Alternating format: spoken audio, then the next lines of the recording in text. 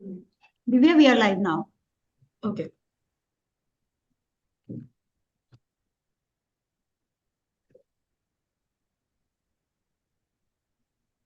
A very warm welcome, everyone. On 1st February, our Finance Minister Nirmala Sitharaman presented the Union Budget 2026-27 in the Parliament. This budget stands out the first budget prepared in the Kartavya Bhavan and has been presented on a Sunday. This new union budget this is the ninth union budget presented by a female finance minister, bringing it close to a historical milestone.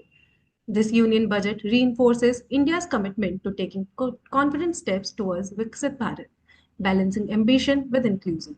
As a growing economy with expanding trade and capital requirements, India must remain deeply integrated with global markets while exporting more and attracting stable long-term investments. In the address, Finance Minister outlined the government's commitment of prioritizing the poor, the underprivileged, and the disadvantaged. To deliver on his commitment, the budget is guided by three kartavya. The first kartavya is to accelerate and sustain economic growth by enhancing productivity and competitiveness and building resilience. The second kartavya is to fulfill aspirations of people and build their capacity, making them strong partners in India's path to prosperity. And the third kartavya is aligned with the vision of Sabka Saath Sabka Vikas, is to ensure that every family, community, region, and sector has access to resources, amenities, and opportunities for meaningful participation. From a tax perspective, the Finance Bill 2026 emphasizes on administrative ease and sector-specific growth rather than broad-based tax reforms. The increase in STT on derivative transactions is a part of a coordinated fiscal crackdown that reinforces SEBI's measures against excessive retail speculations in the FNO market. The STT on futures will surge by 150%, while the STT on options will increase by up to 50% from 1st April 2026. The Income Tax Act 2025, which is going to be implemented from 1st April 2026, is further proposed to be amended by the Finance Act 2026, wherein one new section is inserted, two sections are omitted, nine sections are substituted, and over 75 sections, including schedules, have been amended. On the indirect tax fund under GST, the benefit of provisional refunds are extended to inverted duty structure, providing long-awaited relief to taxpayers. In customs, proposals are aimed to simplify the tariff structure, support domestic manufacturing, promote export competitiveness, and correct evasion in duty. Greater certainty has been introduced by extending the validity of advance rulings to 5 years, facilitating warehouse to warehouse movements of goods, and rationalizing procedures for courier exports. I, C.A. Divya Jain from Taxmann's Research and Advisory Department, delighted to welcome you all to the fifth edition of a budget marathon. Carrying forward the legacy, Taxman presents a series of live events consisting to decode the budget proposals. The marathon features renowned industry leaders and tax experts who will provide detailed and comprehensive analysis of corporate and tax changes introduced in the budget. So, as a moderator for today, I would like to inform you that 8-hour budget marathon will feature 12 sessions. Each addresses the analysis of the budget proposals made in different laws. You can access the full schedule and agenda at thetaxman.com/budget. This budget webinar is broadcasted live on Zoom, Taxman.com, YouTube, Facebook, LinkedIn, and Twitter. So please submit your questions using the chat box or comment box. The speakers and our team will respond. Additionally, the selected questions will be answered by our extreme speakers at the end of each session. We are now commencing the budget marathon with a focus on direct tax laws. It is our privilege to welcome our esteemed speaker, Vishal Anand, co-founder at Tax Exceller, who will deliver the keynotes and present an overview of Budget 2026. He brings nearly 3 decades of experience in taxation with core expertise in corporate and international tax. Before embarking on his entrepreneur journey, he was a senior partner at PwC, advising numerous clients on tax matters. His mission at Tax Exceller is to share his vast industry knowledge with young professionals and guide them through the ever changing landscape. Welcome, sir. Thank you, Divya. Thank you for the warm welcome. And good morning to all of viewers and the esteemed speakers for the sessions during the year. So, what I actually intend to do over the next 35 minutes is share my perspective on, what do I feel about the budget. It's not going to be a political statement, but a very, very candid observation as to how I feel the budget has evolved, what are the pluses and what are the minuses.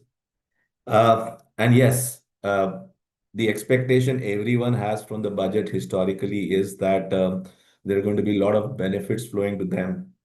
But it's very, very important to appreciate that budgets actually over the last few years has actually evolved more as a mission, not as a mission, but I would say as a vision statement from the government, and a lot of policy announcements happen during the year. So it is actually an ongoing statement which actually evolves over the years. So we need to view the budget more from a long-term perspective as to whether there's a stability, what is the approach of the government, how do they want the economy to be driven, and really then considering those aspects, what are the really reliefs which can be given to individual taxpayers or to the corporates at large. So while yes, it looks like maybe like an IPL auction, people expect that what is the benefit I'm going to get, but many a times they are left very sour with oh, I didn't get much benefits.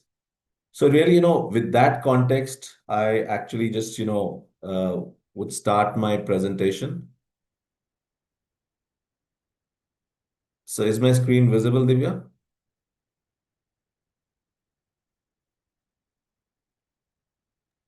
Yes, sir, it is visible. Okay.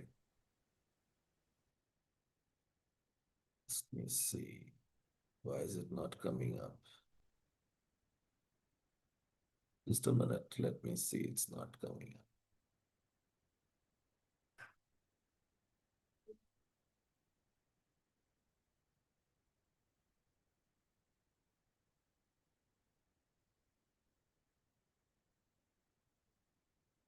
up. Okay. So just as a context, the way I want to run this presentation is going to be first talk about the broad overview. What are the focus area of the economy? Touch about the direct tax proposals and the indirect tax proposals. And obviously, I will not be elaborating much because there are esteemed speakers later during the day which will be talking about those proposals in detail. And then following by, my perspective on what do I feel the hits and the misses. Now, what I found is, and this is something which was very, very relevant, and this is an extract from the finance minister's speech, which actually talks about two very important aspects. It is actually the external environment which actually has a significant impact on the trade and the multilateralism, and then the new technologies which are transforming the way we actually, conduct businesses and live our lives. And then to facilitate those new technologies, what are the sources which are actually required, which typically are going to be in the form of water, energy, and critical minerals. So this was actually something which I found very relevant in today's changing time, wherein very candidly, policy announcements happen more over tweets than any other, a formal process. That's one. Two, there is obviously now a continuous exercise which we find countries actually engaging more bilaterally rather than through the aspect of globalization. So, for example, if you see, India has signed almost 5 to 6 FTAs in the last 5, 6 months, which never has happened in the last 10, 15 years. So that's the change which we are seeing. And from India's perspective, the change is broadly driven from their vision for a Viksit Bharat 2047. Now, it's very, very important for us to understand that, what is meant by Viksit Bharat. Yes, it looks to be a very broad statement, but what is the objective? Where, as a country, we want to be positioned after 100 years of independence? And just three broad statements are, we need to be an economy which is around 30 to 35 trillion dollars. Our per capita income should be in the range of 18 to $20,000, and our share in the global GDP should be around 15%. So this is the broad vision which we have. Now, what's important to also understand is that currently, where do we stand and what do we need to achieve to reach that objective? Upfront, I would say it's a very, very uphill task, and this requires a lot of efforts which needs, to reach to that level. It's not a case that we're not doing it, but there are many, many challenges which I feel, we will have to deal with it gradually if we want to achieve the Viksit Bharat stage. Now, coming to the global context, if you really look at it, globally, the economy, if you see the worldwide economy, we are today at $125 trillion. Out of US is 30, China is around 20, Germany is around 5, we are at around 4, 4 plus. Japan is also at the same level. So we are today the fourth largest economy in the world. And if you look at the top five almost comprises around 45 to 47% of the global economy. So that's the scale we are looking at. Whereas if we were to look at India's share, we are broadly at around 3.5 to 4%. So what is very, very important is if you look at the top two, which is US and China, they almost comprise around 40 to 42% of the global economy. And that is where, if you see, that is what is driving the behaviors and the approach of the countries, wherein you have actually today focus on more on, nationalization, whereas, how do I protect my interest rather than thinking about the globe at large. So that is what is causing a lot of friction amongst the countries as to, who becomes the leader in the changing world. And it's actually the top two who are far ahead of the others. So that's the most important part. The other part is how has India evolved? So if you were to look at the India growth story, 2014, we were at around $2 trillion. And we've actually reached $4 trillion in about 11, 12 years' time. So broadly, we've doubled over a period of 10, 11 years.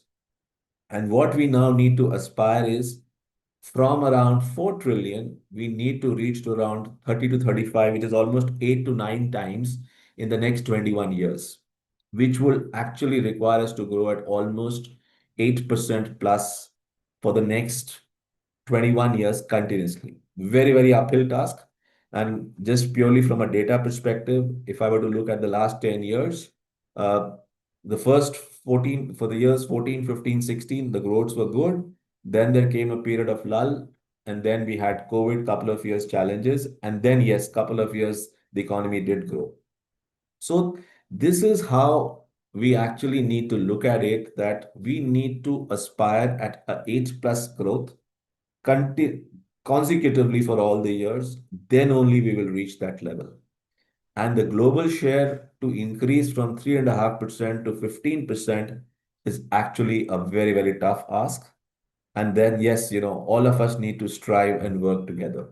So that's the real broad aspect. I thought, it's important for all of us to understand where we are and where we want to reach. So that's the point number one. The other point is if you look at the macroeconomic indicators and which are there on the screen, the report card fairly looks good. If you see the GDP is projected growth rate in the range of 6.8% to 7.2% for the coming fiscal year, and we grew at about 7.4% for financial year 26.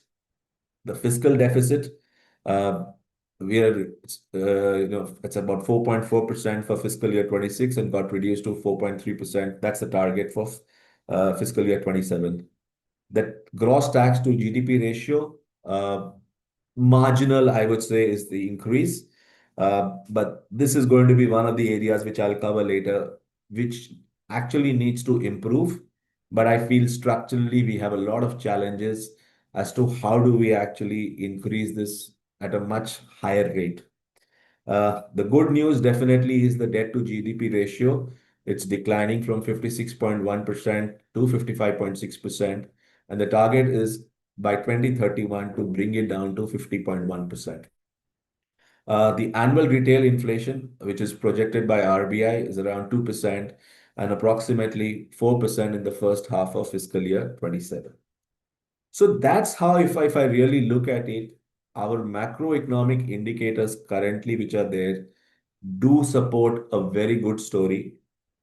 Our policies are becoming very, very stable, I may say, and the government is making a lot of efforts as to how do we actually bring India or have India as a larger share in the world footprint. And very, very upfront, one of the key drivers from India is the population, because really nobody wants to miss out on a population of almost $1.4 billion. And just, as purely from a comparison perspective, if you look at it, India and China put together, they're almost around 2.9 to $3 billion, which is almost about 40% of the global population. So that's really where we are, from a macro perspective. And considering that, I actually want to dwell down further on, what's really been the tax collection and really the expenditure part. So first, I would want to cover about the tax collection part, because really, if you see, this in essence is actually the growth driver for all my outlays.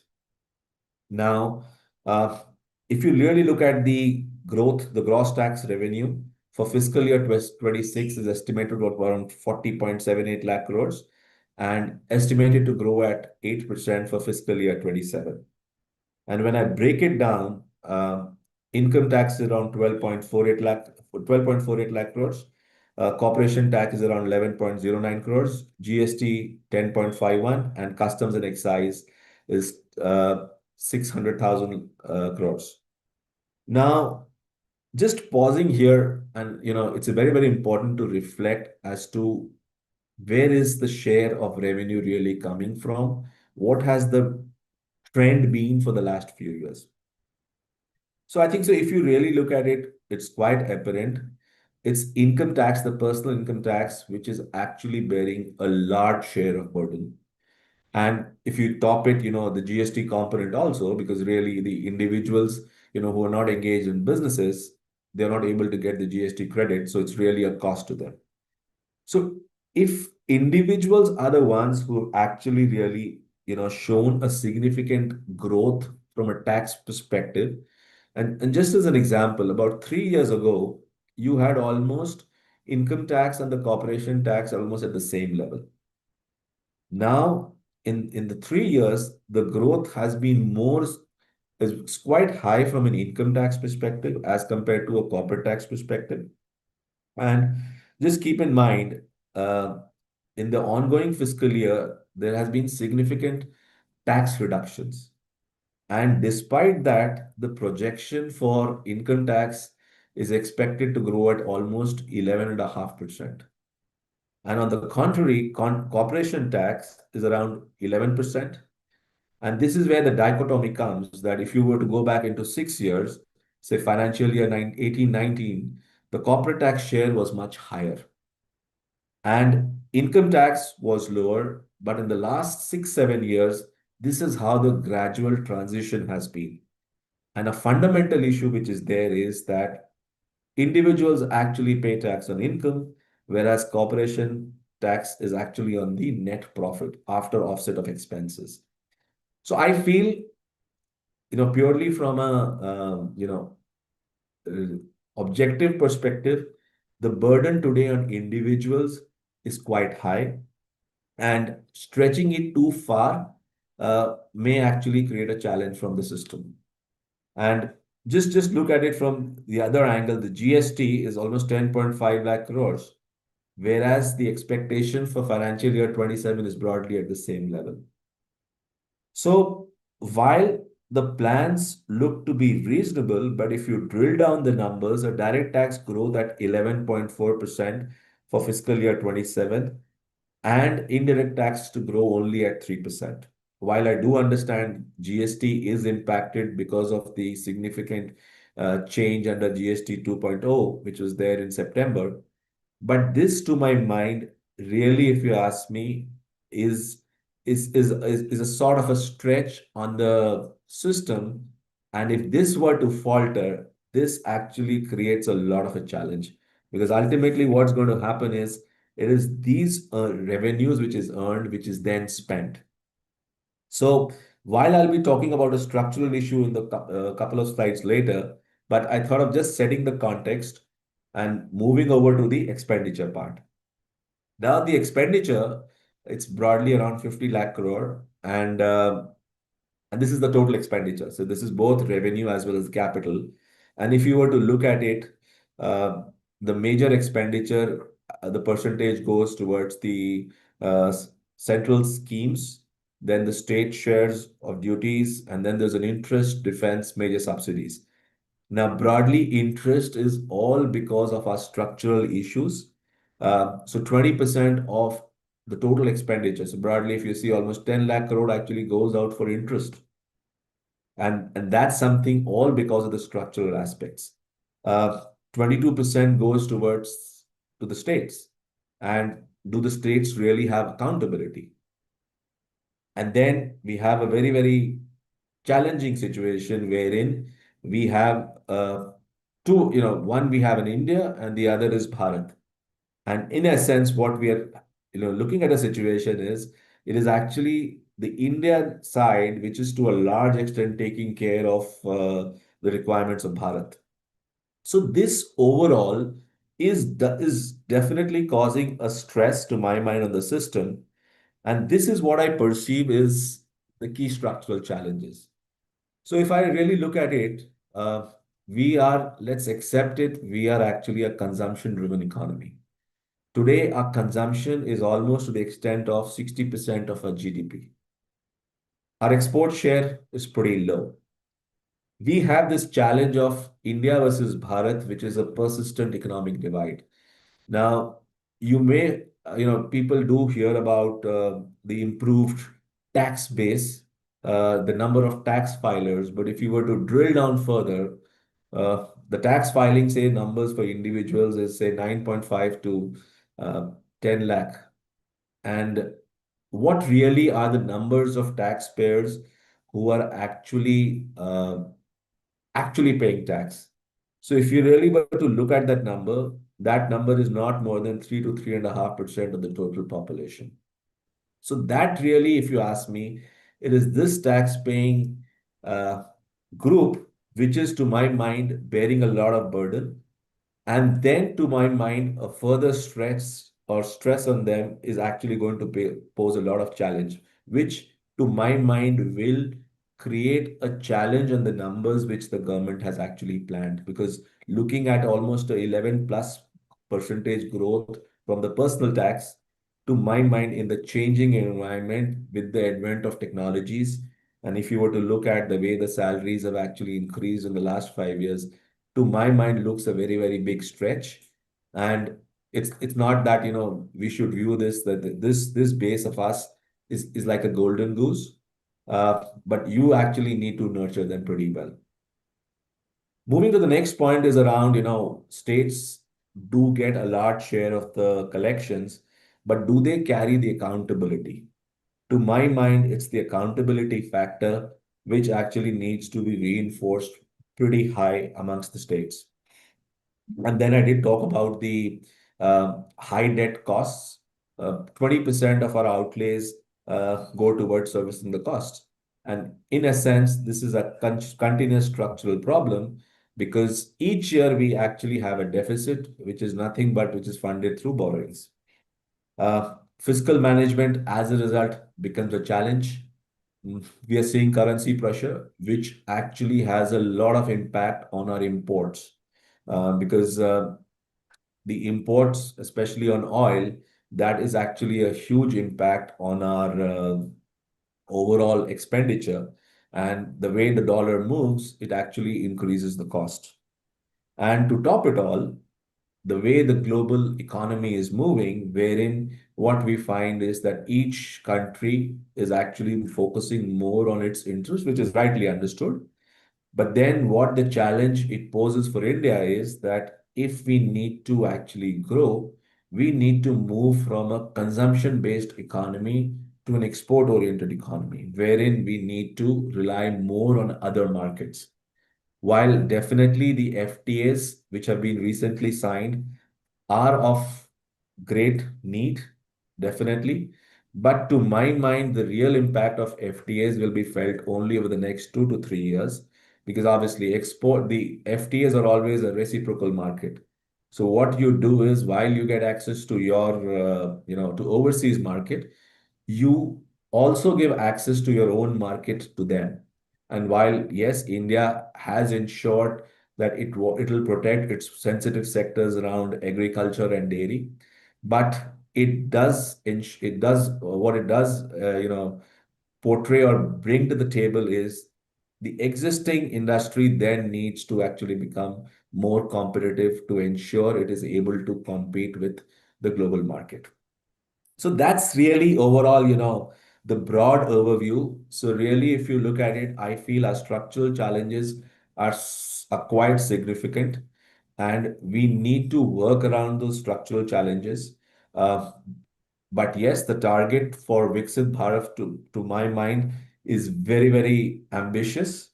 But yes, I feel there's no harm in setting up an ambitious target. So even if you're 10-15% less, but at least you ensured that the country overall moves towards a growth-oriented approach. So giving this broad overview, what I intend to quickly cover is, broad about the industry focus areas and, the broad areas of our economy. So if you were to look at it, our Indian economy is broadly, I would say, structured under three heads.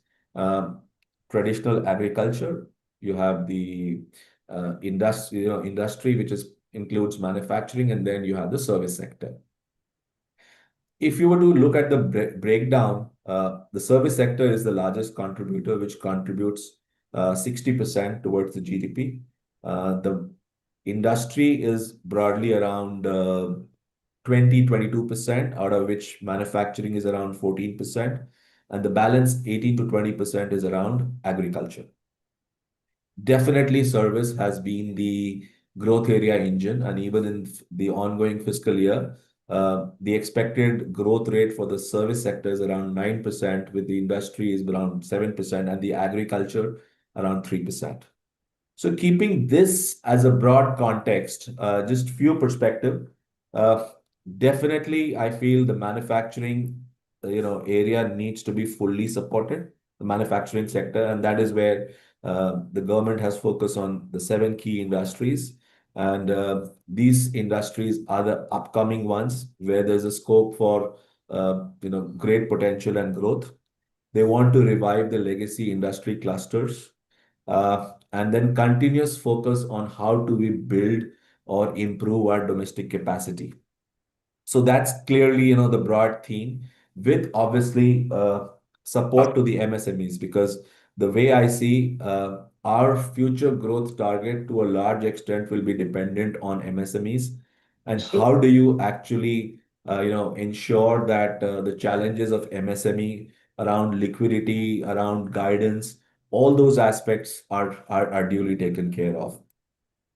So moving to the next point, I feel infrastructure is where one area where all of us believe in the last 10 years, we've seen a significant improvement.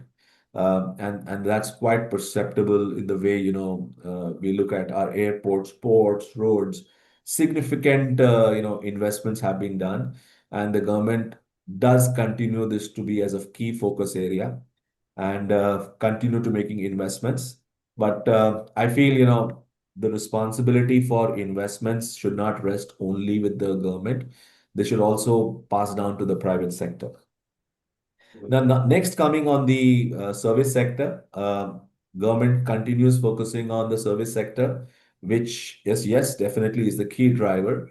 But I feel there needs to be a pause, and we need to reflect, given the manner in which the service economy is based. For example, our IT sector is almost 10%, 8 to 10% of the GDP, whereas all of us know with the emerging technology, uh, to what extent the transformation has to happen.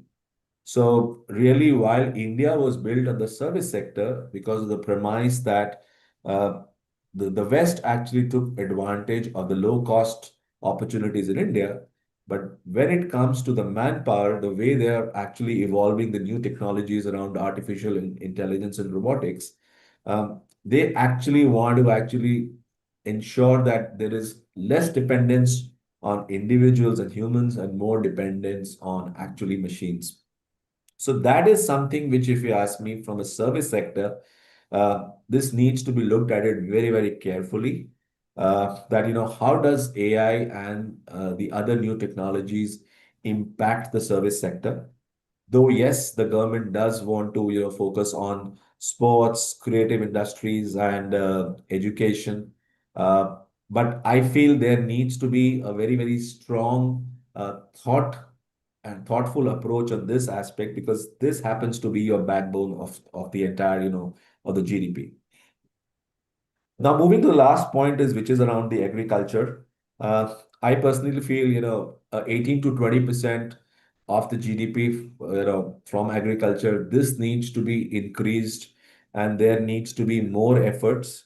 While yes, government has announced policy measures as to how to, improve agriculture, but I feel considering the new technology and the manner in which the world is evolving, agriculture needs more focus, and we actually need to make it as a very, very strong backbone of our economy. So really, while service is important, but agriculture should have more focus, is my, underlying thought process on this. So now quickly moving, having set the context of really, how the economy should look like, quickly talking about the direct tax proposals, and I'll just, you know, just give you a broad outline because they're going to be detailed sessions. So one is the expectation everyone had was with the new income tax coming on board, there should not be much changes, while the broad policy or the remains the same, but surprisingly there were a few changes which I'll be quickly talking about. So one is the tax rates continue to be the same. There is a nudge to companies who are under the old regime, that how do they transition to the new regime wherever they had actually equivalent MAT credit. Uh, Time limit for revising returns extended by 3 months. Personally, I feel the good thing is they've actually increased the options for the updated return by including loss scenarios and situations where reassessment proceedings have been initiated. Yes, there is an additional 10% impact, but I feel that's a very good approach to actually how to curtail litigation. Um, Good news on IFSCs. Tax holiday benefits now extended for about 20 out of 25 years for new units, which start from 1st April 26. And once the tax holiday period is lapsed, is completed, you actually pay a concessional rate of 15%. But I feel this model needs to be replicated more beyond the gift city currently, which we have, actually to make India as a more export-oriented country. Quickly moving on, what are the benefits for individuals and taxpayers? Uh, One of the key message emerging is that for small taxpayers who missed out on disclosures on foreign assets, there are opportunities like there's going to be an amnesty scheme which is going to come up, which should get announced in the next couple of months. Uh, the TCS rates on tour packages have been reduced to 2%. TCS on education and medical expenses abroad under the LRS scheme reduced to 2%. And then there's no requirement for residents to obtain TAM when they're selling their property to non-residents. And lastly, a vexed issue, but supply of manpower now is going to be treated as a contractor payment for TDS purposes. This is a good step, I would say. Part of it is good and part of it is pretty delayed, is around, measures to reduce litigation. Uh, Definitely assessment and penalty proceedings getting combined is a welcome step, though the implementation is important to be seen. Pre-deposit mechanism reduced from 20% to 10% of the core tax demand. Several technical defaults which resulted in penalty, they'll be converted to a fees. And then few clarificatory amendments to resolve contentious litigation. And this is around the issues around, who is the right officer to issue a notice, whether it's the jurisdictional assessing officer or the faceless assessing officer. Then time frame for completion of audits where the matters were referred to DRP. So overall, efforts to streamline the processes are there. Uh, then moving to the capital markets and the buyback taxation, one definitely is again a change on the mechanism as to how to tax buyback back to the shareholder, and there's going to be an additional tax burden wherein the promoters are involved, and proposal to increase the STT on futures and options, and that is guided more as what Divya mentioned is more about from a broader economy perspective, wherein what the government thought was that this is actually causing more pain to the public at large, and they actually took the bold step to ensure that there is some sort of semblance and a very very rational approach followed by people, and they blow out the money in this situation. And lastly, capital gains exemption on redemption of sovereign gold bonds. This is limited to the original subscribers. These are some provisions around international taxation and safe harbors. Uh, Quickly on the safe harbor for ITS, I feel 15.5% is a very good approach, but pretty delayed. This should have happened much earlier because if you really ask, the government had an idea of what the percentages were during the APA process, and the APA process somewhere started around 2012. So I feel this is a good step, but pretty delayed. A lot of man hours would have gone actually to, defend those positions, wherein I feel taxpayers ultimately won. Then we've got safe harbor margins for data service companies, and then there are tax holidays for foreign companies providing global services. So this is actually the good part is, you're giving a tax holiday for almost 21 years till 2047. And but it'll be very interesting to see, what rules are actually formed, and there's a lot of controversy and dispute around data protection, etc. So how those aspects taken care of while really we actually look at the actual implementation of these policies. Moving ahead on the customs, few changes. GST today is more driven, I believe, from the GST Council perspective. So a lot of changes are announced there.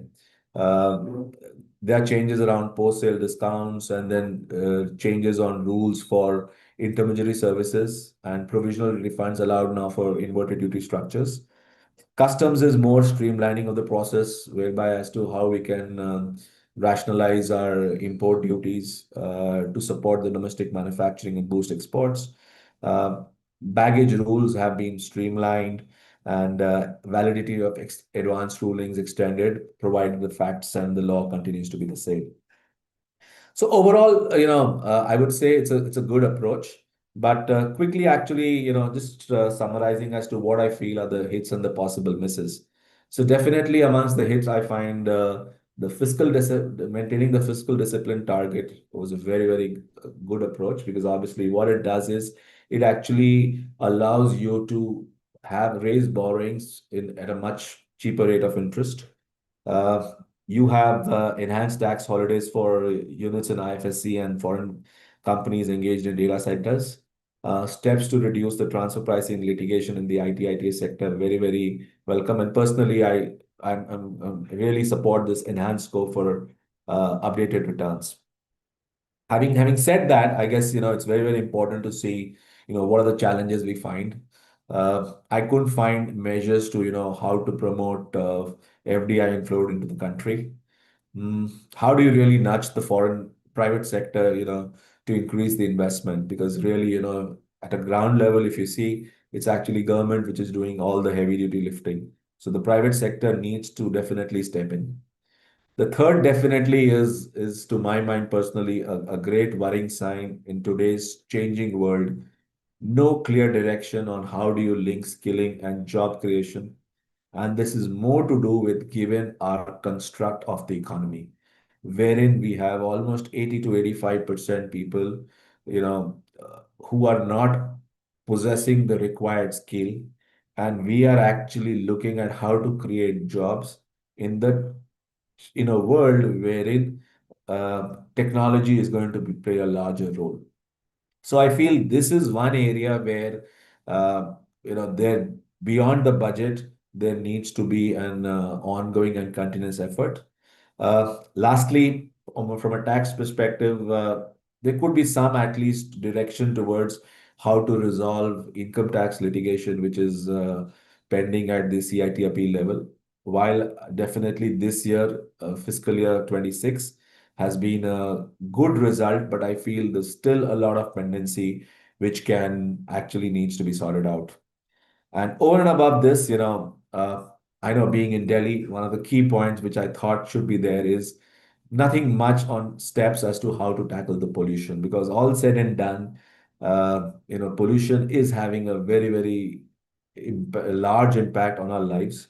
And at least for 4 to 5 months, every winters, we have this challenge. And if you really see, the impact of pollution is also now getting curbed or is getting impacted in other metropolitan cities as well. So overall, nothing much on pollution, but I feel there needs to be a very, very concrete action on this. And otherwise, because it really impacts people's day-to-day life and their ability to work. So this is what I just wanted to share my perspective on this, and hope all of you have a great time actually going through all those provisions with the experts who will explain to you in detail. So this is what Thank, is from my side, Divya. thank you so much, sir. It was a pleasure having you. Thank you. So there are a couple of questions. Can we take? Sure. Yeah, please. Yes. So there's one question that if income tax, corporate tax, GST, and custom excise are expected to grow at upwards of 11%, then why is the gross tax revenue collection growth estimated only at 8%? What does the difference account for? No, so GST is, if you see, stable. So if you look at that, GST is broadly at the same level. It's the growth is income tax, corporate tax, and customs. So that's the reason. If you see, if you go back into the slide, I can just quickly highlight this. Yes. So if you really look at it, 40.78, if you increase by 8%, this almost becomes 44. So this is this number, which is broadly, if you see, 25% is similar levels to for financial year 27. And that is where, if you see, the direct tax growth is at 11.4%, whereas the indirect tax growth is limited to 3%, all pulled by customs and excise. So there's another question that tax holiday till 2047 for foreign companies engaged in data center. What could be the reason to not to extend this to domestic companies setting up or could likely to set up the data center? So the reason to my mind is, you need actually more capital for this. And you want actually, foreign investment flow into the country. So to my mind, that's the reason they want to actually attract foreign companies to come to India to set up the data center. That's the reason I feel. Okay. So there's one last question. It is related to buyback implications. In the case of an unlisted company with substantial accumulated profits, what are the tax implications on buyback of bonus preference shares? Specifically, will such transaction be taxed as a deemed dividend or treated as capital gains in the hands of a shareholder? So on buyback taxation, it is actually back to the capital gains. So the way it is going to work is very simple.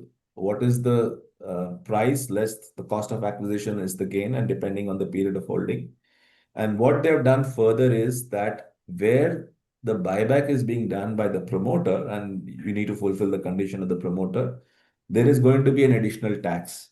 Now, if the promoter is a company, the effective tax rate is going to be 22%. And if it is a non-promoter company, it is going to be 30%. So that's the way it's going to work. Yes, sir. Thank you so much for your insights. Thank you so much. Thank you, Divya. Thanks. Thanks a lot.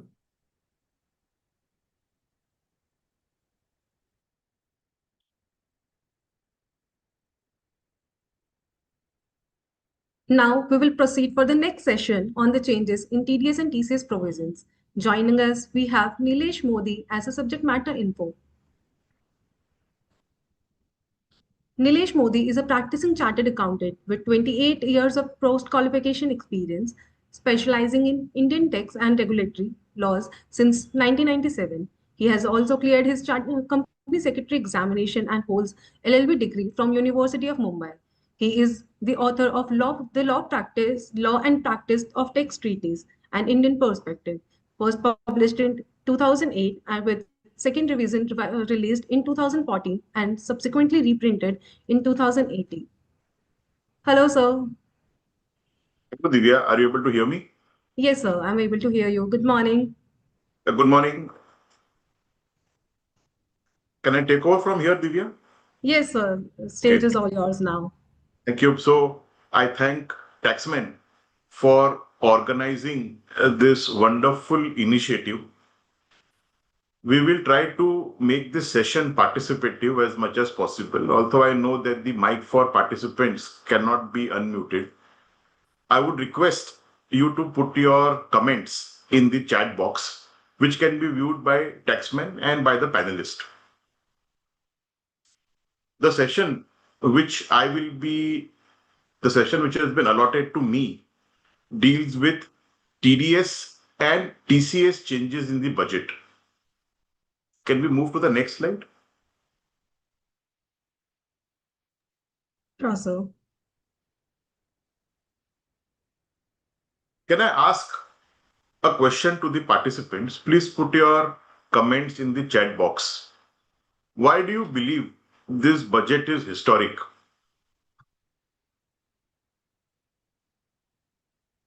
We can spend maybe 15 seconds for you to provide your responses. Why do you believe this budget is historic? And it has relevance to the topic which I am taking up.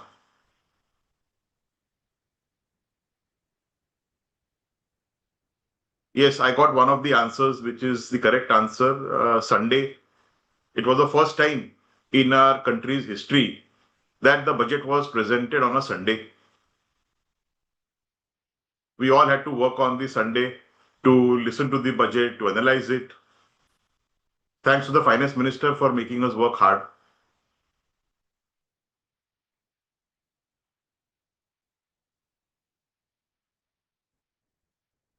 So, well, I will provide a couple of more responses.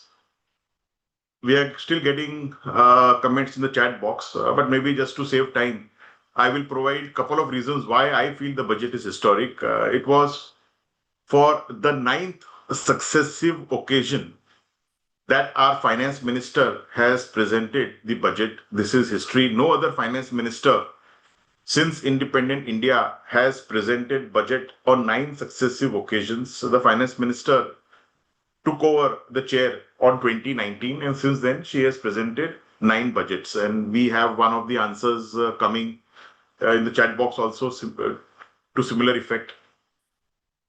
But in my view, this budget is historic. Not just for the couple of reasons that I discussed. It is historic also because of the fact that perhaps this is the first time any time in India or anywhere else in the world that we have wholesome changes that have been made to a law which is yet to come into effect. So you are aware that the new Income Tax Act will become effective from 1st of April 26. Most of the changes in this budget have been incorporated in the new Income Tax Act, which is yet to come into force. So this is like a history of sorts. However, I am not complaining because many changes which have been suggested by the finance minister are beneficial to small businesses, individuals, and also for the growth of India. If I see from the macro perspective, the amendments in the union budget can be split up into 4 broad baskets. Basket 1 are in the nature of tax incentives.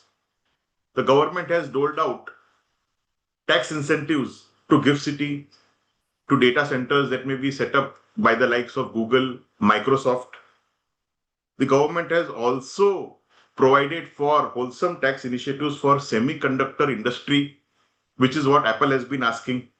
So this is the first basket of changes. The second basket deals with providing tax certainty for investment community. We will deal about this a bit more in the subsequent sessions. And what I mean by tax certainty would mean the reforms in the transfer pricing provisions. This is going to benefit India immensely, particularly in the GCC space. The third basket of changes deals with the government's aversion to hyper-technical interpretations. So we have 4 fundamental issues where retrospective amendments have been made in the law dating back to 2009. Of course, none of these 3 deal with TDS or TCS, but the fourth basket talks about changes to make life easier for us as individuals, to make life easier for small businesses. And it is in this fourth basket that we have amendments for TDS and TCS. With this background, I will request Taxmann to move to the next slide, please. Compensation awarded by Motor Accidents Claims Tribunal. Under the present law, interest on such compensation is fully taxable in the hands of the recipient.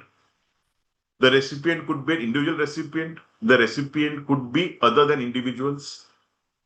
Because the interest is taxable, TDS is applicable. TDS is applicable under the present law if interest exceeds 50,000 rupees per annum. What does the finance bill propose? The finance bill proposes that interest will not be taxable in the hands of an individual or the legal heir. Because of this, it is provided that TDS will not apply, even if the interest exceeds 50,000 rupees per annum. However, interest will continue to remain taxable in the hands of non-individuals, and TDS will continue to apply if interest to non-individuals exceeds 50,000 rupees. This amendment is effective from 1st of April 26. That is, it has been incorporated in the new income tax law. I would request Taxmann to move to the next slide. Coming to the next issue, there has been ambiguity on whether TDS applies on supply of manpower. Under the present law, TDS on payment to contractors is applicable if the payment is made to any resident. The TDS rate is 2% if the payee is a resident individual HUF, and the TDS rate is 1% if the payee is a person other than an individual HUF. TDS on fees for technical services / fees for professional services is applicable at the rate of 2% if the payment is the nature of FTS, and 10% if the payment is the nature of fees for professional services. But there was always an ambiguity whether or not TDS is applicable on supply of manpower, and if TDS is applicable, what would be the rate? Would the rate be 1%, 2%, or 10%?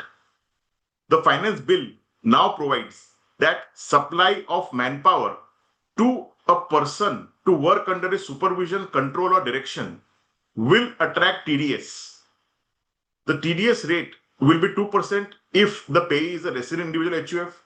It will be 1% if the payee is a person other than an individual HUF. The effective date is 1st of April 26. What are the issues that arise? The first issue that arises is the law does not distinguish between supply of skilled manpower versus supply of unskilled manpower.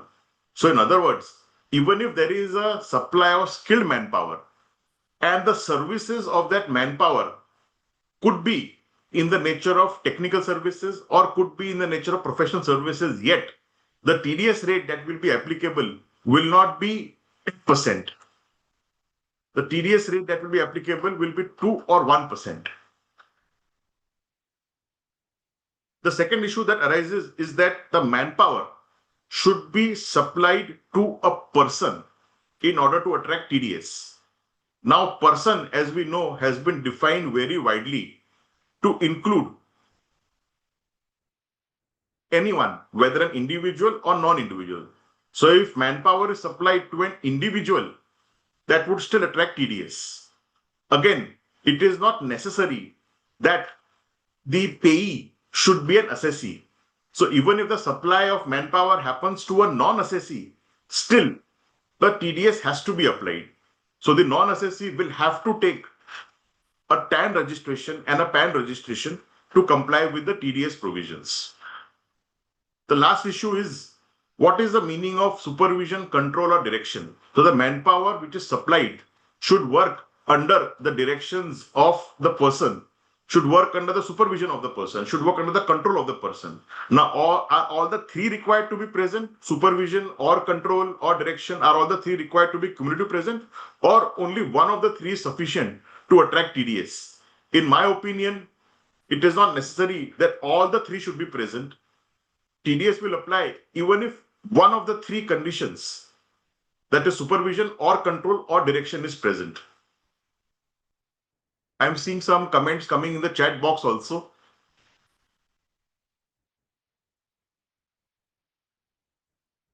Yes, well, one of our participants has mentioned that all the three are required. Well, in my opinion, maybe one of the three prerequisites is sufficient. We move to the next slide.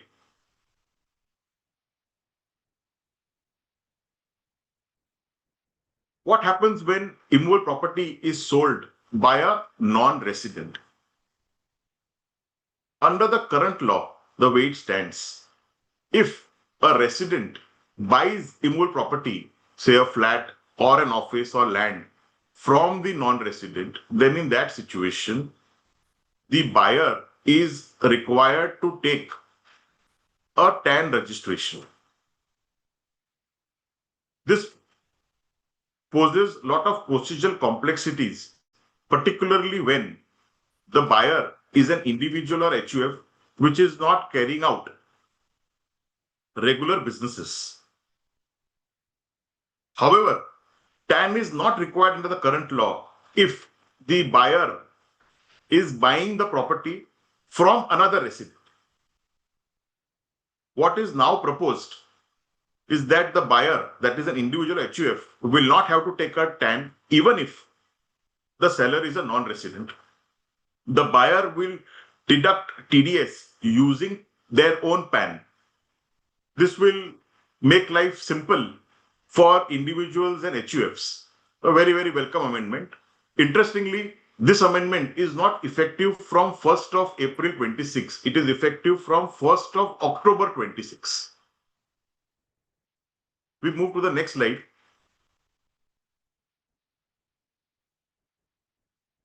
Under the current provisions, if a payee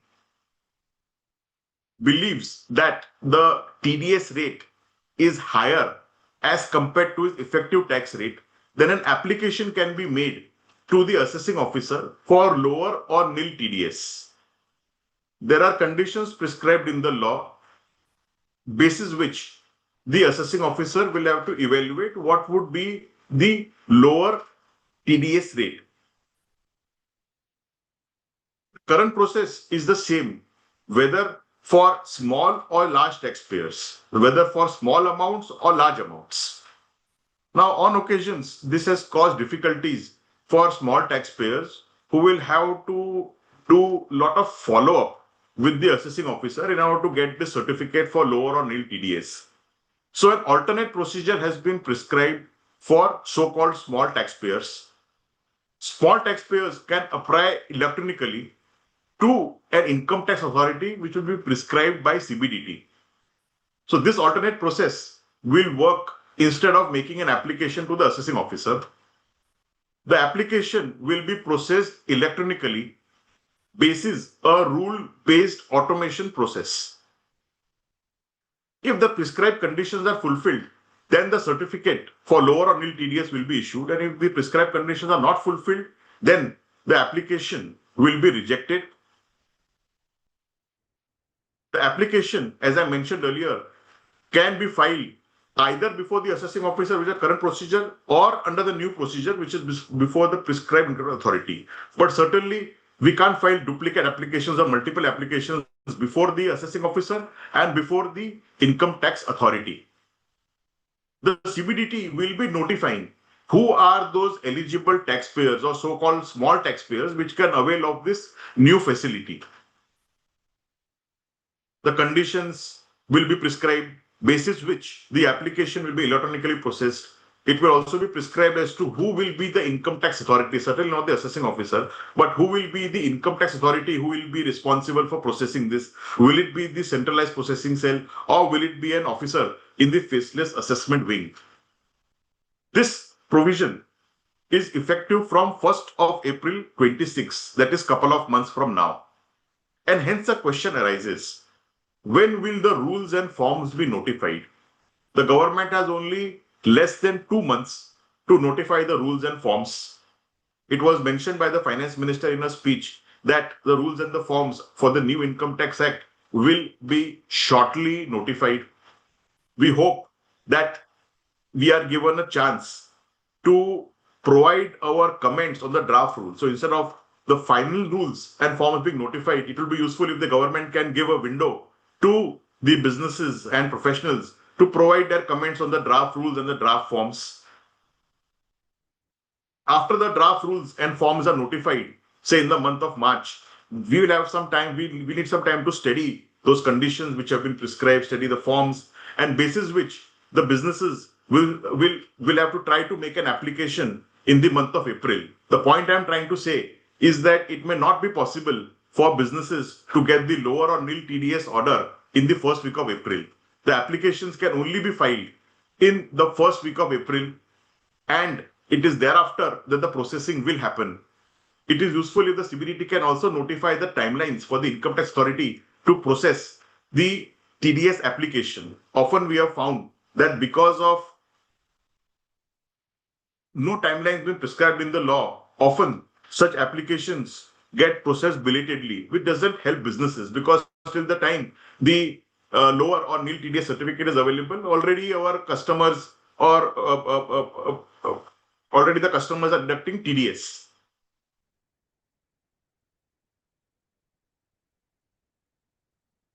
It will have to be seen whether the procedure that is prescribed will be faceless, or will there be an opportunity of hearing that is granted to the applicant.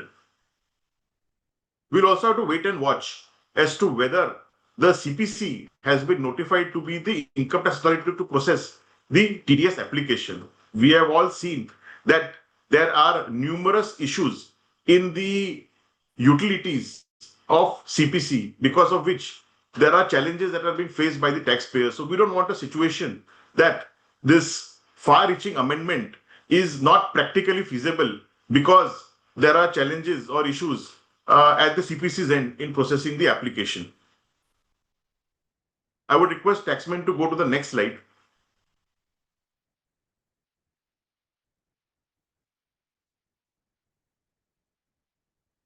This is again a very welcome change which has been made in the law.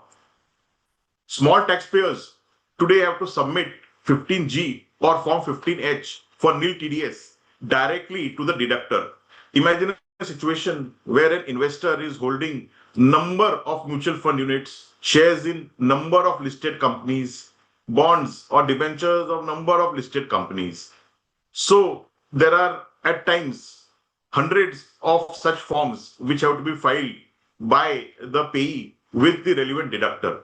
So in a very, very welcome provision, what has been provided is that Form 15G and H can be submitted electronically by the taxpayer with the depository. This is in respect of income for mutual fund units, interest from bonds, debentures, or in respect of dividends on equity or preference shares. It is important that such units are held in depository, such units or shares are held in depository, and that they are listed on the stock exchange. Only then this facility can be availed. In other words, this facility cannot be availed if shares of unlisted companies are held, or if there is a holding in debentures or bond of unlisted companies. after having received Form 15G and H, it is a depository who will forward the form to the deductor. The detailed procedure is yet to be prescribed. Obviously, this is going to immensely help the taxpayers. It is going to help the deductors as well, because the deductors will receive declarations from a single centralized source, that is the depository. So it will make life easier for the taxpayers as well as the deductors. You can go to the next slide, please.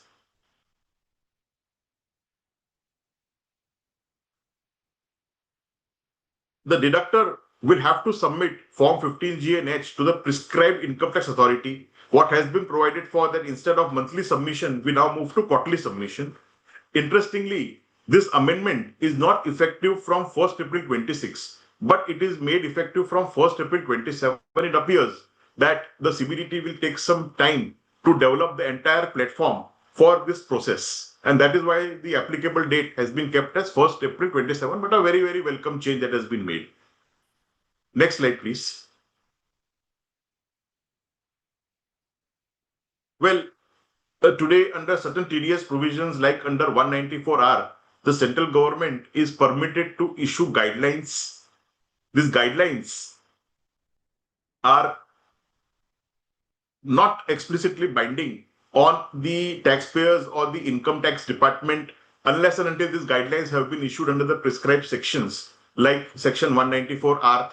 What the finance bill provides is that going forward, if any guidelines are issued if such guidelines are issued by CBDT, then such guidelines will be binding on the income tax authorities as well as the taxpayers, not only in respect of section 194R, but in respect of any TDS section that exists on the statute. Now it remains to be seen as to whether these guidelines, which are meant to relieve the difficulties for income tax authorities or for the taxpayers, take the shape of CBDT circulars. Because CBDT circulars are not binding on the taxpayers. CBDT circulars are only binding on the income tax authorities. So it is hoped that the guidelines that get issued by CBDT do not, in effect, take the shape of CBDT circulars. The effective date is 1st of April 26. You can go to the next slide. There has been a very welcome change made in terms of lowering the TCS rates. You see the chart in front of you. The TCS rate has been brought down for sale of Tendu leaves from 5% to 2%. In respect of LRS remittances, where remittances are being made for education or medical treatment, the TCS rate has been brought down from 5% to 2%. The TCS rate has also been brought down for payments being made towards overseas travel. So prior to the budget, 5% TCS was applicable if the travel cost was less than 10 lakhs, 20% TCS was applicable if the travel cost was more than 10 lakhs. However, now the law provides for a 2% TCS without any threshold. In certain situations, the TCS rate has increased. So sale of alcoholic liquor, we have a 200% increase in the TCS rate from 1% to 2%. We are also seeing in front of the slides that TCS rate for sale of scrap has also increased from 1% to 2%, possibly because the government feels that there is tax evasion in it. Even for sale of minerals such as coal, lignite or iron ore, the TCS rate has doubled 1% to 2%. Next slide, please. Very important provisions in relation to TDS or TCS prosecution. So prior to the budget, if say for instance benefits or perquisites were given wholly in kind, or alternatively were given partly in cash, partly in kind, but the cash was insufficient to pay the TDS, then in that situation, TDS prosecution could have been initiated for any default. So was the situation when it came to winnings from lottery or winnings from crossword puzzles. In a welcome change, it is proposed that going forward, that is from 1st of April 26, there will not be any TDS prosecution in case of default. for these three categories. In respect of winnings from online games or in respect of transfers of virtual digital assets, TDS prosecution will not be applicable in case of defaults where the payment is made wholly in kind. Please mark, it's only in this category, payments made wholly in kind, where TDS prosecution will not apply. However, where payment is made partly in kind, partly in cash, and where the cash is insufficient to pay TDS, then there will be a prosecution in the case of winnings from online games or in case of transfers of VDS. The punishment has also been toned down. Under the existing law, if there was a default in TDS or TCS, then there was rigorous imprisonment, which was for a minimum of 3 months and a maximum of 7 years. So the court could award a punishment, rigorous imprisonment, for this entire tenure or between this tenure, minimum 3 months, maximum 7 years. There was also a compulsion to levy fine because the law read rigorous imprisonment from 3 months to 7 months and fine. So there was a rigorous imprisonment plus fine. However, what the budget proposes is this wise. If the amount of TDS and TCS default is up to 10 lakhs, then there will only be a fine. The quantum of fine has not been prescribed either in the existing law or in the budget. That is left to the discretion of the judge. But up to 10 lakhs, there will be only a fine. There will not be imprisonment. If the TDS/TCS default exceeds 10 lakhs, but is less than or equal to 50 lakhs, then in that situation, there will be either of the three punishments. Number one, simple imprisonment up to 6 months. Or number two, fine. Or number three, either of both. Or both. Simple imprisonment and fine. In case the amount of TDS/TCS default exceeds 50 lakhs, then in that situation, there can be simple imprisonment up to 2 years, or a fine, or both. Now, there are some interesting issues that arise. I will request Taxmann to move to the next slide. Under the current law, the imprisonment is rigorous. Under the new law or under the budget provisions, the imprisonment is simple. Now, what is the meaning of rigorous versus simple?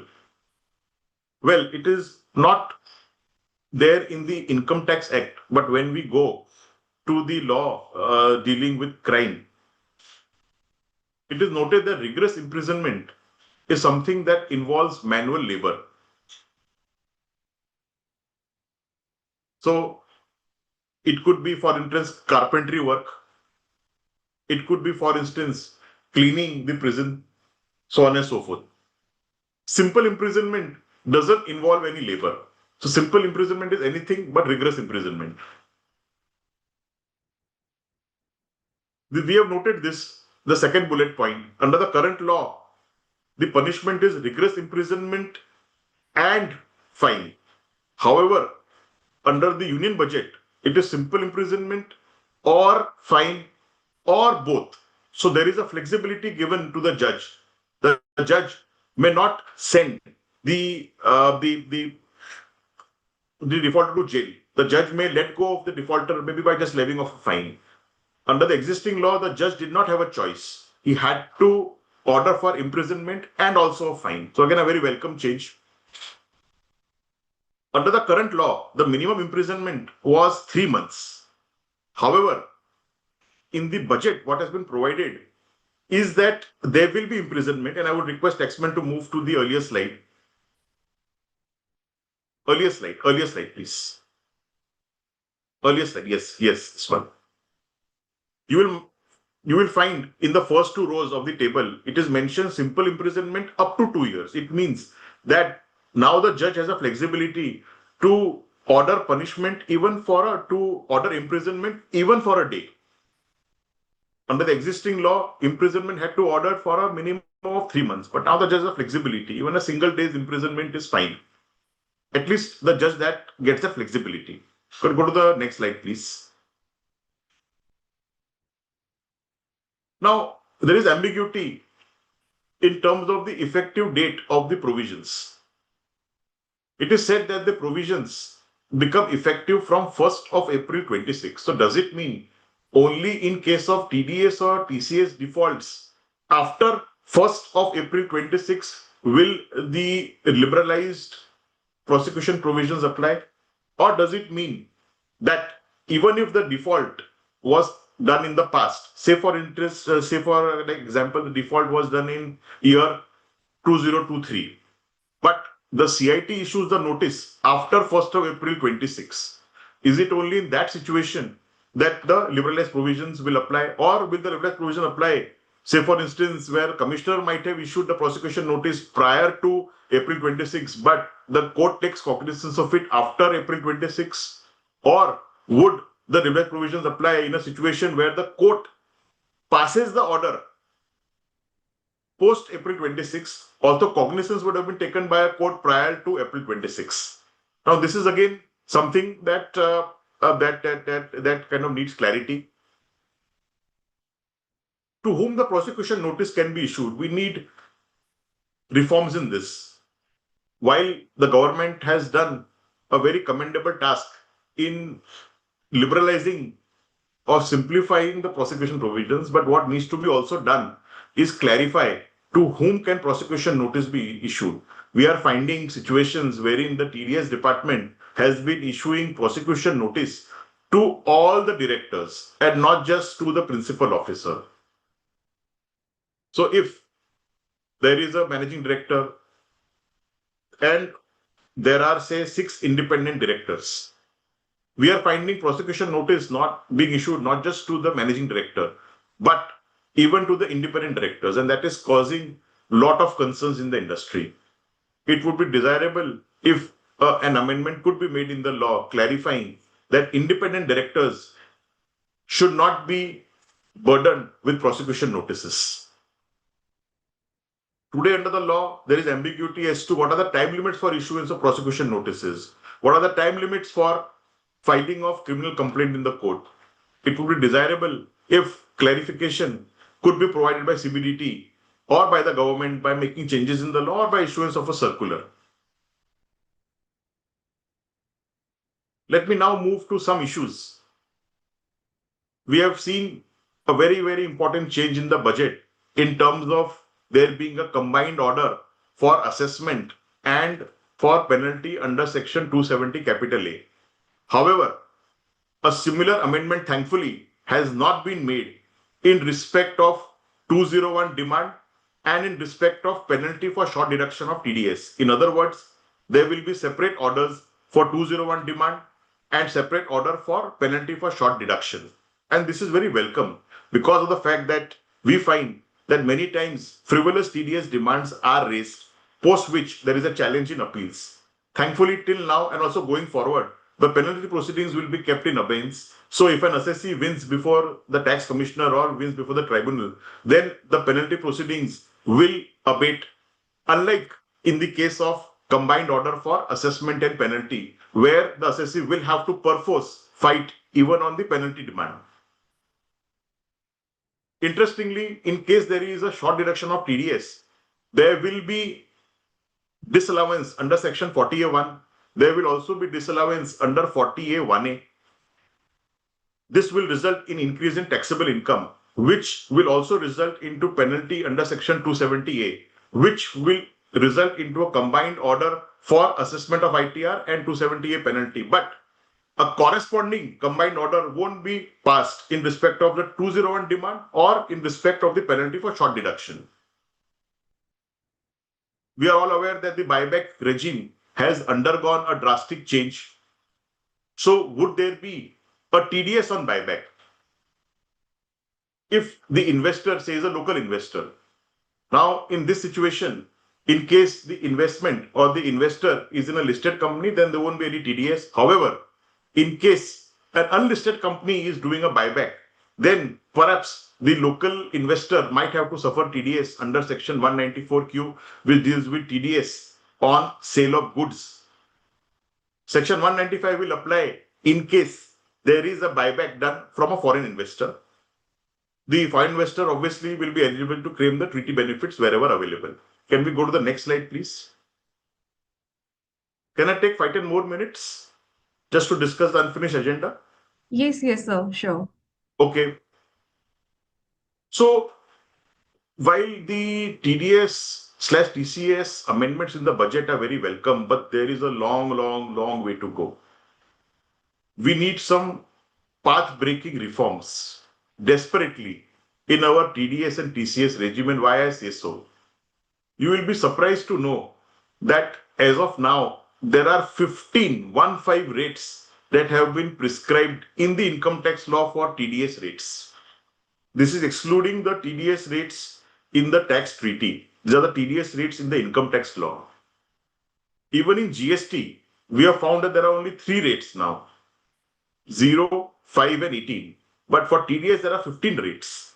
Interestingly, for TCS also, now there are 4 rates as opposed to 5, which were before the budget.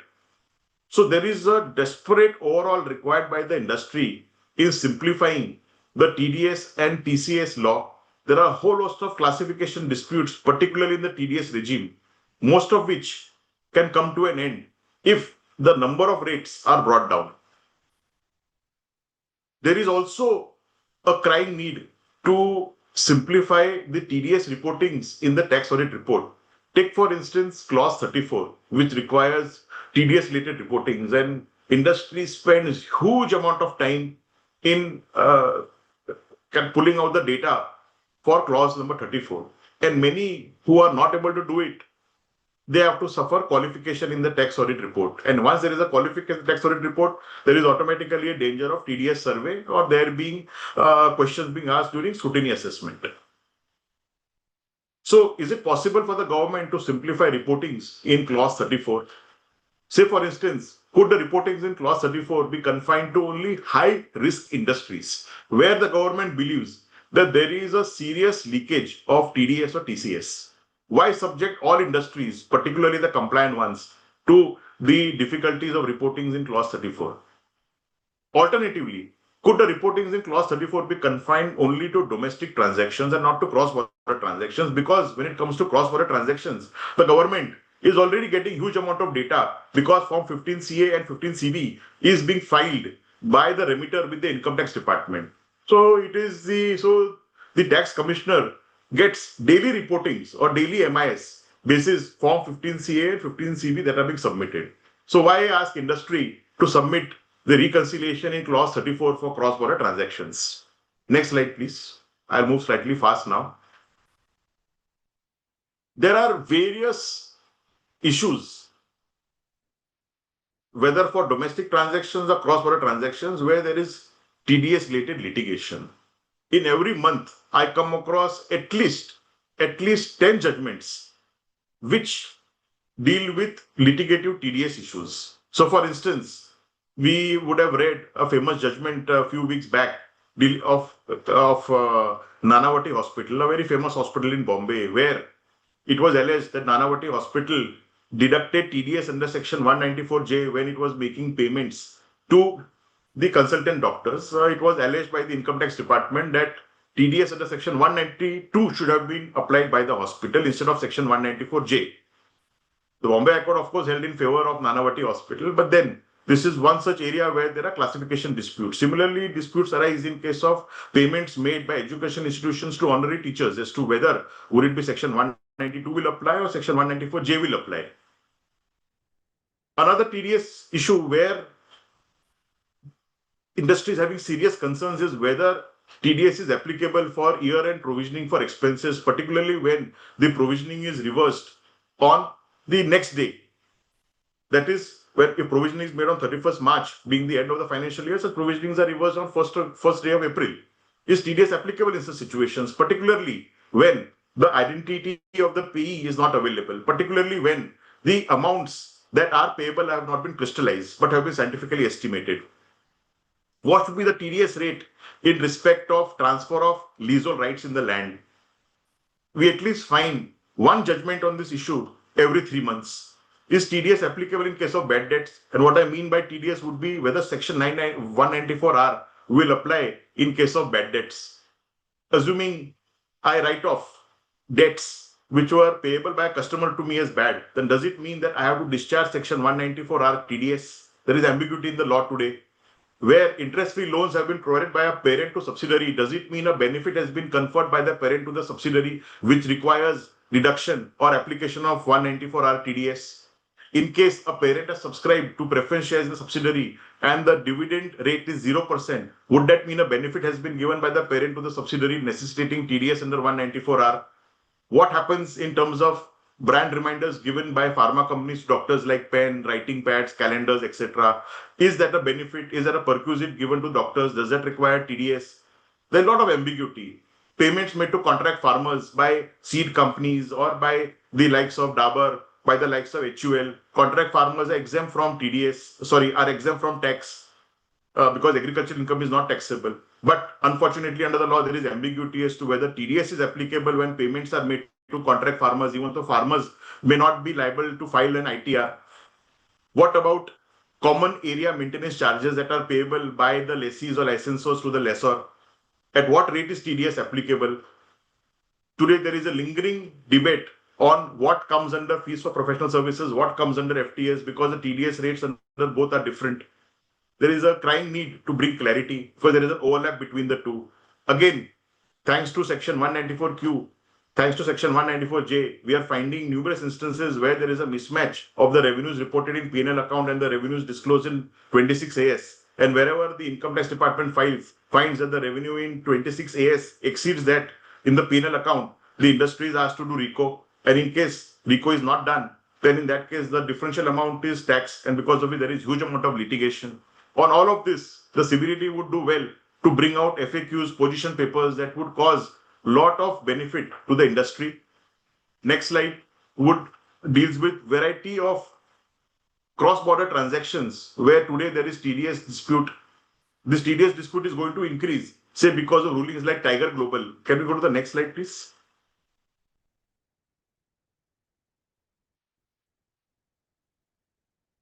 The slide is not moving. Can we go to the next slide?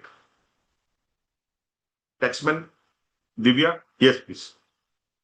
So there are variety of disputes on cross-border transactions also. So for instance, in case benefit of perquisite is provided by a non-resident to a resident, say free of cost assets, in that situation, does it mean that the non-resident has to invoke TDS under 194R? In case non-resident is exporting goods to India but is storing these goods in the free trade warehousing zone, does it mean that the non-resident has to take a TAN registration or a PAN registration in India and apply TDS on making payments to the service providers? What about cloud services provided by non-resident? Is TDS applicable in case of cost allocations coming from parent to the subsidiary on account of variety of support that is provided? Is TDS applicable? Secondment of expatriates continue to be a big area of concern. Is TDS applicable? Is TDS not applicable? Guarantee Commission, we have conflicting rulings coming out from the courts. And more importantly, Tiger Global as well as Binimal's ruling have set the cat amongst the pigeons, causing a huge amount of uncertainty for the industry. So is the industry now supposed to evaluate as to whether the payees for dividends, buyback proceeds, goods, services, IP, is the payee liable for GAR? Is the payer required to investigate that? Is the payer required to go beyond the TRC, beyond the 10F? What is the obligation on the payer? That's a big issue. Listed companies are struggling. What is their obligation? They have thousands of shareholders, particularly non-residents. Non-residents are coming from so many countries. Is the listed company supposed to go and check which of the shareholders are subject to GAR? Whether TRC provided by the shareholder, is that valid? Is that invalid? All these issues are rising because of Tiger Global, and hence it would be desirable if some clarity is brought by way of issuance of position papers or circulars. So with this, I come to an end. We have a long way to go in terms of simplifying the TDS and TCS regime, but at least I can say that the government has made a good start. The government is in listen mode. And hence, I would encourage industry associations as well as professional associations to continue engaging with the government, share issues, insights, solutions, etc. And that will all help to make a law more simple in administration as well as in its implementation. Thank you. Thank you so much, sir, for covering everything in detail. So there are a couple of questions. Can I take up? Yes, please.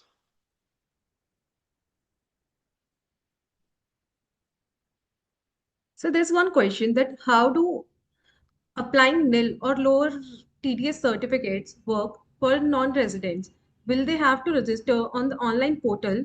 What if they have no PAN? So, very important point. In case a non-resident does not have a PAN, it will have to apply for PAN.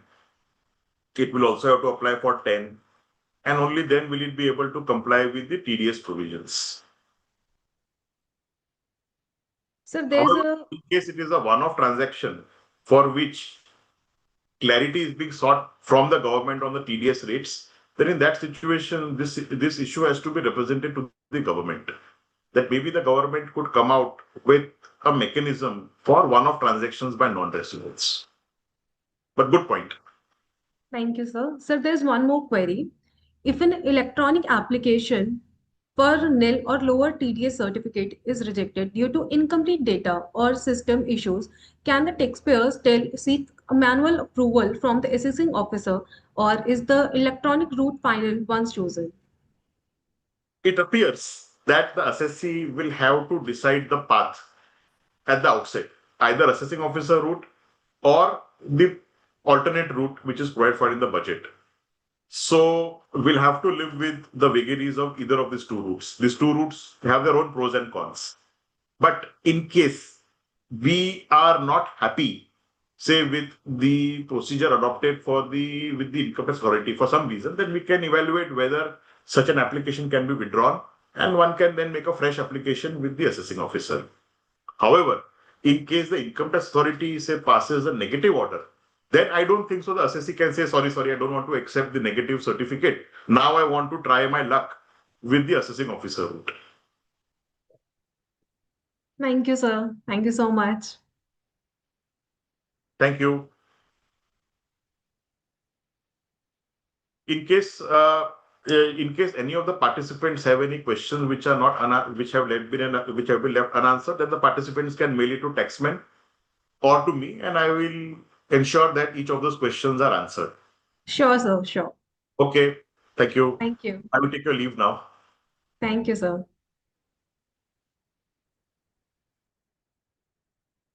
So now we will transition to our next highly anticipated session on the topic taxation on NPOs by Dr. Manoj Fogla, Suresh Kejriwal, and Tarun Kumar Madaan.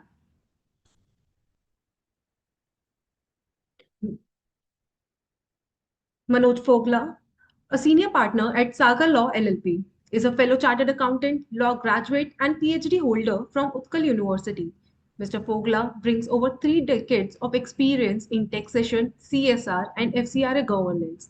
He advises a wide range of charitable organizations across sectors such as education, religion, and environmental causes, providing support in advisory, compliance, and litigation matters.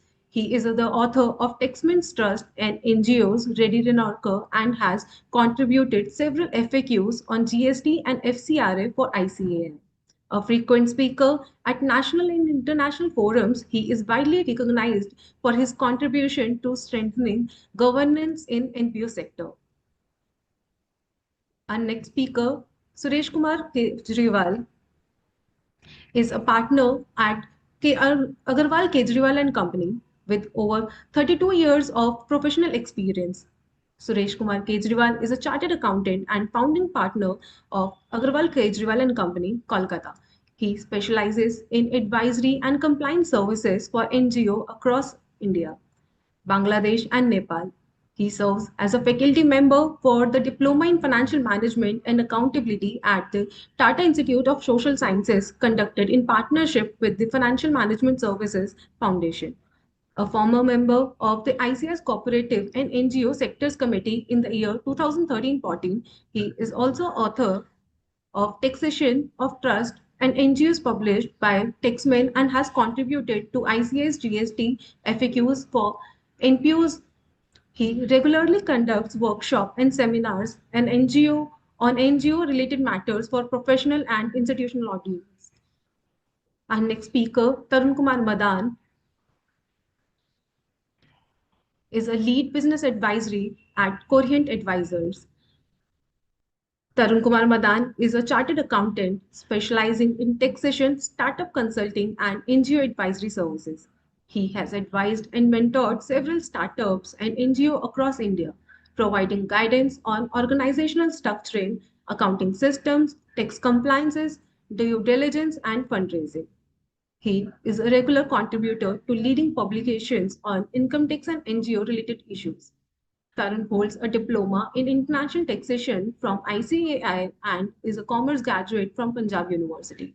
He also previously served as a faculty for income tax module of TAP course at Taxmann Academy. A very warm welcome to three of you all. Thank you, Divya. We can take up from here. Yes, the stage is yours now. Okay. Good afternoon, everyone. So on behalf of us, I welcome you to the session on key budget 2026 changes impacting the non-profit organization sector in the Income Tax Act 2025. So first of all, we need to understand that Income Tax Act 2025 has brought a historical structural shift in the way charity is positioned in the tax laws. So earlier, the chapter of charity taxation was placed under chapter 3, so income which do not form part of total income. So charity was seen as an exception to the charge of tax, and even the judiciary has held that these provisions must be interpreted liberally in the view of charity sector. So the charity taxation begins even before the charge of tax starts under section 14 and 5 heads of income. But after the structural shift by the 2025 Act, now charity is no longer located in the exemption chapter, but it is now placed in the chapter dealing with special provisions for the certain persons. So this shift is from charity as exempt income to charity as a compliance driven special tax regime. Now, how the courts will look at it has to be seen in the future. So when the law is started viewing it as a special regime and strict compliances have been introduced, now whether it will be seen as a liberal interpretation or even the procedural lapses will result into the cancellation of registration, only the time will tell. So now the budget 2026 was very important to acknowledge that some of these structural changes has created a real risk for the NPO sector. So now we need to understand the amendments and how the charity sector works. For this purpose, I invite Fogla sir to start with the fundamental concepts of the charity sector, and then the Suresh sir will take us through the budget amendments. Thank you. Good afternoon. So now this year's budget, I think, should be read with the Income Tax Act 2025 because basically there is a paradigm shift. We were told that for charities at least there would be no policy level changes and the provisions will be simplified. But on a careful reading of the provisions, we find that there are many structural and to some extent policy level changes which on the face of it looks that will increase the complexities and be debatable till they are corrected through judicial amendments or maybe through circulars. For example, few important shifts which has happened. As Tarun has already said, that charities are no longer in the exemption chapter because Income Tax Act up to section 13 we deal with exemptions, then the tax charging section starts in section 14. Now earlier charity did not have an assessment status. For that matter, charity was not treated as an assessment entity. If you see section 11, income from property of trust was subjected to exemptions, not to tax. Now there is a shift. Now charity have been created once you get income tax registration, once registration under section the erstwhile section 12AB, that exempt status will create a new assessment category. So the exemption will be given to an entity, not to the income of a fund or entity. And it is a huge structural shift. Now it is not known. For instance, a registration and registered NPO can be a society, a trust, or a Section 8 company.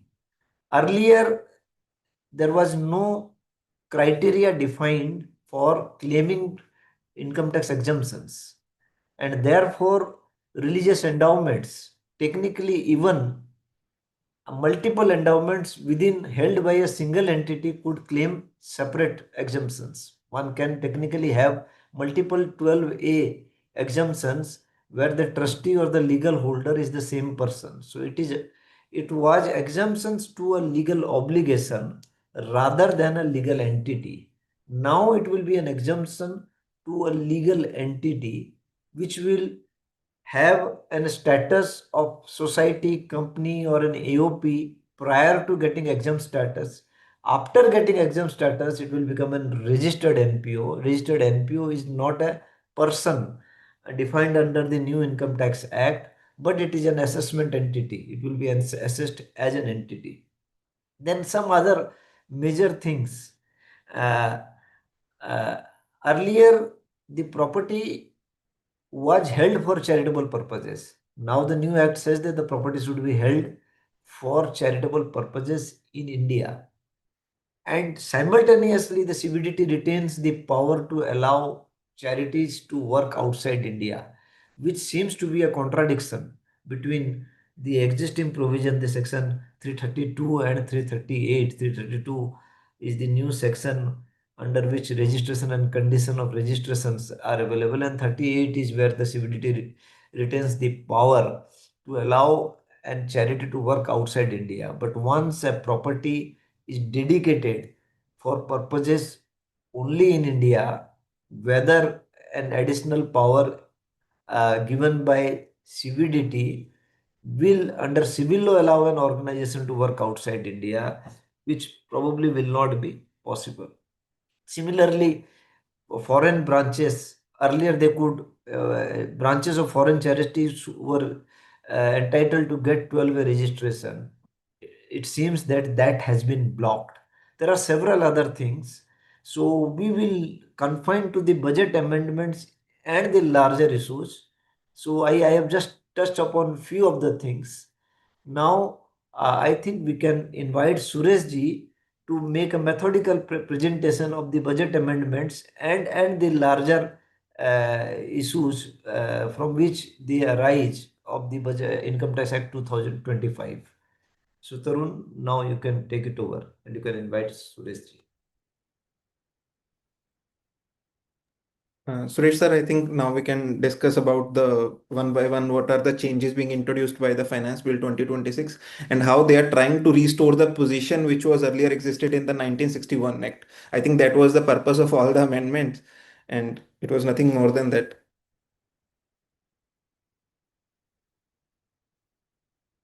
Sir, you are on mute. Thanks, Tarunji and Manojji, for setting the context of the discussion on the today's amendment, proposed amendments made by Finance Bill 26. Because from the amendments made, it seems the task of the draft committee of the ITA 25 was to make it in synergy with the 1961 Act, because no policy change was to be there. But when the draft has come, when the ITA Act was passed, and when we compare with the 1961 Act, number of issues, differences have been noticed. And some of the issues, larger issues, have been touched upon by Tarunji as well as Manojji. And the way the amendments have been made is not the new amendments. Basically, most of the amendments are to bring the ITA 25 in conformity with the ITA 61. So what we know in 1961, but were missed to be part of 25 Act. So basically, those amendments were inserted to just complete the task of draft committee, which was supposed to be completed at the time of completing the ITA 20 Act, 25 Act.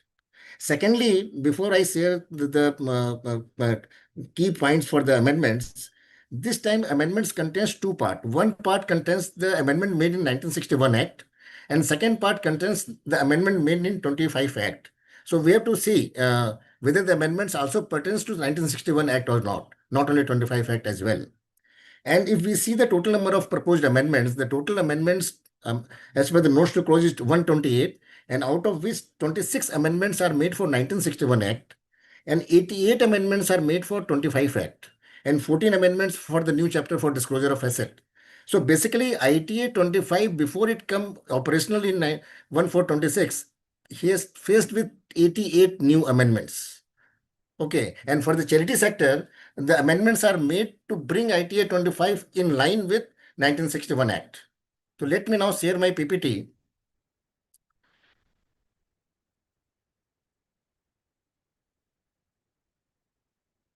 यार है क्या?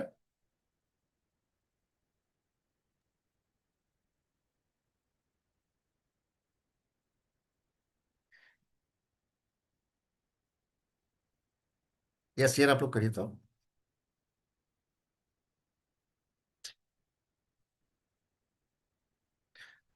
तरुण जी नहीं आ रहा है ना? अभी आपका zoom का स्क्रीन आ रहा है गूगल वाला। तो इसमें तो पीपीटी तो आप शेयर करने बोलिए तो आप शेयर करने बोलिए तो अब आए? Yes sir. अब आ गया ना? Okay. So when we see the total amendments being made, we find the amendments are made in ITA 25 Act, and these are basically made to align 25 Act with 1961. And here there are four amendments. One amendment is to have a provision for merger of registered NPOs, which existed in 1961 Act 12 AC, but the similar provisions was not there in the 1925 Act, 2025 Act. Secondly, commercial activity by registered NPOs, GPO category, violations of 215 attracted only one implication, but under the ITA 2025, it has also resulted in the cancellation of registration. And then belated return was not considered as a violation before, but under 25 Act, it was considered as a violation. And the amendment also deleted unintended inclusion of certain funds from the requirement of registration. So these are the four specific amendments made by 25 Act to make it align with the 1961 Act. Then we will discuss with the amendments which has made both under 25 and 61 Act. And here comes the extending the timeline to revise the return beyond 9 months with a payment of fees.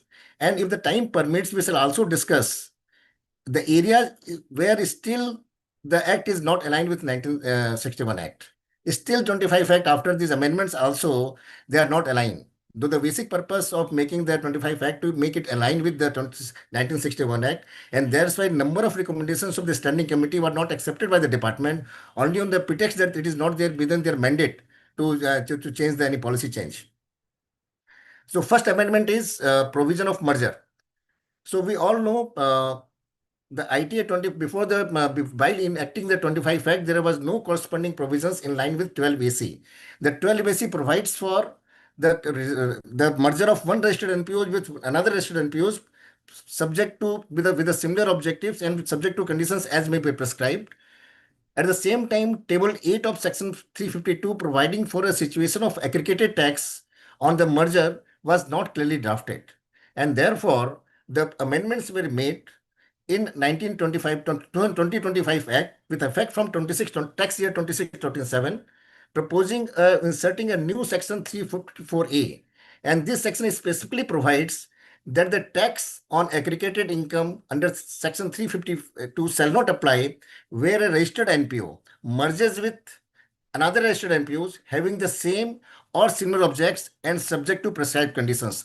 So new section make it explicitly clear that the no aggregate tax shall be levied if the registered NPOs merges with another registered NPOs having similar objects and subject to prescribed conditions.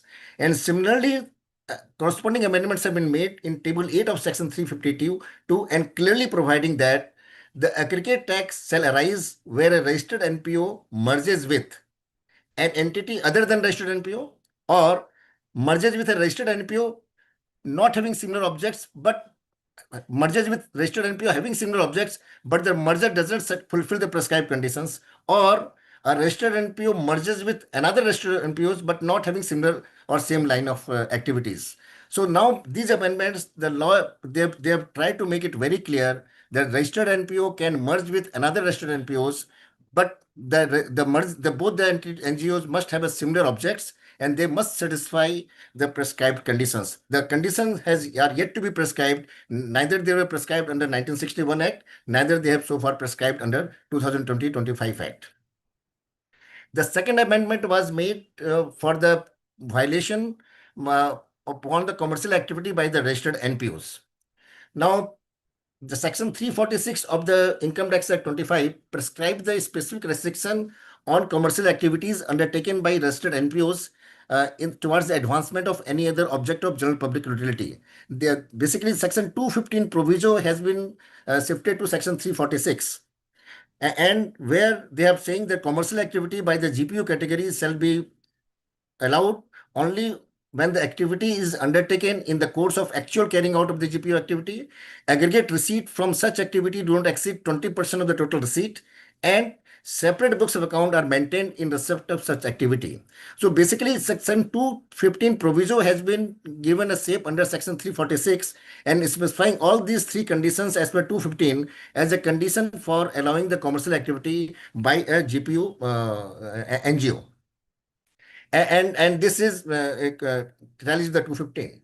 Now, while providing the consequences of the breach of condition Section 346, they have provided that the breach of any conditions under Section 346, that is, either they have exceeded the 20% threshold of commercial activity, or they have undertaken unrelated commercial activity, or they have failure to maintain separate books of account, that will attract now under the 346 dual consequences. One consequence was that will be considered as a specified violation, and that will empower the tax authorities to cancel the MPO registration. That was not the case under 1961 Act. And the second implication was this violation shall be treated a violation under Section 353. 353 correspond to Section 1310 and 1311 of the 1961 Act. And therefore, under this provision, on this violation, the tax computation shall be triggered with a special computation mechanism, with the income is computed on a very, very restricted basis. That means only revenue expenses will be allowed. There will not be allowances for the capital expenses or the Form 9, Form 10. So basically, now Section 346 under 2025 provided two implication: cancellation as well as computation of income under the special computation mechanism. Now the proposed amendment has been made to make it in the implication to make it in conformity with the 1961 Act, and now the violation of 346 has been removed from the category of the scope of specified violation. That means if the violation of 346 is there, that will not result in the cancellation of registration. It is to be noted in this regard that the violation of Section 345, that means for the business-like activity by the per se charity, still continues to be one of the specified violation leading to cancellation. So the GPU category of NGOs has been by default given a preferential treatment in terms of the breach of the conditions. Now, belated return. When the Law 25 Act has come, the 1961 Act always allowed a return can be submitted either as a 139 one time or 39 four time. That means belated filing of return was considered to be a sufficient compliance. But Section 349, the corresponding section in 2025 Act, that requires the return has to be filed within the time under Section 263(1), meaning thereby if the return submitted after the due date, that will be considered as a violation and that will be subjected to a different mechanism of tax computation similar to Section 1310 and 1311. Now the proposed amendment has been made and they have now allowed that the return under Section 349 can be submitted both under Section 263(1) and 263(4). That means belated filing of return is also allowed in line with what was there in the 1961 Act. Again, they have in this year the basic change is made under the chapter of section of registration of the NPO, and now previously 1961 Act, the registration requirement was the income from trust property held for charitable purposes. Now section 332 in the new Act, 25 Act, has provided a list of entity who has to apply for registration. And under this list of activity, if we see, we find it contains the list of entity as per the Schedule 7, table 10 and Table 16 and Table 17 to Table 19. That means now Section 332 provides who can apply for registration, and they list out trust, society, section company. And in the way they have also listed the activity, the entity mentioned in Schedule 7, Table 10 to 16 and Table 17 to 19. Schedule 7, 10 to 16 entities are basically government funds like PM Care Fund, Swachh Bharat Coast Fund. And income of these entities are unconditionally exempt and they are not required to be registered. And therefore, the proposed amendments have been made by deleting the mention of Table 10 in 16 under Section 332 because they understand that these funds are unconditionally exempt and there will not be any chances or there will not be any requirement to approach them for the income tax registration. So after the proposed amendments, all the government entities, all the government funds, as marked under section table 10 and table 16, like Prime Minister Fund, Swachh Bharat Coast, Clean Ganga Fund, they will not be required to be registered because this appears to be a very technical inclusion in the list of registration entities, and which they have rectified by bringing this amendment. So these are the amendments being made under 25 Act. Now only one single amendment has been made, both under 25 Act and the ITA 61, and this is the extending the timeline to revise the return beyond 9 months. But beyond 9 months, you are going to revise return, then it has to be with a fees. Now, the purpose has been explained that as per the applicable law, both under 1961 and 25, a revised return can be submitted within 9 months from the end of the financial year, that means that 31st December, or before the completion of the assessment, whichever is earlier.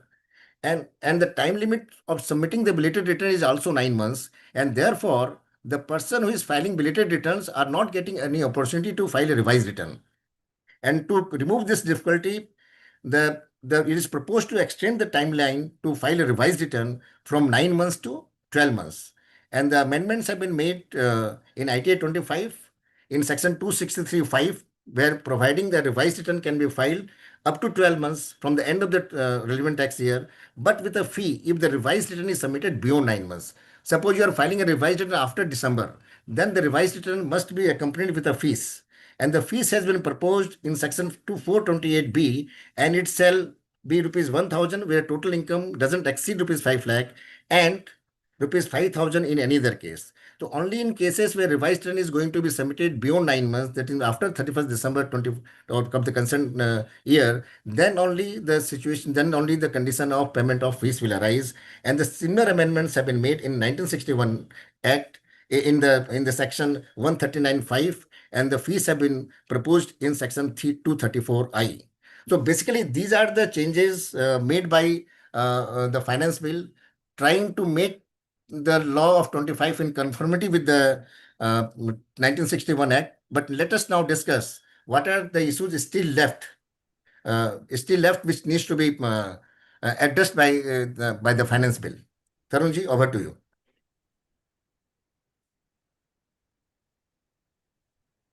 Sir, specifically under the 1961 Act, there was no such requirement that a charitable institution should be formed and registered in India.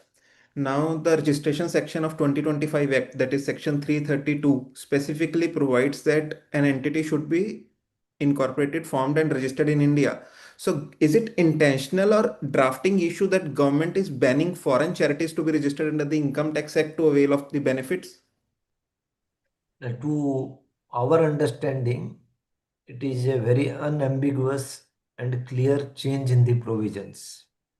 And not only under the income tax law, if you see under the FCRA and the FEMA Act, earlier we used to see hundreds of foreign charity doing direct charitable activities in India. In the recent past, we find Reserve Bank discouraging foreign charities. Normally, they now take an undertaking that a foreign charity will not do direct charitable activity in India. So I think it is a conscious shift of regulating foreign charity and encouraging foreign charities to work through Indian charity rather than having direct Indian activity.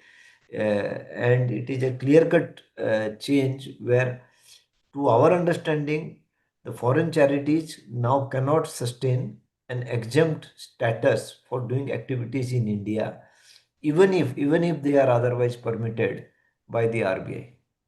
That the major change would be foreign charities, the sources of fund are two. Normally, they work from inward remittances. So, if they are working on inward remittances and they have RBI approval, they probably can continue. But fundraising in India will not be possible.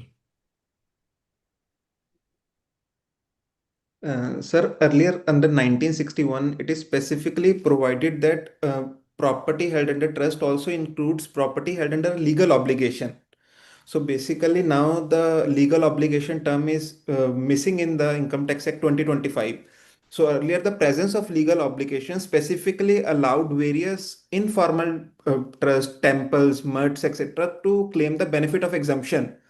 Now, the missing of this term, whether such uh, form of organizations which are not registered, can they claim the benefit under Income Tax Act 25? Then, in the effort to simplify things, maybe the idea was that trust would cover everything. So, because trust, whether registered or unregistered, even today in the amended act, the new act also can apply for registration. So, maybe that was the idea to delete legal obligation. But to our understanding, it may create legal complexities because a legal obligation or an endowment or a religious endowment may not be a trust. A fundamental difference between an endowment and a trust is that in a trust, there has to be the ownership of properties with the trustees. But in case of a religious endowment, you don't have trustees and the ownership is also not with the trustees. Normally, you have sevadars who don't own the property. But these are finer, complex issues held otherwise under civil law. And for income tax purposes, it was never required to distinguish a religious endowment, a gurudwara, dharamsala from a trust. So whether it is a trust or an endowment, it was not necessary because both legal obligation and trust were allowed registration as well as exemption. So this is one area in times to come the clarity has become. Maybe it is an unintended mistake, but it has to be addressed. Suresh ji, would you Yeah, like just to add here, Manoj ji, the term legal obligation has been omitted from the Act itself. Earlier in 1961 Act, the term legal obligation was used in Section 13 proviso that trust includes legal obligation and also while defining voluntary contribution. And that time they have also used in the voluntary contribution issued by legal obligation as well, not only trust. But now the voluntary contribution is they are saying voluntary contribution issued by the registered NPOs. And they have not used the term even legal obligation there. So again, by not using the term legal obligation in the definition of voluntary contribution will again give a Panera box whether the income of the voluntary contribution by for non-registered NPOs, what shall be the status. So I think the term legal obligation omission has both the impact in determining the taxability of the voluntary contribution as well as the registration requirement of various endowments, mainly religious endowments. Sir, another issue is, can an NPO apply income outside India? So under 1961, we have a section 11(1)(c), and under ITA 2025, we have section 338, which allows application of income outside India subject to CBDT approval. But now section 332 specifically provides that income should be held for registered in India. Now, since it is one of the condition of registration which has to be satisfied, if even that not allows, can section 338 goes beyond that to allow the application of income outside India? Suresh ji? This was discussed earlier also by Manoj in the preliminary remark. Because now section 332 subsection 2 is very clear when they are saying they are going to register only those entities where the properties are wholly held for charitable purposes in India. So by that condition, you are being registered. So if the condition is the property is wholly for the purposes, charitable purposes in India, then the CBT again giving a leeway to allow the expenses outside India seems to be contradictory in two provisions. The And I crux, think either should be registration provision should be modified, or otherwise that power given to under Section 338 to the CBT doesn't have a practical implication. the crux of the issue is that even though the CBDT may have the power to negate any bar in the Income Tax Act, but the condition that the trust deed or the constitutional document itself should not allow the charity to work outside India. That is what is required under 332. That is what will complicate the issue. So even if the CBDT allows, the organizations may not be in a position to work outside India. Sir, another issue is existence of charity and mutuality. So, under 1961, it was a settled position that various habitat centers or trade associations or clubs can also get benefit under charity regime if their predominant purpose was charity. So, basically, charity and mutuality could coexist. But now, since property has to be held specifically for the public benefit, so whether this predominant test still exists and can a mutual organization can claim benefit of charity under ITA 25? In our opinion, this again is an unintended drafting error because it should have been corroborated with the fundamental shift. Now, income for charitable purpose is no longer eligible for exemption. The organization or entity holding those properties is eligible. So earlier it was possible for an entity to hold a particular part of its property subject to legal and judicial pronouncement to hold for charitable purposes. So earlier an organization can work for charitable purposes and also hold certain part of its assets under mutuality which could be possibly distributed among its member. But now a registered NPO cannot hold anything which could be possibly distributed among its members. So therefore it seems that mutuality cannot coexist. And just to add here, Manoj, Section 332 to providing conditions for registration, it specifically provides that the property should be held for the benefit of general public, wholly for charitable release purposes. So these type of conditions were not there. The one basic situation which you have mentioned that now it is an entity based exemption and not the income based. And second, the conditions were not there. This type of conditions.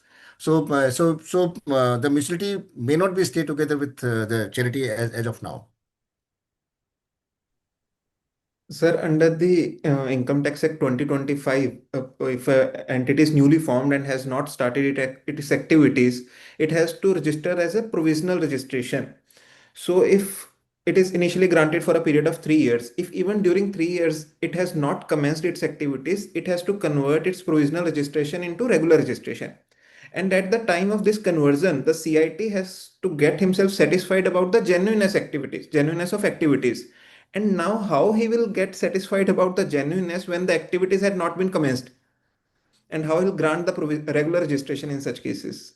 No, this provision, I think we should treat it as both enabling and as well as subject to, say, controversies. One, in certain circumstances, for instance, in that Jindal University case, the courts held that it is not necessary to wait for commencement of activities in case of larger institutions where with MOU with government and others something is declared and projected, they would be entitled for registration and provisional registration. But in general, another issue which has happened in the recent past was the Noble case. Noble case, if you remember earlier, prior to the Supreme Court ruling in Noble Education Society, the CIT was not required to look into books of account at 12A stage. It was considered to be an assessment issues. But there is a shift in the law without any shift in the statutory provisions. And the Supreme Court said that at the time of registration, the CIT is entitled for, or rather duty bound to look into the books to ensure genuineness. So that means, again, this provision has been drafted without being mindful of these kind of complexities. So in certain circumstances, maybe the genuineness can be assured, but mostly it cannot be assured without looking into actual activities or commencement. Sir, charitable organizations can only invest into the permissible modes. That is completely fine. But under the new law, if investment is being made into non-permissible mode, the entire investment amount is taxed. Even if the investment is not coming only out of income, even out of old corpus or some reserves, even then the entire investment is taxed. Isn't it the double taxation, or should only the income component be taxed in such case of non-permissible investment? Look, section 13(1)(d) and section 11(5). Earlier, there was no clarity, because whether you have violated section 11(5) or not, whether the entire asset side of a charitable institution should be entirely section 11(5), because certain assets which are held as a property of trust, certain assets which are project asset may not be in the nature of section 11(5), and that was not clear. And even the new act also is not absolutely clear about whether all the assets. So 11(5) is basically about investment. Now the provisions have been made more taxing and in some sense draconian, because earlier it was an assessment issue. Now it is a tax of capital nature, that whether it pertains to that particular assessment or not, whether it pertains to the income of that assessment year or not, the investment, the moment the investment change form, even if it is accumulated investment, it will be taxed. So it is up for debate. It is up for debate whether it is a fair, and whether it should be made as a part of the assessment of income during the year, because it is irrational to tax investment as a part of assessing the income during the year. But I don't think it will result in double taxation, because it is a penal taxation in that sense. So we should not relate it with taxation. It is a penalty imposed for not complying with permissible investment. Manoj, the double taxation may arise because they are saying it will tax in which the year the investment is made in other than in specified mode. So suppose in year one you have made the investment in non-specified mode, year two you get it rectified, and year three again you made some portion in the non-specified mode. So by making the chargeability of the year in which the investments is made in non-specified mode may result in some situation double taxation. No. What we are saying is that it is a penalty for a particular act. It has nothing to do with your income. So whether you have used your income, whether you have used the same amount multiple times, it could be triple, it could be 5 times also. It is a penalty for a particular act, and it should not have been a part of an assessment issue. It could have been a condition of the registration. It could have been linked, just like we have accredited tax, that it could have been on a separate chapter. So it is irrational to put it as an assessment part. Yeah. Sir, last issue. So basically, under the charity regime, the source of application is very important, right? So when the 2025 Act was initially introduced, the deemed application concept was missing in it, and then we gave submissions, and after the select committee report, it was reintroduced. But now law is silent. Can application be made out of deemed application? It is more of a disclosure issue. I am hopeful that it will be taken care of through the rules and the forms when it comes, because it is no way that you have file form 9A and you are not allowed that accumulation. So once that 9A form is restored and the accumulation for 1 year has been restored, So it is a tactical error. It has to be brought to, and maybe in times to come, the act also has to be amended. Suresh ji? Yeah, this seems to be a clerical drafting error in the 25 Act. We should have been rectified here by this finance bill. But they have not taken up this issue. Maybe at the time of passing the bill, they should take note of this.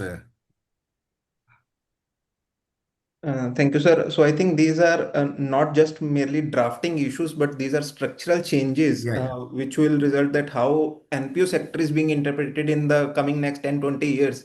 I think these issues should be addressed even before the law becomes applicable from the 1st of April 2026, either by way of amendments in the Lok Sabha or by in the form of rules or forms. That has to be seen in the times to come. Thank you so much, sir. And now I'll hand over to Divya.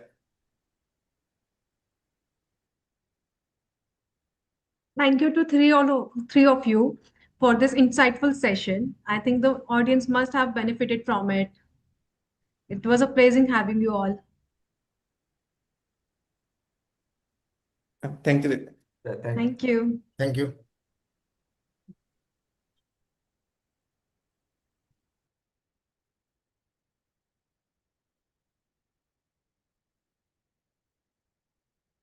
Moving forward, we can now begin our fourth session focusing on impact on corporate law and capital market.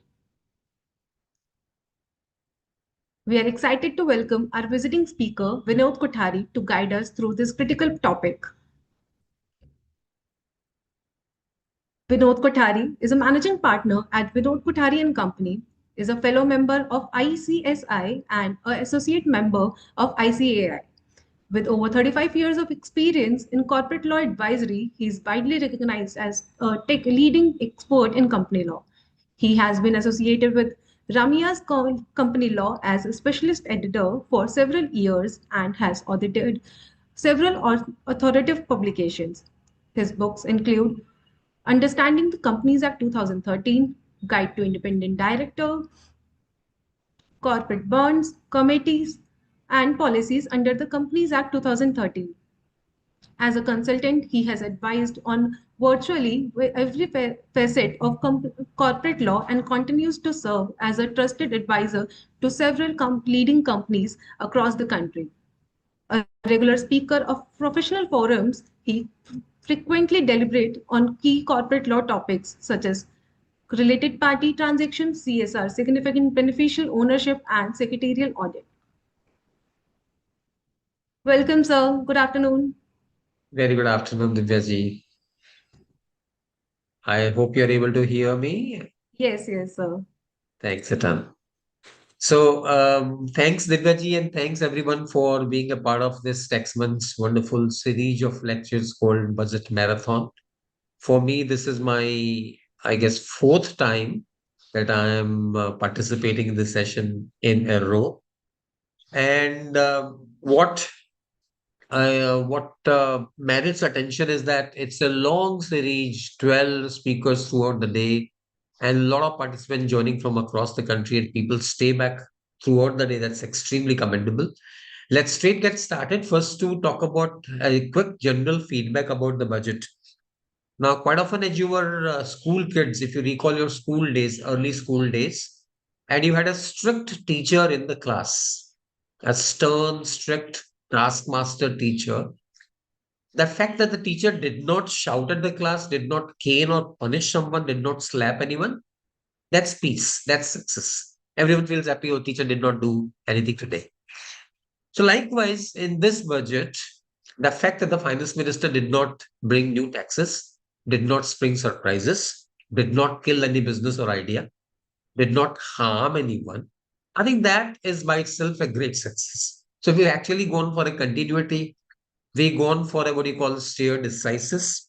We've gone for stability. We've gone for equilibrium, which is, I think, at this stage of economy, that's good enough because India itself has unlashed, released its energies, released its forces. The country's business forces are completely liberated. And the country is heading towards the target of being a $5 trillion economy soon enough.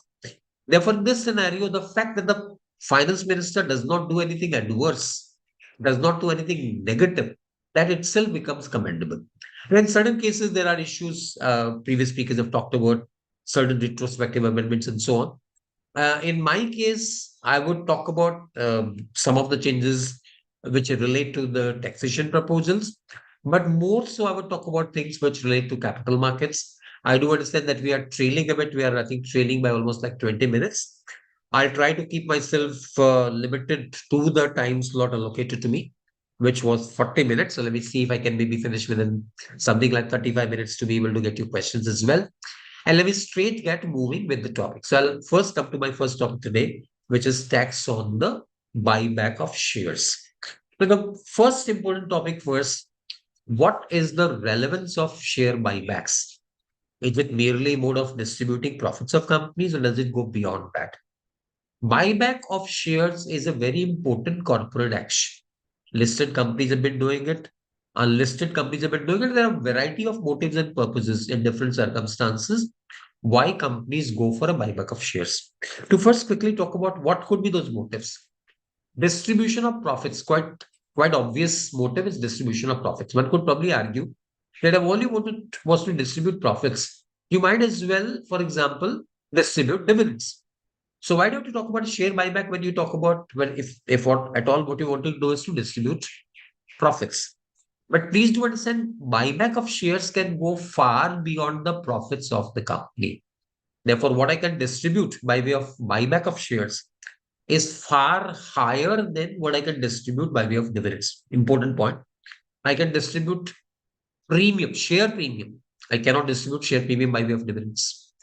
I can even distribute the amount raised by issue of new securities. If there was an issuance of new securities done for the purpose of enabling buyback, I can even use that for the purpose of buyback, which means even if technically the company does not have any profits, even if there are no divisible profits, no distributable profits, I can still do a buyback. So buyback becomes a very important tool of upstreaming liquidity, not necessarily upstreaming profits. It can even go beyond that. I can release liquidity in the company. And therefore, this can well be a means of scaling down operations. If I want to scale down the company, I can scale up the company by raising further capital. How do I scale down? I can scale down the company by going for a buyback. I can completely close down business, but in that case, I have to go for a voluntary liquidation. I can slowly scale down the company's operations by getting into a buyback.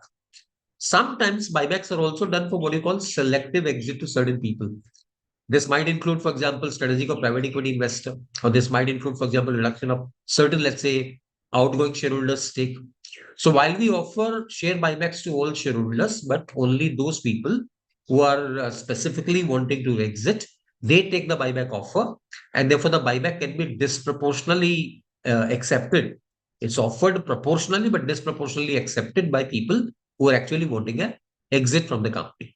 So this might be strategic or private equity investor. This might be some specific investors who are willing to take an exit.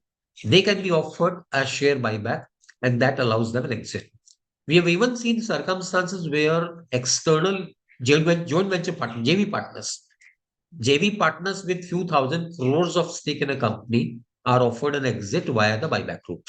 So buyback can be a very powerful route for allowing disproportional or selective exit to certain classes of investors. Another very, very important point is encashment of stock options granted to employees. This is something that grant of options has become very common for many, many companies. I'm sure all of you understand. In case of startups, it's extremely common to grant options. Like options get vested and the options get exercised. Everyone knows that if options are exercised, on the day of exercise of options, the employee will have to pay tax basis the difference between the strike price or the option price and the fair value as on the date of exercise. That is fair value on exercise date minus the option price. The difference will be taxed as a perquisite. And therefore, what is the applicable tax rate? The tax rate will be exactly the same as the rate applicable on salary income, which means the regular slab rate applicable to the taxpayer, which might be as high as 30%. So if I actually exercise the option, even though I've not sold the shares, I'll be paying tax at the slab rate or nearly 30%. On the contrary, if what the company does before the options are sold out, the company buys back the option. Once the options get sort of vested, the company buys back the options. In that case, the difference becomes what? The difference becomes a capital asset, capital gain. Why? Because this is no more a case of exercise of options, it becomes a case of sale of a capital asset. The ESOP itself was a capital asset, that asset was sold, and therefore the resulting difference between the buyback price and the price at which the option was initially granted, that becomes a capital gain. Now, the moment it becomes a capital gain, the rate of tax becomes much lower. If it's a long-term capital gain, then just 12.5%. If it's short-term, then 20%, still considerably lower than the rate of tax applicable on the slab, the slab rate tax. Which is why buybacks were extremely popular. They were quite popular till 2024. You can see the data on the right-hand side. These are data only for listed entities. You can see FY 23-24, a total amount of nearly 50,000 crores worth buybacks were done by listed entities. Unlisted entities, we don't even have the data. 50,000 crores worth of buybacks in FY 23-24 alone. Now, Finance Act 2024 brought a very strange provision. Of course, I'm a speaker in the marathon in that year as well. And I very clearly mentioned in that speech, my deliberations in the marathon, that either this provision will be rolled back or the provision will be struck down by some court, because the provision as it stands is not sustainable. It's not constitutional. Because what we're trying to do is to tax the entire amount. Even if the company in question does not have a dividend, the buybacks are being taxed. I did mention buybacks can happen even if the company does not have profit. So you're treating something as a deemed dividend without having a regard to the profits of the company, which means you're taxing mere release of capital by the company, irrespective of whether the company has profits or not. So bringing a deemed dividend tax on the amount distributed is patently unconstitutional, because you're taxing the capital receipt as a dividend. This was my contention 2 years back. Thankfully, this provision, which was introduced on 1st October 2024, will be withdrawn from 1st April 2026. But in the meantime, it's caused a tremendous damage, which I'm sure you can easily see, that the number of buybacks, value of buybacks came down from 50,000 crores to a bare 8,000 crores. From 50,000 to barely 8,000, it's a reduction of more than 80% in the volume. So more than 80% damage to the extent of buybacks merely by listed entities, let alone what it might have done to unlisted companies. This was the impact of the provision inserted from 1st October 2024. So basically, let's quickly now go back to see what is this existing provision. The existing provision says the entire amount paid by a company by way of share buyback will be taken as deemed dividend in the hands of the shareholder. In the hands of shareholder, the entire amount becomes a deemed dividend, not just the difference. The entire consideration for buyback is taken as deemed dividend. And on the other hand, the cost of the shares will become a short-term capital loss. So the moment it becomes a short-term capital loss, the shareholder may get a set off. I can get a set off only against capital gains. I'll have a time period of 8 years, either within the year or maybe next 8 years. I can claim a set off for the short-term capital loss. Assuming I don't have a short-term capital gain, this short-term capital loss will also get completely wasted. So on the first case, the shareholder pays tax on the entire consideration, and then he stands a chance of claiming a set-off against any short-term capital gains that he might have, either in the year or in any subsequent year. Take an example. Let's suppose I have a cost of shares of 10,000 and the company bought it back for a 15,000 value. I made a profit of 5,000. Cost of the shares was 10,000. The company bought it back for 15,000. Therefore, the actual gain was 5,000. However, I'll be paying a tax on 15,000 itself, because the entire 15,000 will become my income by way of dividends. Assuming a slab rate is 30%, I pay tax on 15,000 at 30% rate. I pay 4,500 as tax, which is a whopping 90% tax. My profit, as you recall, was 5,000. I paid 4,500 tax. So I've actually paid 90% tax in the year of buyback. So that actually made buybacks completely unviable, except for some very innovative uses, particularly by companies which could claim this deemed dividend as a set off against the dividend distribution. I'm sure you understand that in case of companies, it's possible to claim the dividend income against the dividend distribution in terms of Section 80M. Therefore, the company could have avoided paying tax on the deemed dividend income, and the short-term capital loss could have been offset against the short-term capital gains.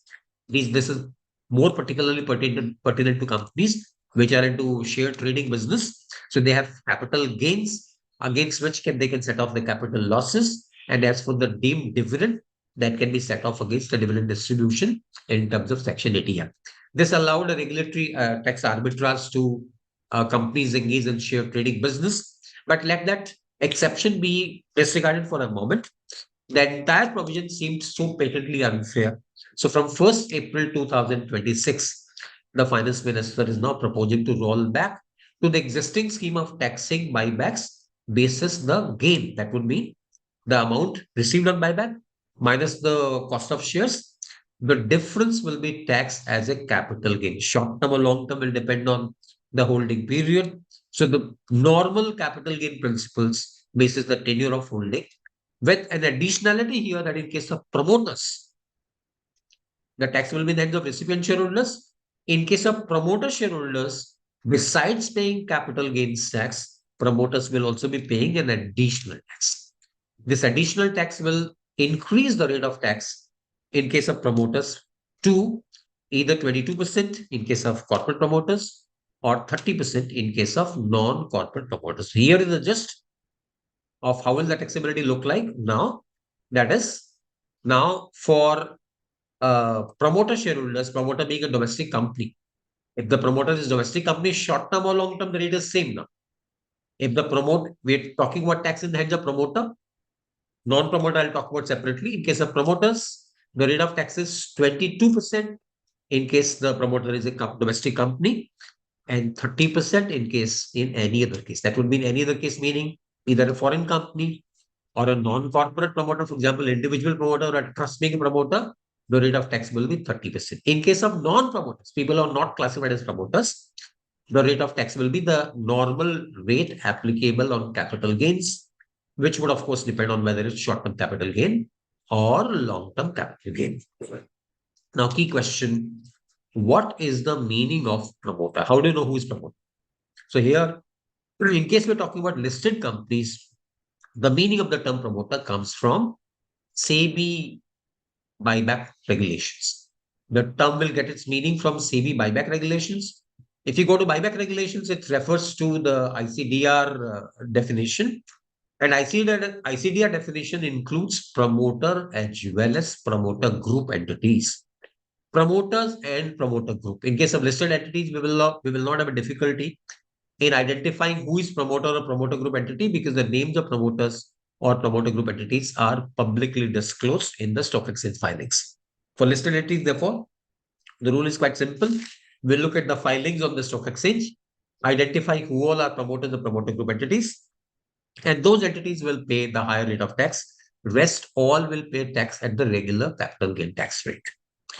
In case of unlisted companies, what's the meaning of the term promoter? Now, there the definition becomes a little tricky because it says companies as defined, promoters is defined in section 2/69. In addition, it says a person who holds directly or indirectly, very important words, a person who holds directly or indirectly more than 10% of the shareholding of the company. The two important questions. That is, basis 10% shareholding, the person may be taken as a promoter category person in case of unlisted companies. So two important questions. First question, what's the meaning of shareholding? Which shareholding are we talking about? Equity shareholding or preference shareholding?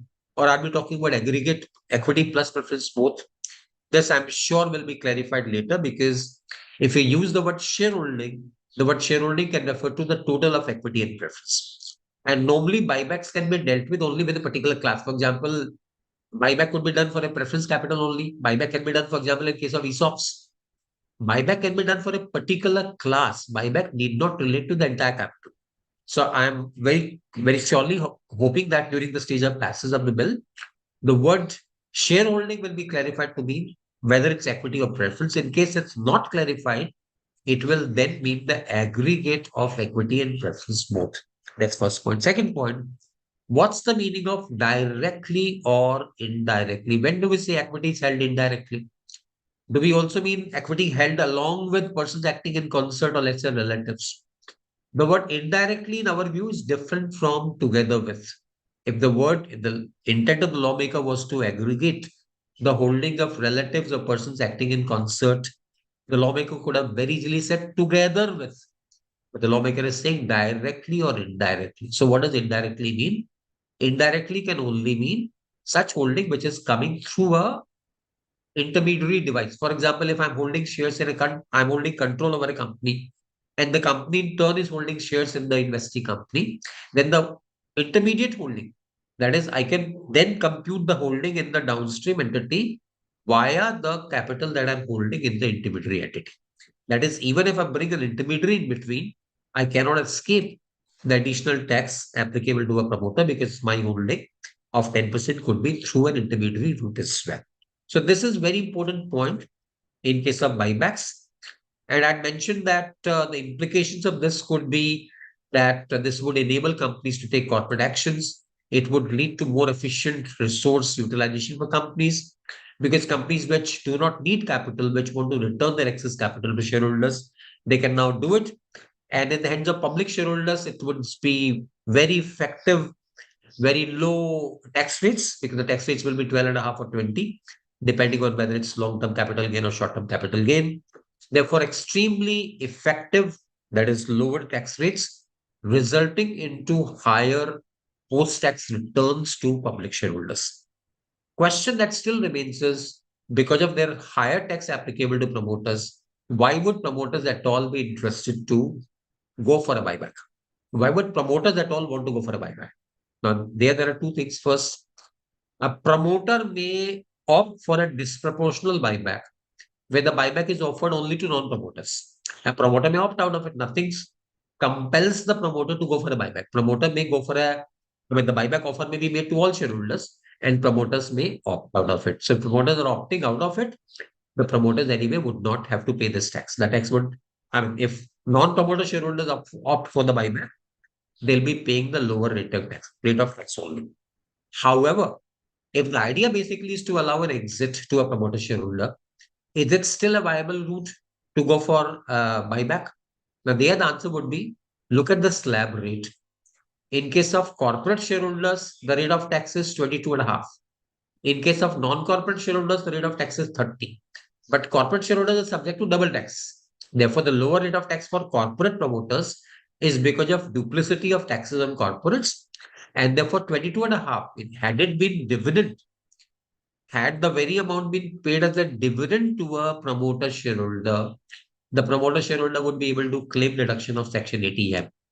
So for a corporate promoter shareholder, it may not make sense to opt for a buyback at all. Looking at 22.5 versus the ATM deduction, which I can claim in case of dividends, it may not be a worthwhile exercise for a corporate promoter shareholder. Similarly, for a non-corporate promoter shareholder, had it been dividends, I would have paid 30% tax. In a buyback also, I'm paying 30% tax. So once again, it does not seem to be any tax efficient device for a promoter at all. So in essence, for non-promoters, quite efficient. For promoters, this additional tax kills the advantage. However, compared to how it was up to 31st March 2026, that is from 1st October 2024 till 31st March 2026, the revised provision is extremely beneficial and pro-capital markets. That was one point I was wanting to talk about. Let me come quickly to the second point. Some proposed changes in FEMA rules. Now, number one, the finance minister is saying that the FEMA rules for non-debt NDI rules meaning not non-debt instruments, as I'm sure everyone understands. Under FEMA, there are two kinds of rules: debt instruments, DI rules, and NDI rules. DI is debt instruments, which is debentures, bonds, etc. NDI is non-debt instruments, primarily is FDI. The so-called FDI earlier is now captured by NDI rules, non-debt instruments, investments in NDI rules. Now, NDI rules, there are several routes of making investment. For example, one can make a so-called direct FDI. One can come through foreign portfolio investors or FPIs, or one may come into the country by so-called portfolio investment schemes, PIS. Portfolio investment scheme is dealt with by the so-called Schedule 3 of the NDI rules, and a very, very important change has been made in this rule. Now, first of all, let me put this change in context. Please do understand that currently, while the rest of the economy might be doing very well, we're talking about a good GDP growth rate, we're talking about India doing so wonderfully well, etc., etc. When it comes to the inflows from foreign portfolio investors, for last couple of years, we are not doing well at all. If you're able to see the graph on the screen on the left-hand side, you'll be able to see this is, you can see all of these numbers. You see below zero means inflows minus outflows. We've been consistently having net negative outflows. That would mean the outflows are significantly higher than the inflows. You can see this position consistently. Improvement towards the current year, but then there's very, very significant outflow from FPIs as compared to the inflows. This may be because of various reasons, global tariff barriers, the threats of higher taxes on Indian goods, and therefore FPIs getting worried about what will happen to the Indian economy, etc., etc. So the reasons might have been diverse, but overall, FPI flows into India have been quite tricky, quite treacherous. And they've been giving a slip to the country. In this scenario, it's very important for the country to grow foreign capital. Please do appreciate once again that for the country's growth rate to be maintained, we need a strong, persistent inflow of capital into the country. Where will capital come from? It comes in the form of FDI, direct investment. It comes in the form of FPI, foreign portfolio investors. And of course, it can come by way of direct investment by non-residents in the so-called portfolio investment scheme. So significant changes now already done in the portfolio investment scheme.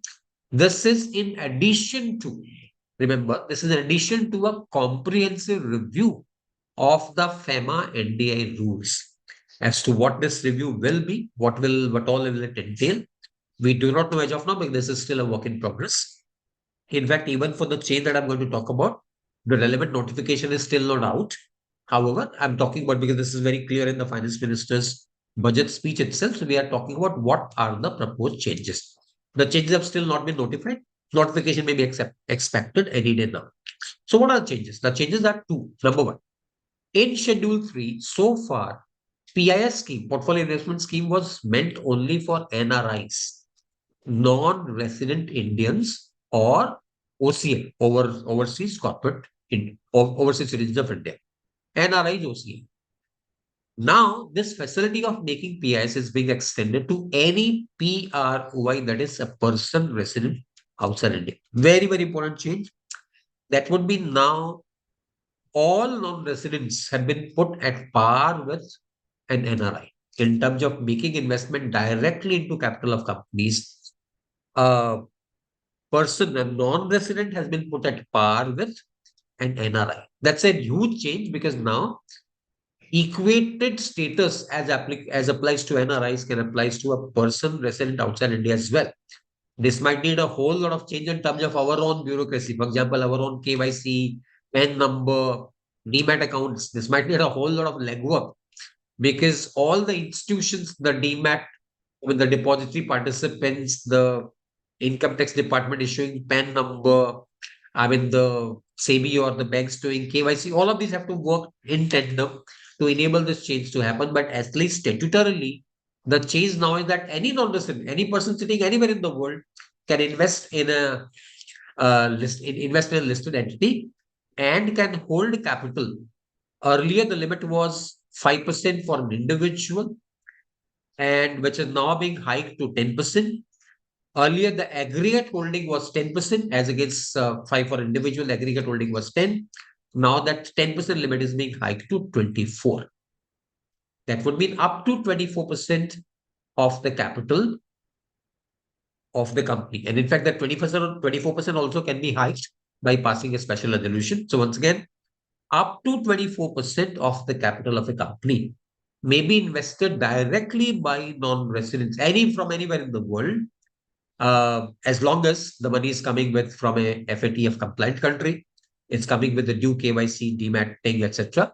It's coming with the due adherence to FATF rules. Money can come directly into companies in the country. That's a very, very significant change under the so-called portfolio investment scheme. Who would the investors be? Investors could be anyone wanting to invest in listed entities in India under the portfolio investment scheme. This was another part. Third part, of which I'm sure has been talked about quite a lot everywhere, is the significant increase in the rates of securities transaction tax, or STT, in case of derivatives. Now, why does derivative merit a special attention? Because India has been attracting global headlines as one nation which has humongous volumes of derivatives. It sounds extremely surprising to say this and as surprising to read this, that India is today taking 60% of the global equity derivatives market share. 60% of the entire global volume is now coming from India. And one country whose contribution to GDP of the world would be less than 1%. But when it comes to derivatives trade, we have as much as 60%. And also remember that the turnover of derivatives market, I'm talking about mind-boggling number. The turnover in derivatives market is 350 times the turnover in cash market. 350 times. So it's actually a hugely blown up market. Who are these investors? What are they investing in? I think all of us understand that all kinds of people who have absolutely very little or vague understanding of equity markets, they're being driven to invest in the so-called F&O segment. They do option trades, thinking that option market is one market where one can make a good rate of return. The rate of return actually is option premium.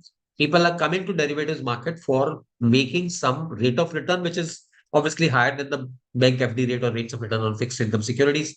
Of course, with the due risk which people don't understand, but please do also appreciate that something like a Jane Street saga, nearly 1 lakh crore of losses were taken by retail individuals in FY 24-25. These are numbers which are coming in government surveys. These are numbers which have attracted global attention right up to, the highest levels. Everyone is aware of what is happening. And therefore, if the finance minister is trying to get some tax share out of that, I think one could probably say, it's as it is, the retail people are burning their money. So there could rather be a step taken to curb this market, to put bridle in the market. The market is completely unbridled as of now. What is needed is to put bridle in the market, but taxing this market is in the right way. Right or wrong is a philosophical question. As of now, the finance minister has increased securities transaction tax on sale of options from 10 basis points to 15 basis points, which is a 50% hike. There's a 20% hike on options which get exercised. But please do understand that options rarely get exercised. Mostly the options are closed out, settled only, in which case the rate of tax has been hiked by 50%. From 10 basis points, it's gone to 15 basis points. And for futures, it's gone from 2 basis points to 5 basis points, which is a hike of 150%. So looking at the hugely blown up number, this rate of tax on STT being increased, you can see the collection of the government from STT. See the numbers. The numbers are revealing themselves. In FY 24-25, we collected 52,000 crores. In FY 25-26, the number was initially estimated to be roughly about 78,000 crores. There was a marginal reduction in the number because derivative volume itself came down. So the government estimated revenue of 63,000 crores by STT alone. And now, with the tax rates increased by either 50% or 150%, one can imagine what will happen to the government. The government could clearly be getting incremental at least 10,000 crores by taxing the premium on option trades. So whether the retail public in the country, whether the the lay people in the country would still continue to flock to stock markets to buy or sell options, I leave it for people's judgment. But the scenario here in option trade is not at all something which is healthy for the country's economy. The survey talks about it time and again. It talks about financialization. Whole lot of money is coming out of banking segment. You can see the loan deposit ratio of banks. Deposits are not growing, loans are growing. Banks have reached a precarious stage where the loans, when deposit growth is more than 80%. The loan rate is more than 80% on deposits. Loan to deposit ratio, meaning lending rate is more than 80% on deposit, which is a liquidity stress signal for banks. Banks are lending more than 80% of deposits, which banks, please do understand, banks have to keep a large part of the deposits in the so-called priority sector, that are part in CRR as well, SLR, CRR as well, largely SLR. Therefore, banks are not able to lend what is the deposit they raise. On top of that, the rate has grown beyond 80% because deposits are not growing. And deposits are not growing because money is moving out of deposit markets into the so-called equities and mutual funds and financial savings, which is a matter of concern. So that's the scenario about STT. One more provision that the finance minister talks about, of course, there's no provision, there's no mention of that in the finance bill itself, is that income computation and disclosure standards, so-called ICDS, will be merged with INDES. Currently, we have 10 ICDSs which relate to various aspects. You can see the list of 10 ICDSs here. From accounting policies to valuation of inventories to construction contracts to revenue recognition, etc. There are 10 ICDSs so far. A view has been going around all over that these ICDSs are quite at variance from international accounting principles, basically INDES, and therefore we are having divergence. INDES treats something in different manner, ICDS treats in different manner, leading to a gap between the book profits and taxable profits. So why not bring INDES itself for the purpose of income computation? Now, what will this actual convergence of income tax standards with INDES would mean? One doesn't know, because as it is, there are a whole lot of areas where INDES is widely different from tax principles. For example, under INDES, we bring fair value gains on books. If you're holding equity shares and the value of the equity shares appreciate, you're not sold the shares, valuation appreciates. You're holding a debenture, the value declines. Gains or losses on fair valuation are reported as gains or losses in financial statements. We can bring a P&L gain, we can bring a P&L loss without the relevant financial asset being sold. Will this be taxed or allowed for tax purposes? Question. There's no question of taxing gains or allowing losses merely on fair value changes. So fair value, which is the basic premise of INDES, is not at all acceptable for tax purposes. Next point, accounting for mergers. For tax purposes, mergers are treated as what you call purchase. Most mergers are taken with what you call purchase method. In a purchase method, we bring the fair value of assets in books of accounts. For income tax purposes, we still take the old carrying values. That apart, when it took a financial liability, assuming I have a financial liability which is non-interest bearing, I'll put the discounted value of the liability on my books, and the difference between the par value and the fair value will be taken as a gain in P&L account. Once again, I take a credit to P&L account to the extent of the difference between the par value and fair value. Now, these all are not taxable items.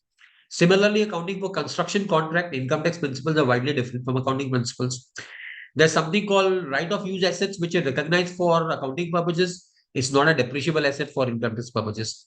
So tax principles and INDES are widely different, and therefore what would this convergence mean still remains a large question. We'll have to wait for the actual text of the amendment in the law to understand what this difference would be.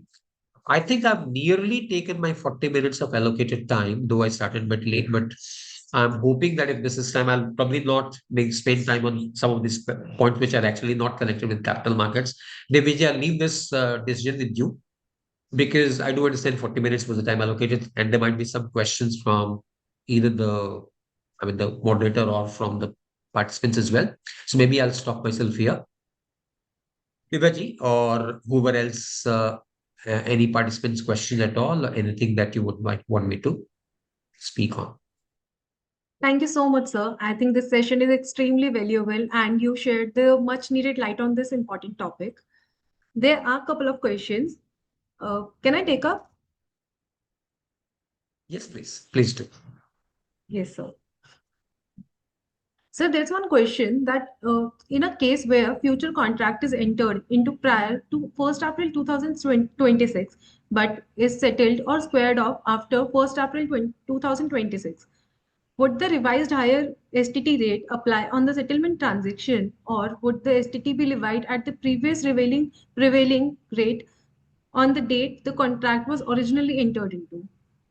So the tax incidence comes on the date of expiry of the or the settlement of the option contract. Therefore, anything which is done after 1st April 2026, the expiry of the contract, settlement of contract, if it's done after 1st April, the tax rate will be at the revised rate. Unfortunately, that's the scene. Similar question comes with sovereign gold bonds as well. If the sovereign gold bonds were acquired prior to 1st April 2026, say out of a secondary market transaction, will the capital gain LTCG exemption be applicable? Answer would still be no. The change is prospective in nature from 1st April 2026, but it's retroactive because it will impact past acquisitions as well. Nilesh. Thank you, sir. So just one last question. How does taxing buybacks as capital gains for all the shareholders help protect minority shareholder interest? No, the fact that it's promoting minority shareholder interest, whoever the queries might have asked, but see, it's differential tax rate for promoters. That would mean to the extent promoters opt for a buyback, they will be paying a higher tax. Therefore, it's against the interest of promoters to opt for a buyback. So promoters would not, therefore, be motivated to go for a buyback. Minority shareholders would probably have to see, am I getting a good buyback price? And what is the tax rate I'm going to pay? Therefore, what is my effective post-tax rate? Between receiving money by way of dividends, when the entire amount goes to tax as your regular taxable income, tax at the slab rate, versus receiving the same money by way of a buyback, you'll be paying far lower tax in a buyback than in a dividend distribution. So this measure, to my interest, to my understanding, is rather pro minority shareholders. It can be argued it's against promoter shareholders, but it's definitely in favor of minority shareholders. Divyaji. Thank you, sir. It was a pleasure having you. Thank you so much. Great pleasure, Divya. Thanks for calling. Thanks, Etan. Thanks, everyone.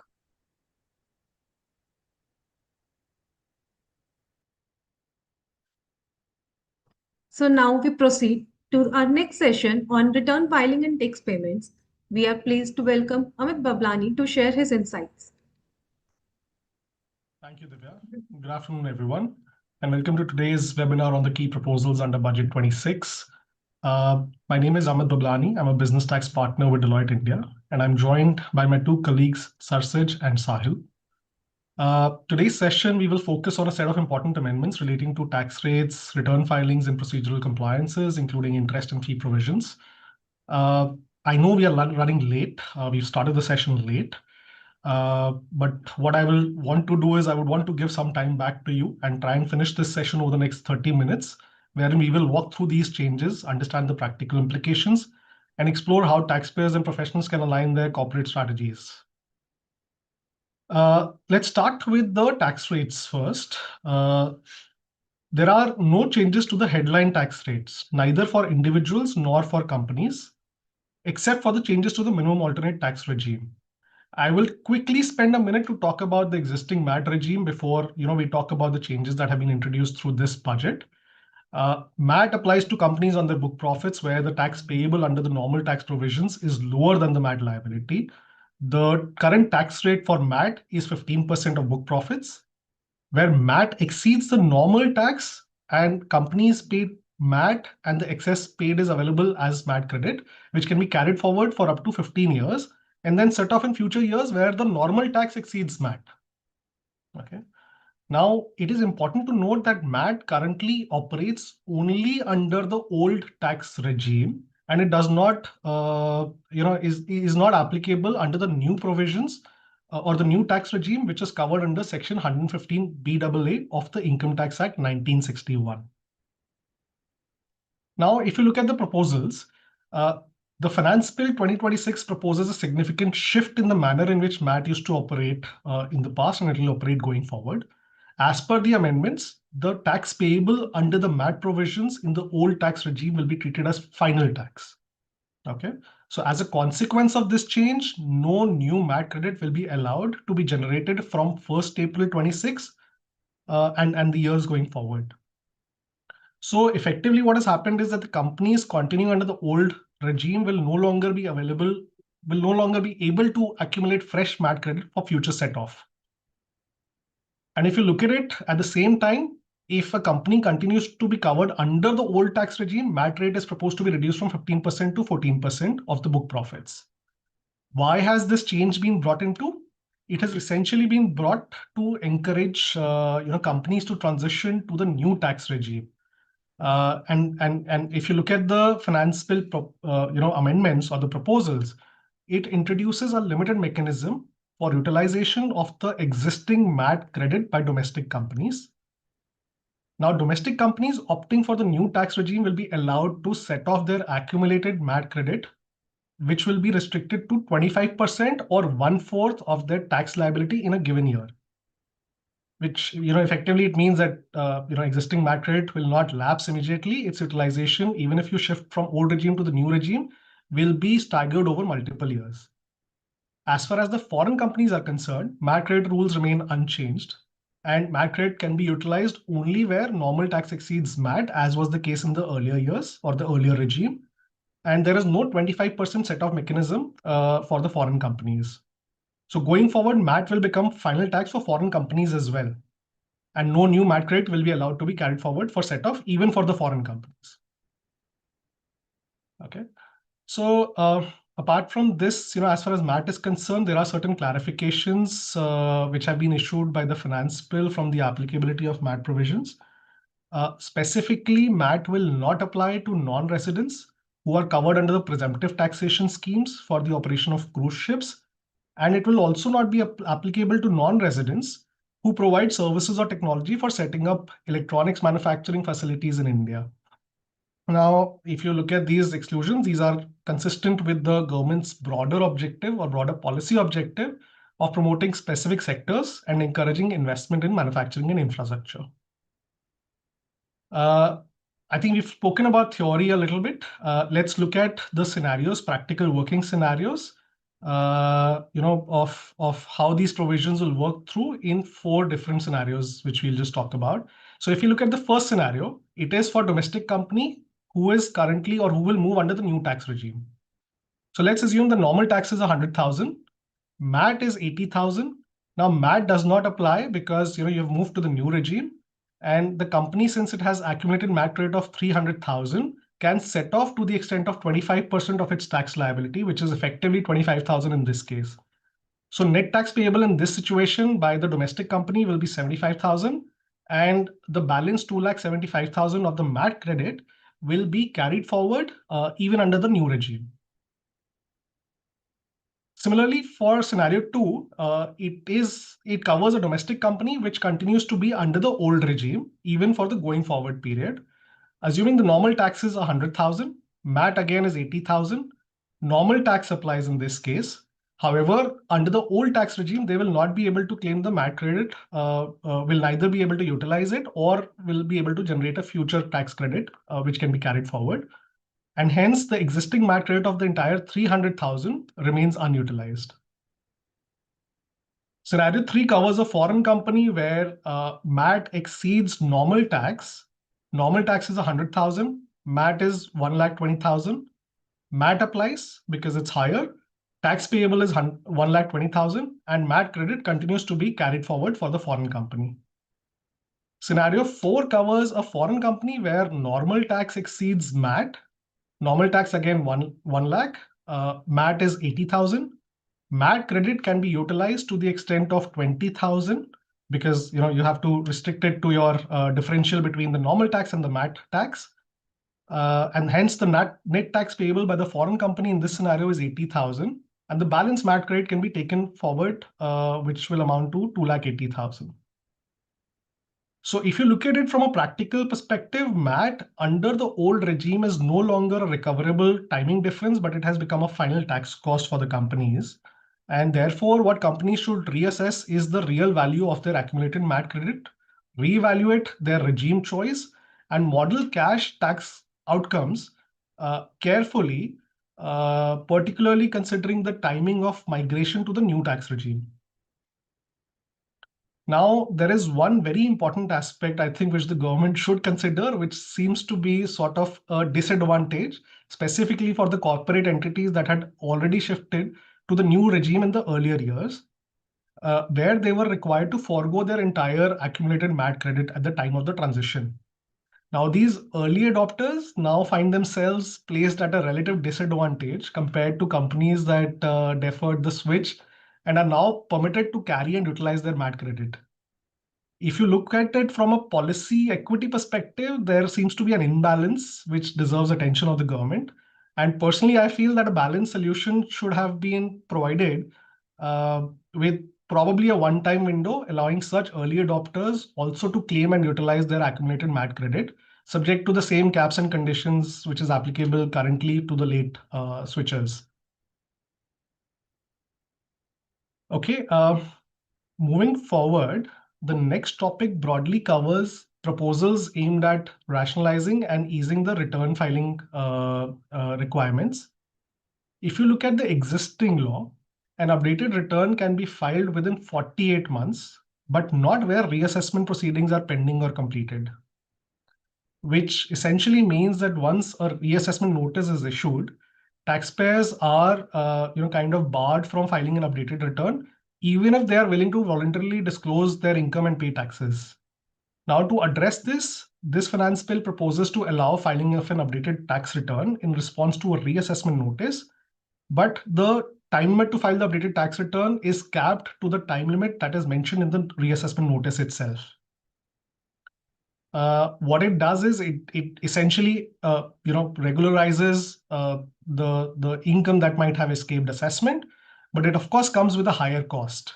So the law says, or the proposal says, that an additional 10% tax is payable, resulting in an effective additional tax of 35%, 60%, 70, or 80%, depending on the timing of the year in which you are making this compliance. The reason why this, I think, has been introduced is because it protects the taxpayers from levy of any penalty on account of, let's say, if a reassessment notice is issued, a taxpayer files the return in compliance with the reassessment notice, and even if he discloses the income, which was not earlier disclosed in the return that was filed, then also there was no sort of protection against the penal consequences. But now the law specifically says that if you file an updated return, and if you pay an additional 10% tax, even after a reassessment notice is issued, then there will not be any penal consequences as far as the disclosed income is concerned. The other thing is that once this updated return is filed, the taxpayer cannot file a regular return in response to the reassessment notice, which is, of course, it's only clarificatory in nature, this amendment, which says that since you have the time to file the updated return, and you're filing it within the time specified in the notice itself, you will not be allowed to file a return, or you will not be required to file a return subsequent to the notice under the specified section of 148. I think overall, this proposal represents a significant step towards reducing disputes and encouraging timely and voluntary compliance, and also protecting the taxpayers from penal consequences, as I mentioned. Okay, let us now discuss an important proposal which again relates to updated returns, particularly in cases which involves losses. Under the current law, an updated return cannot be filed in case where the return was a return of loss, nor can it be used to reduce your tax liability or increase a refund. Now, this has created, a practical limitation. If a taxpayer, let's say, had originally filed a return claiming a loss, they could not subsequently file an updated return to reduce that loss. And this is applicable even if doing so would have resulted in a higher taxable income. But as far as there was an updated return which consisted of loss income, the taxpayer could not have filed it. So to address this gap, it is now proposed that the taxpayers will be allowed to file an updated return, even in cases where the updated return continues to be a return of loss, provided that there is a reduction in the loss claimed compared to the original return. Which means that even if, let's say, there is no additional tax payment but the updated return results in a situation where there is a reduced loss as compared to the original returned loss, the taxpayer will be allowed to file the updated return. And in fact, the good part is that this is effective, applicable effectively from 1st of March 2026 under the existing laws, and for the tax year 26-27 under the new laws, which essentially means that, let's say, even if there is a taxpayer which wants to file its return before 31st of March 2026 to fall under a particular bracket of additional taxes, then he can do so effective 1st March 2026 onwards.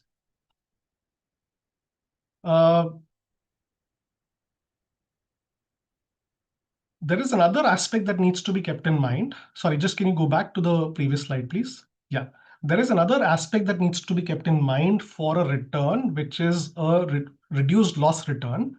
That once you have filed a return which reduces a loss vis-a-vis the original return, the updated returns must also be filed for the subsequent years where the loss was set off, along with payment of tax, interest, and additional taxes for those years as well. And again, this is I think this makes sense because this ensures and maintains the integrity of the tax system while providing the taxpayers a practical mechanism to voluntarily correct their loss claims.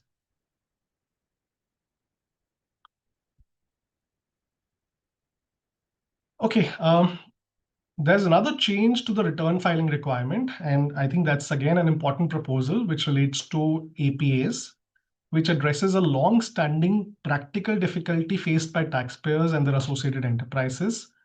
Under the existing provisions, only the taxpayer who was entering into an APA could have filed a modified return.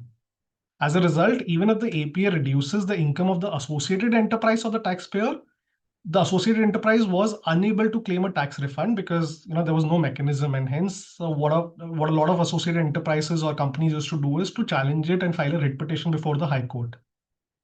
So this led to a genuine, I think this was a clear, genuine case of hardship for the associated enterprises.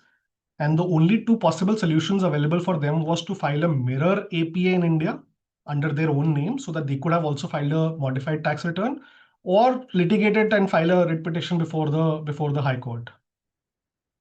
Now, the proposal, what it does is it addresses this gap and tries to follow the global best practices as well. It now allows the associated enterprises to file returns or modified returns within a period of 3 months from the end of the month in which the APA is entered into by the taxpayer. So it applies basically for the period where the APA is entered into on or after 1st April 2026 and to tax years beginning on or after 1st April 2026. So essentially, let's say if there is a situation where the APA is currently pending, it covers, let's assume, years starting from financial year 22-23 onwards and goes up till 26-27, and the APA is entered into after 1st of April 2026, then at least for the financial year 26-27, this provision will be applicable, and the foreign associated enterprise can also file a modified return despite it not having to file a mirror APA in India. Okay, but the years prior to 26-27 may not be covered under this particular provision, in which case they will have to either let the claim lapse or file a writ petition before the High Court fighting it out. Okay, that's about the modified return. Could we move to the next slide, please?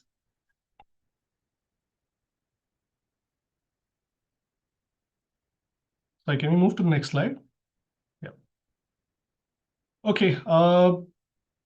So another important procedural change relates to revised returns, which is aimed at providing additional flexibility to the taxpayers.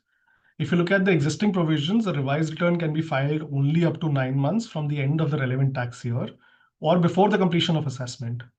Now, the Finance Bill proposes to extend this time limit from 9 months to 12 months from the end of the relevant tax year, subject to the same condition that it must be filed before the assessment is picked up. The extension is particularly helpful because it allows taxpayers to revise their return even in cases where a belated return has been filed, at the very end of the permissible period for filing the belated return.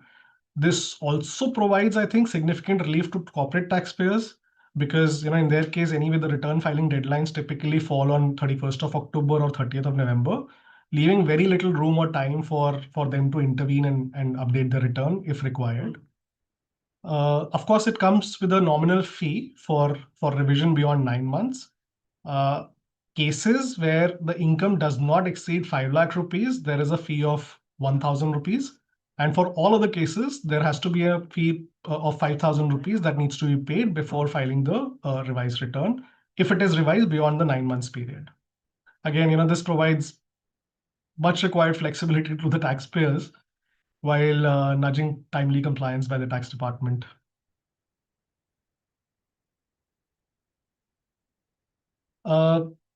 As far as return filing is concerned, another important proposed change is the return filing timeline for a specific category of taxpayers.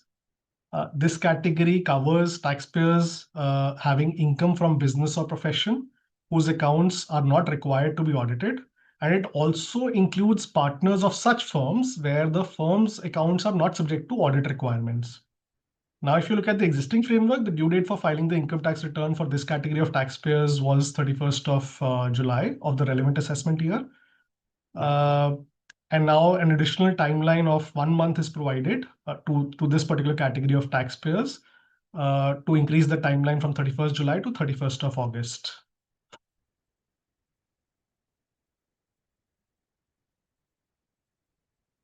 Okay, let me now turn to a set of proposals aimed at rationalizing penalties for technical and procedural defaults.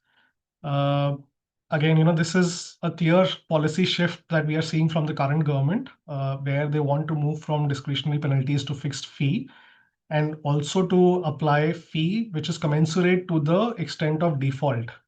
And particularly in cases which involves delays or technical non-compliance rather than substantive tax evasion. And we have seen those changes not just for these kind of interest and fees, but we've also seen changes historically also and this year as well, where they have sort of liberalized some of the penalties and prosecution provisions, which I think we will cover in the subsequent sessions.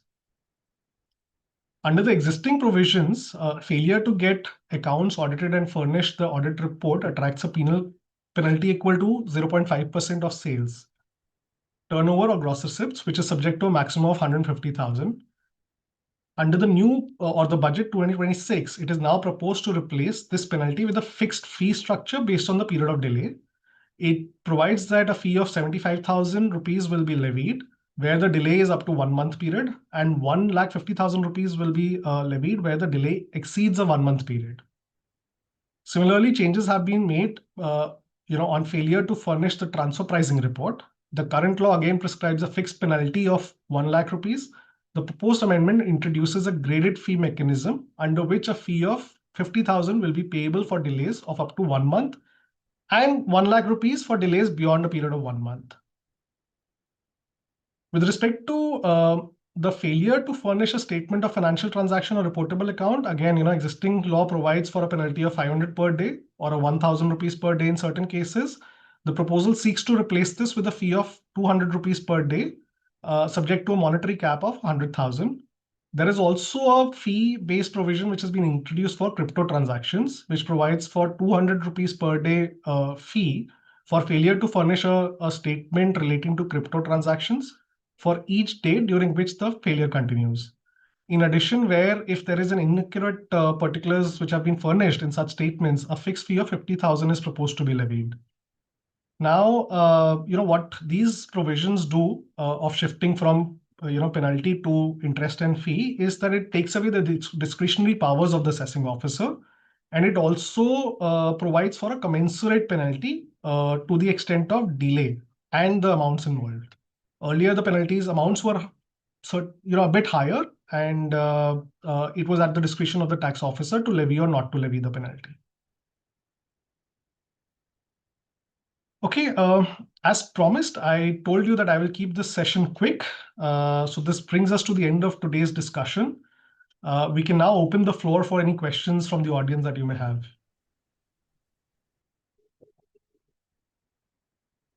Thank you so much, sir. It was a pleasure having you.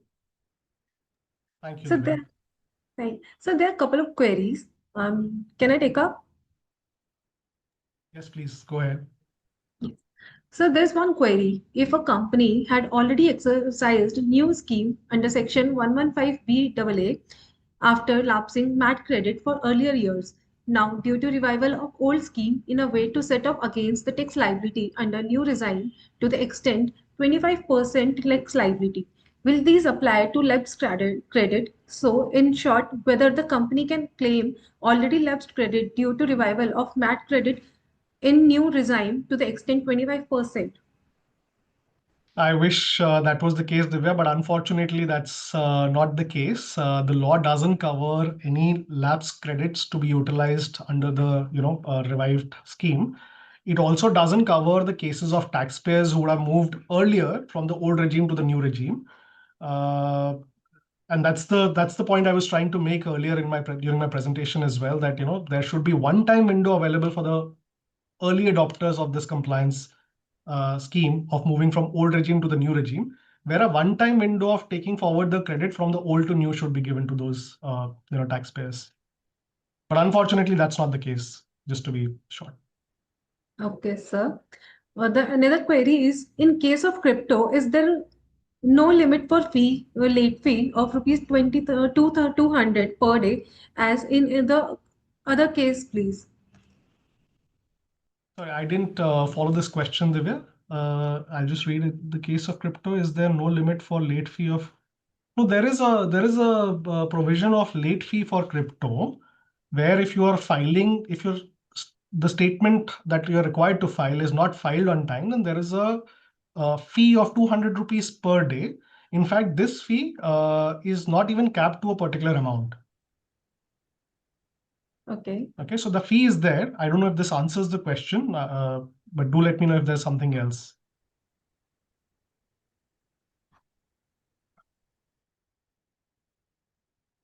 Sir, there's just one last query. Where an SSC, after issuance of a notice under Section 148, files an updated return disclosing additional income and pays the applicable tax as prescribed, does such compliance requires reassessment proceedings to be dropped, or in the case, or is the SSC still required to file return in response to the Section 148 notice and participation in the reassessment process? Sure. So there are two aspects to this, Divya. One, you are not required to file a separate return in response to 148 notice, because there's a specific provision in the law or in the proposals which say that once you file the updated return within the time period specified in the notice itself, then you are not required to file a separate return in response to the notice. The second part of the question is, will the reassessment proceedings get dropped? The answer is no. The reassessment proceedings will still continue. It is just that on the undisclosed income, which you have disclosed now, there will not be any additional penalty that the tax officer will levy. Thank you, sir. Thank you so much. My pleasure. Okay, if there are no other questions, then probably we can end this session and leave the audience with some time at their hand. Sure, sir. Thank you. Thank you, everyone. It was a pleasure talking Thank to you you. so much, sir. It was a Thank pleasure having to you also. Thank you. Thank you.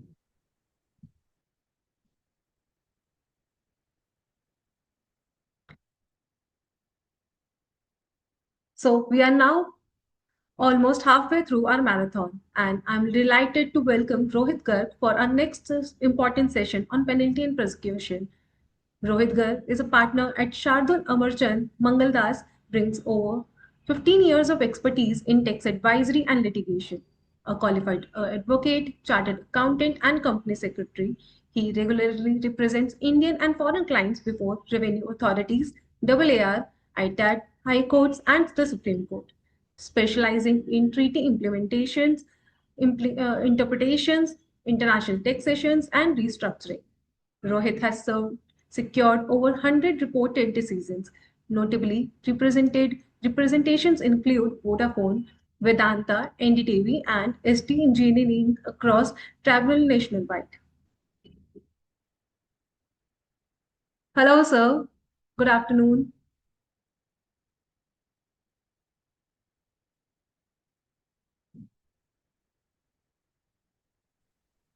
Hi, Divya. Good afternoon, sir. How are you? All good. Am I audible? Yes, you're audible. Okay, very well. Okay, thanks for the opportunity. I'll just start my presentation. Just give me a second.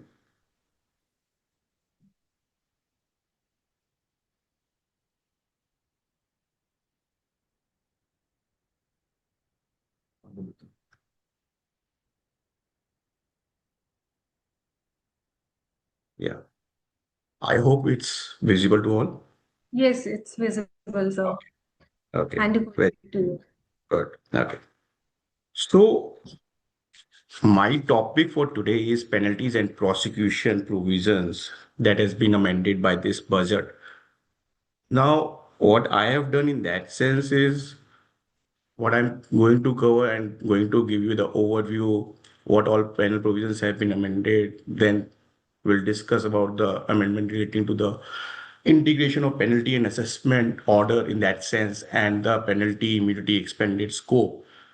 And lastly and importantly, how the unexplained income tax rates have been rationalized.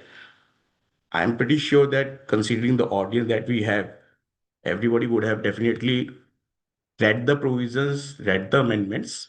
So my idea of this presentation today would definitely be to give them the holistic perspective and the practical perspective about the way forward on this.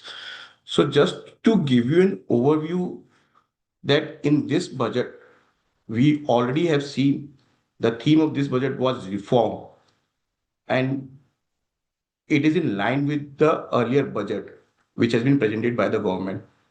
If we just step back and see in the earlier budgets of 2023, 2024, there have been a conscious decision on behalf of the government to reduce the prosecution which is there across India, not restricted only to tax cases, but otherwise also.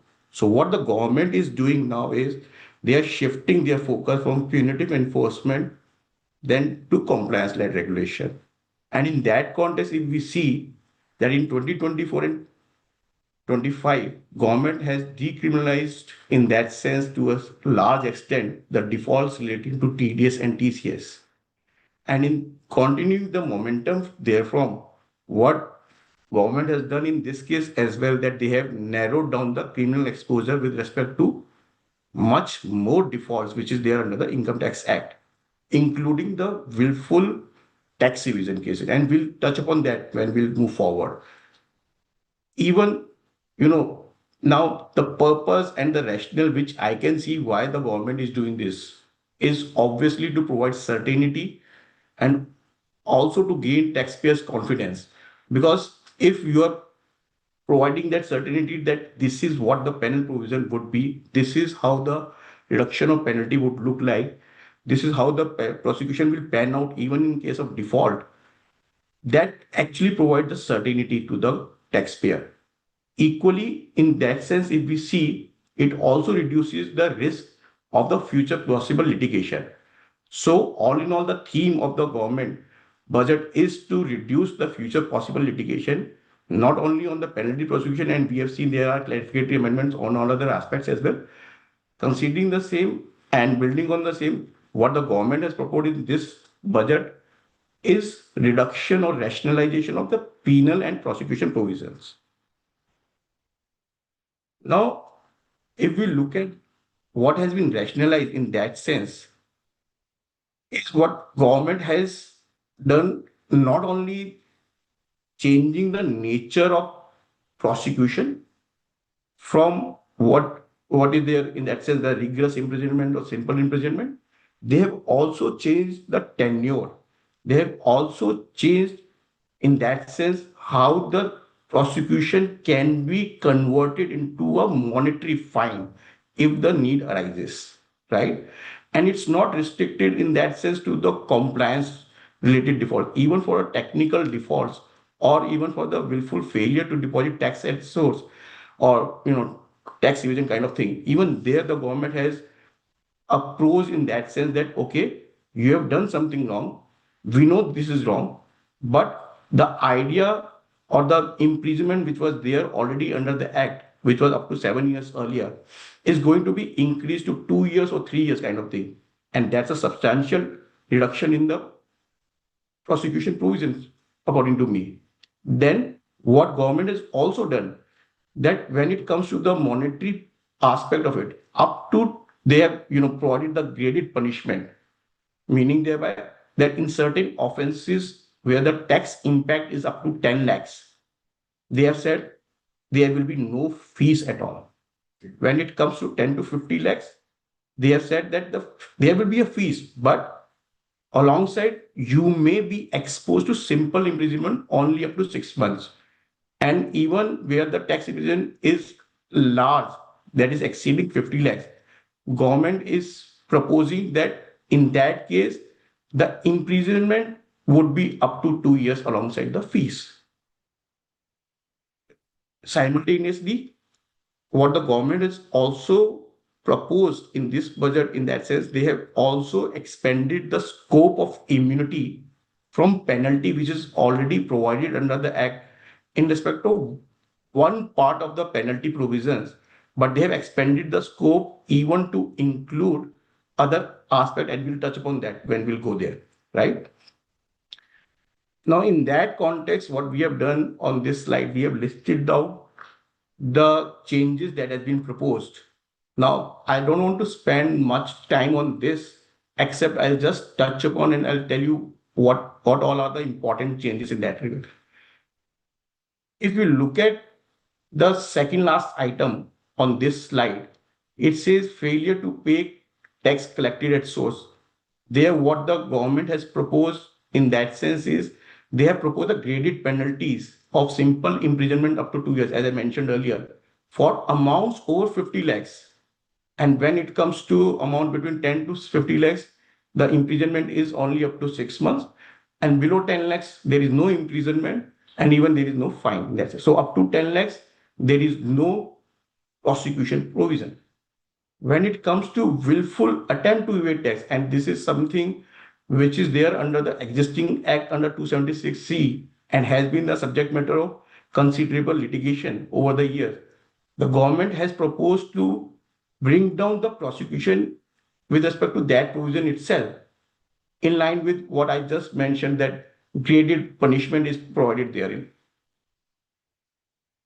Now, if we look at the other small kind of default, so to say, that failure to furnish return of income or the failure to furnish return of income, in such cases, again, they have provided the similar kind of graded imprisonment or the fine option. Failure to produce accounts and documents, there they have mentioned very clearly that they want to decriminalize, even to a certain extent, willful non-production of documents. And there they have provided that simple imprisonment up to 6 months or fine in deserving cases. When it comes to falsification of statement of verification, just like we are, verifying the return of income, and because of maybe inadvertently or maybe consciously, if there is any false statement in that verification, now that may lead to a prosecution proceedings being launched, but they have also rationalized this part, and now the similar kind of graded treatment is provided for this default as well, right? When it comes to, and I'll just touch upon the second last part in that sense, when there is a second or subsequent offenses, meaning that if you are a habitual offender, right? Even in that case, what they have done is, okay, you were subjected to 7 years of imprisonment at the most. They have curtailed it down to 3 years. So normally it will be 2 years at max.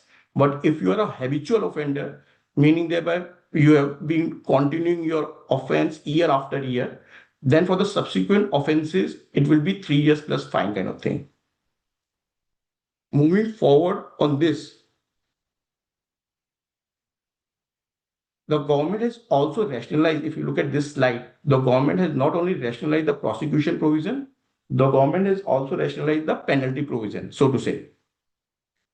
And my earlier speaker has already touched upon some of this, like, failure to furnish tax audit report and in that sense, crypto kind of thing. So those I will not want to touch upon again.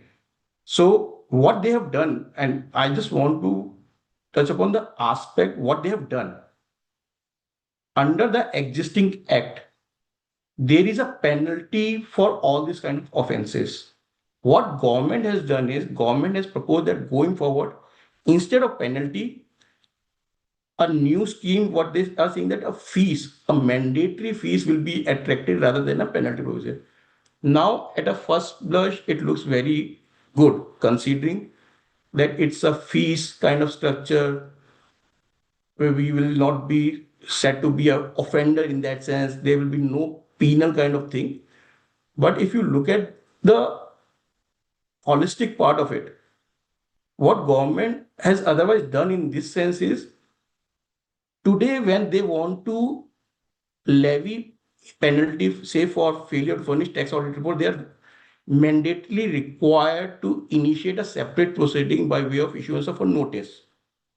Now that requirement, because of change in this system, is no longer required.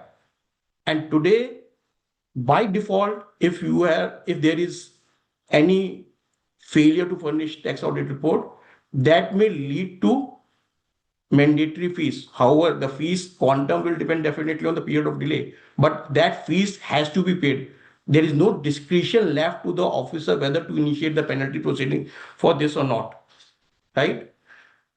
Then similarly, so that's the major shift when it comes to the proceedings between the under the existing act and the new provision, so to say. Yes, sir.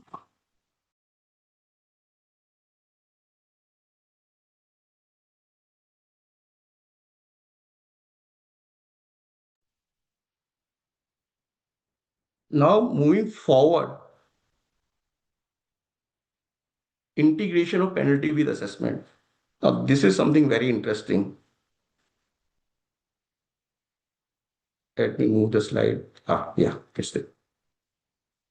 Now, as we all know today, under the existing act and the procedure, there are different kind of assessment orders under 143, 144, 147.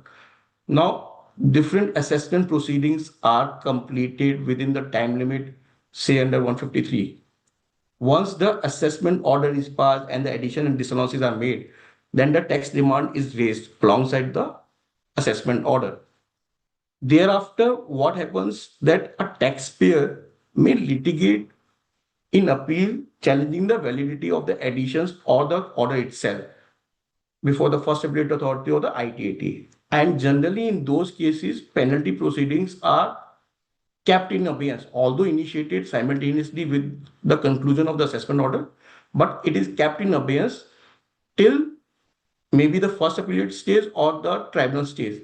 And thereafter, basis the findings of those appellate order, the penalty is levied by the tax department.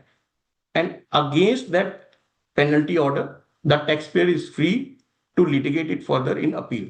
So there are separate proceedings, separate limitations, separate notice of demand, so to say, when it comes to assessment or the quantum demand vis-a-vis the penalty line. Now, what has been proposed to be changed on a going forward basis under the budget? The government is saying that on a going forward basis, considering that penalty is levied qua the same additions, issues which are subject matter of the assessment order. Therefore, instead of having separate proceedings, separate order for penalty, let penalty be also levied with the same assessment order which the assessing officer is passing. And the rationale that has been provided in the memorandum is government wants to provide a relief because otherwise it is otherwise resulting in multiplicity of proceedings, right? Now, in that sense, what will happen? That under the new procedure, a combined order or a composite order of penalty as well as quantum tax demand will be raised. Thereafter, that order can be the subject matter of appeal by the taxpayer. there is also a mention in the budget that for the penalty amount, there will be no interest till the time the matter is not decided by the first appellate authority, that is the CIT appeal. Meaning thereby, and this waiver or not levying of interest is only for 220, not for 234B, so to say. So we have to be very clear. And 222 is for default in making the payment towards the demand raised by the assessing officer. So that 220 interest will only be levied post finalization of the appeal order by the first appellate authority. So just to summarize, on a going forward basis, what we are going to see, single order, single notice of demand, further being made challenge before the CIT appeal, and after CIT appeal order, if the appeal is decided against, then the 220 interest will follow from that date.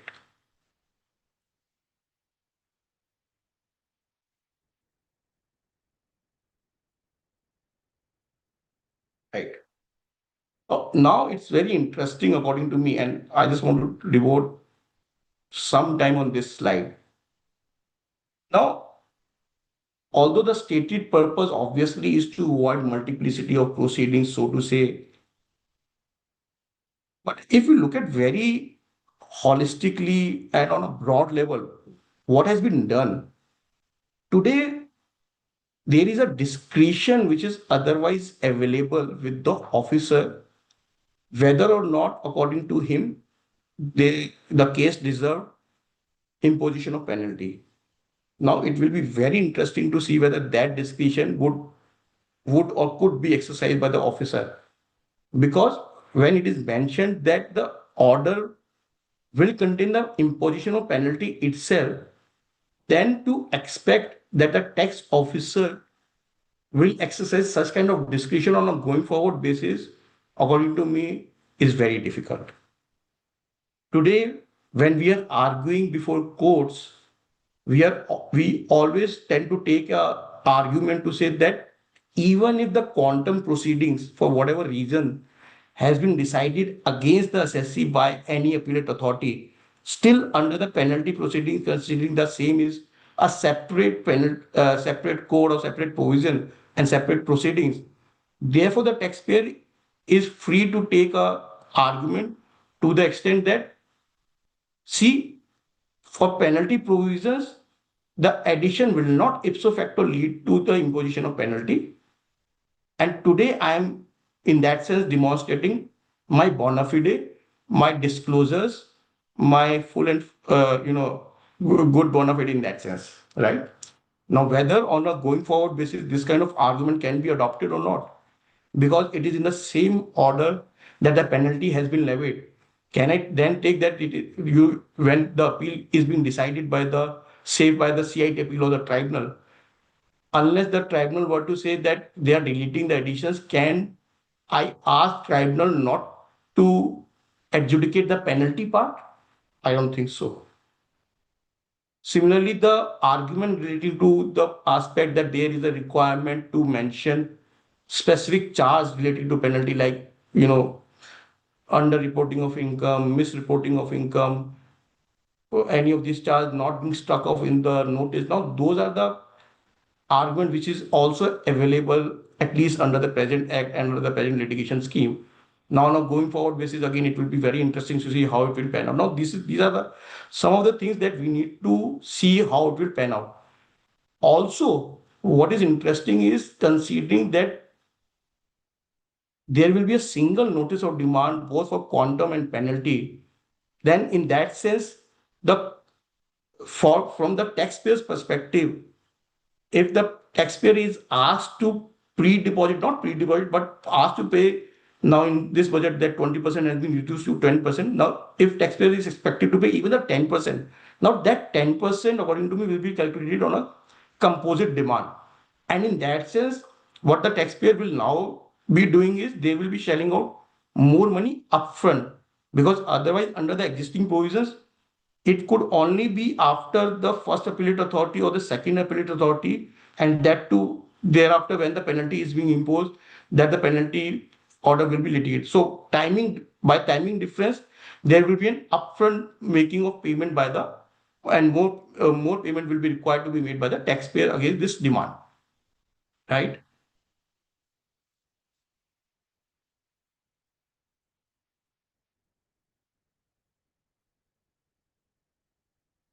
Moving forward, one interesting amendment which government has proposed in that sense is they have expanded the scope of immunity from levy of penalty. Now, just to give you the background, people are aware, but under the existing provisions, there is already an immunity being provided from penalty where the penalty is only on underreporting of income. Meaning thereby, if there is an allegation or a notice of penalty is issued saying that you have underreported your income, then if the taxpayer wants to avail this kind of immunity, what taxpayer is supposed to do? Taxpayer is supposed to first deposit the entire tax demand that has been raised in the assessment order and then not to litigate the matter further in appeal. Although there is a requirement also to file some form, I'm not going there, but practically these are the two things which is being asked by the tax department. You better not appeal and please pay this demand. Then what will follow? We will not levy the penalty. And it's 100% waiver of penalty in that sense, and hence an immunity from penalty, right? Now, what was not there, that there is another stream of penalty which is being levied, and we have seen more often than not that assessing officer always alleges that underreporting is as a consequence of misreporting. So assessing officer alleges that on a particular addition or disallowance, there is a misreporting of income by the taxpayer. Now, in that scenario, under the existing provisions, there is no mechanism that the taxpayer can avail any kind of immunity.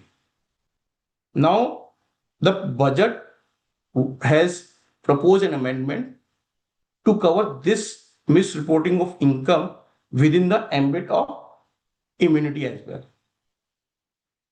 What government is saying in this part is that apart from normal deposit of tax demand and also not to litigate the matter further, you also pay additional tax to the tune of 100% of the tax payable,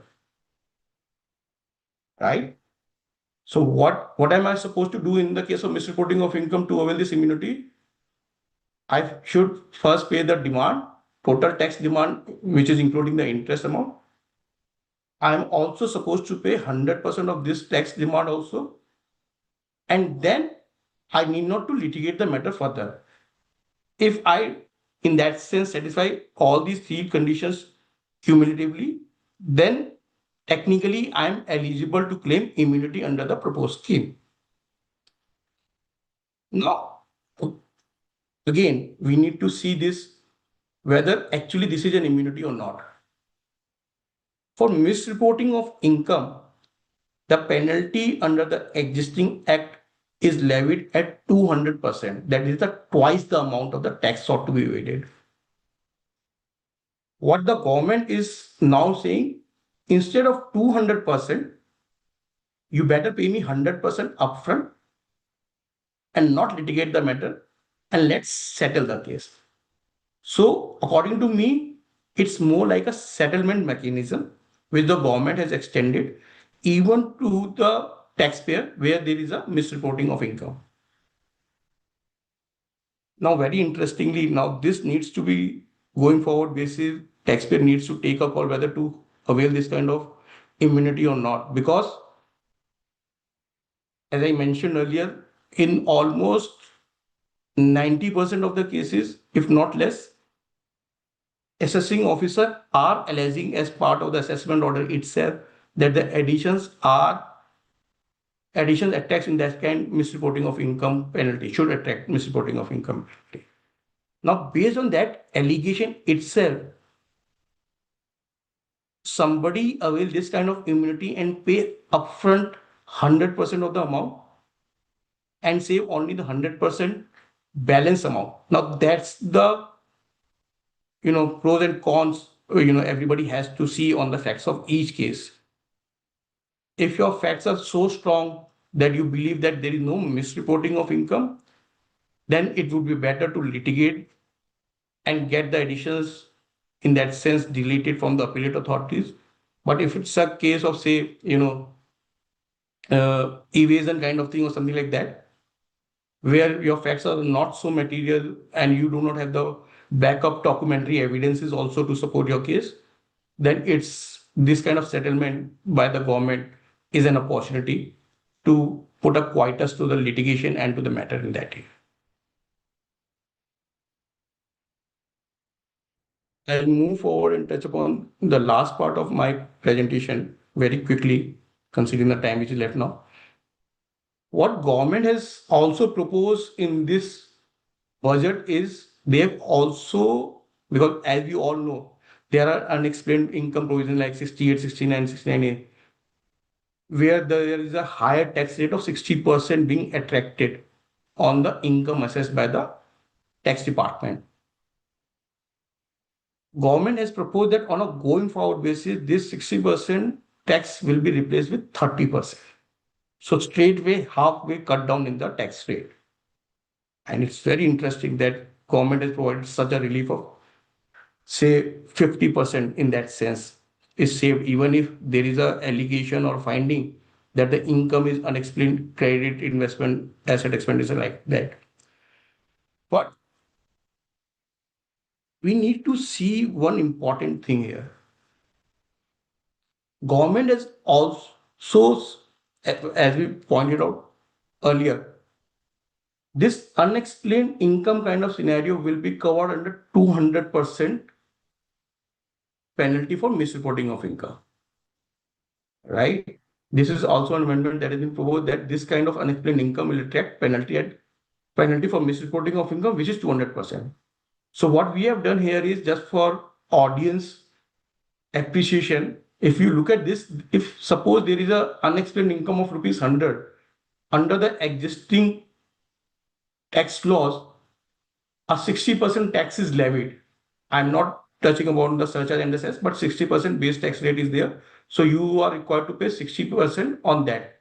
And simultaneously, there is a penalty also of 10%, which makes it to 6. So total 66 needs to be paid by the taxpayer if the income is assessed as unexplained income. On a going forward basis, what will happen is you although will be required to pay tax at 30. However, considering the penalty and remember penalty will also be levied in the same order now. The penalty amount would be 60, that is the 200% of this 30, and this makes it to 90. So as against 66, which is presently being asked for unexplained income, government will ask you to pay 90. And this is how, even though they have, half the reduce the tax rate to 30% from 60%, but in effect, there will be a higher tax demand to the tune of 90. But the trade-off would be if you were to not to litigate the matter and go in immunity, in that case, your tax will remain the same of 30, but to claim immunity, instead of 100% of additional tax, which I mentioned earlier, here you will be required to pay 120%. And on that basis, you will, in total, what you will be paying is 36.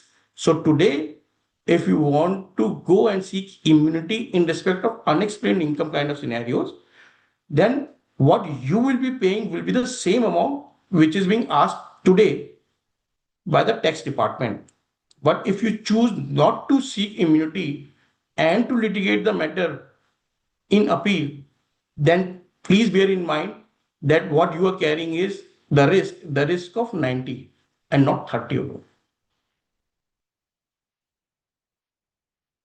Yeah, I think this is Divya, end of my presentation. Thank you so much, sir, for covering everything in so detail. Thank you. So there are a couple of queries. Can I take up? Please. So the first query is, does the assessing officer have discretion to allow immunity on payment of a lower amount than 120% based on the facts of the case? According to me, that discretion is not there, and even if it's there, it cannot be exercised by the officer. And we have seen it very practically. I'll tell you very practically what we have seen, that the officer, even in case of underreporting of income, has tend to take a view, because the underreporting of income is being qualified in that sense or followed by misreporting of income, will not provide you the immunity. So let's take an example. If there is an addition, say, of royalty payment, which royalty payment is otherwise disclosed in the audited financial statements. Now, on that, the tax department has denied giving us the benefit of immunity just by saying that there is a misreporting of income, not appreciating that the same item of income is already disclosed. I have offered an explanation. It's a legal issue. Still, because they have alleged that there is a misreporting of income, they have denied us the immunity benefit.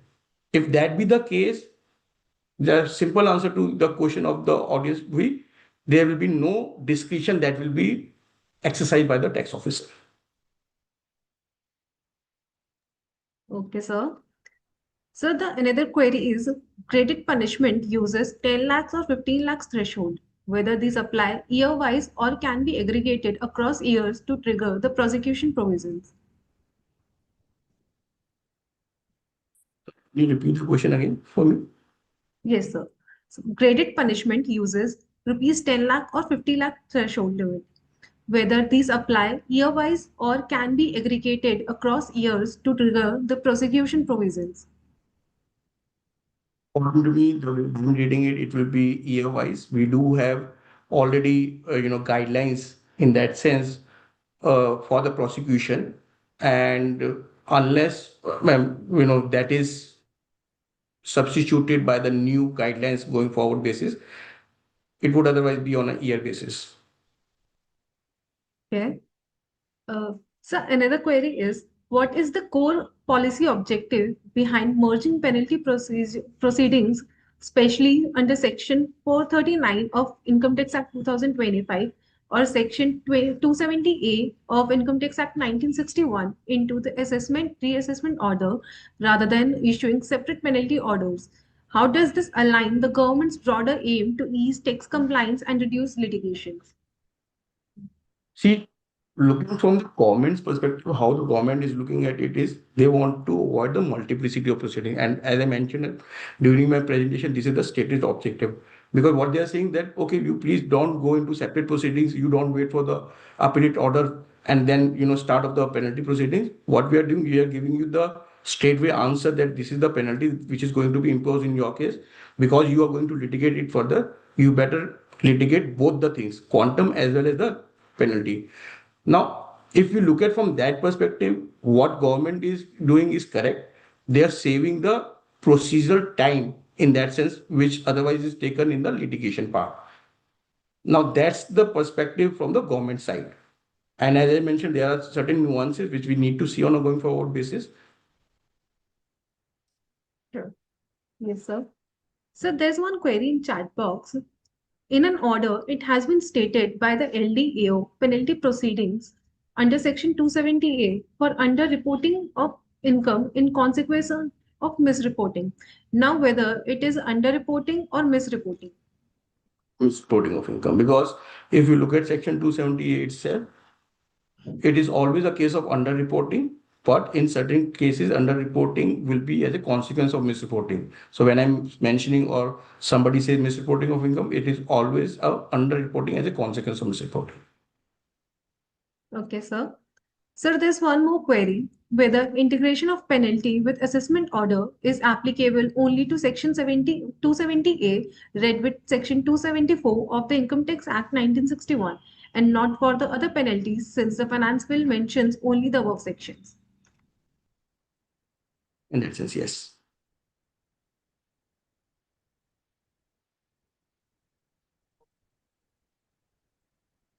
So there are few more queries. Can I take up? Yes, please go ahead. Yes.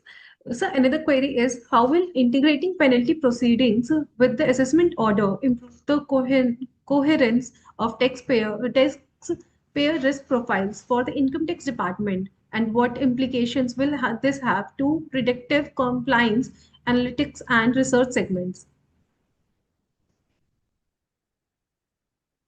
Sorry, let me just see the query. Sir, this query is not in the chat box. So Okay. this query is shared by the team. You can repeat this query once more for me. Yes, sir. How will integrating penalty proceedings with the assessment order improve the coherence of taxpayer risk profiles for the income tax department, and what implications will this have for predictive compliance analytics and risk segments? See, the way I'm seeing it is the moment there is an imposition of penalty within the same order itself, then when it comes to risk profiling, so to say, and if that's the question, I would say in each and every case, every taxpayer would be seem to be having a tag of carrying that penalty has been levied in this case. Now, in that sense, I don't think there will be a case of tax certainty or better risk profiling, so to say. Yeah, because in each case, now the department is going to levy penalty for sure. Agreed, sir. So the next query is a general query. From a taxpayer's point of view, does this budget focuses more on revenue generation or tax relief? No, at least on that count, I tend to believe what the government has sent a message very loud and clear that they are moving towards gaining taxpayers' confidence. They want to provide tax certainty. They want to reduce the litigation, and that's why they are rationalizing all these provisions that you please see, even if you have made any default, we are going to, not penalize you much. We are able to settle it out if required. And in that context, I see, they don't want to generate the revenue because if revenue generation would have been the aspect, or, the existing provisions are well, sufficient to take care of that kind of thing. But the clarification and proactiveness which the government has shown in this budget at least gives that message that, that is not, they want to curtail the litigation for sure. Yes, sir. So there's just one last query in the chat box. The Honorable Finance Minister, during her speech, mentioned that pre-deposit of 20% will be reduced to 10% for appeals before CIT appeals, but it is not mentioned in the finance bill. Yeah, reason for this is because 20% is also not mentioned in the act itself. It is through a memorandum which was issued by the CBDT earlier. So what we will be seeing in the coming days, that there will be a circular or a memorandum issued to this effect. That's all from our side, sir. Thank you so much for covering everything in so detail and your valuable insights. Thank you. Thank you. My It pleasure. was a Thank you pleasure so having much. you, sir. Thank you.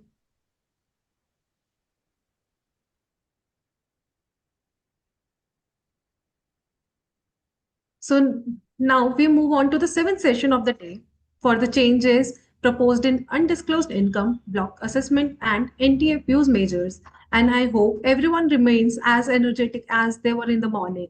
Joining us, we have Harshal Bhuta as the subject matter expert. Harshal Bhuta is the partner at PR Bhuta and Company and is a distinguished professional specializing in FEMA, international tax, and transfer pricing. A fellow chartered accountant, and he also holds an advanced diploma in international taxation from Chartered Institute of Taxation, UK, and an LLM with honors in international law, tax law. Over the years, he has delivered more than 100 lectures and master classes across leading professional platforms. He is the co-author of FEMA Compounding Orders, a comprehensive analysis, and is frequently featured in the prominent media outlets, including The Economic Times, The Hindustan Business Line, Live Mint and CBNS TV 18, and his expert commentary on complex cross-border stakes and regulatory issues. Welcome, sir. Good afternoon.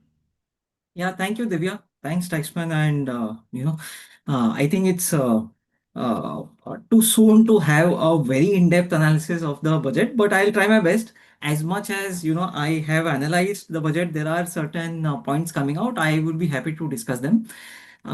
With this, I think let us start, Divya, because we have 40 minutes, and I hope I'm able to cover everything in these 40 minutes. Over to you, sir. Thank you. Yes, thank you. Yes, I think now participants will be able to see my screen. So what we are going to cover today are three aspects. One is the amendment under the black money law, and an ancillary to that is the foreign assets small taxpayers disclosure scheme. So I'll take you through that certain issues that I found minor issues, but better to discuss them and analyze rather than just overlook them. Then we'll also deal with undisclosed income changes and the block assessment changes. So let's start right away with the Black Money Act changes that are there. So there is only one change, at least in the Act. Okay, so what is that change? So that change is basically relating to prosecution. Just one moment. I'm not able to.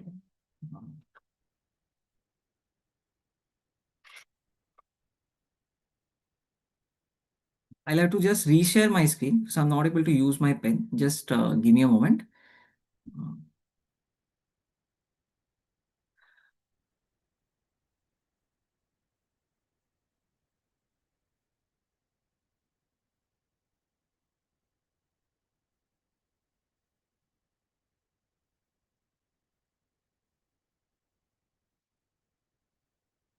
Yeah, I think now it should be possible.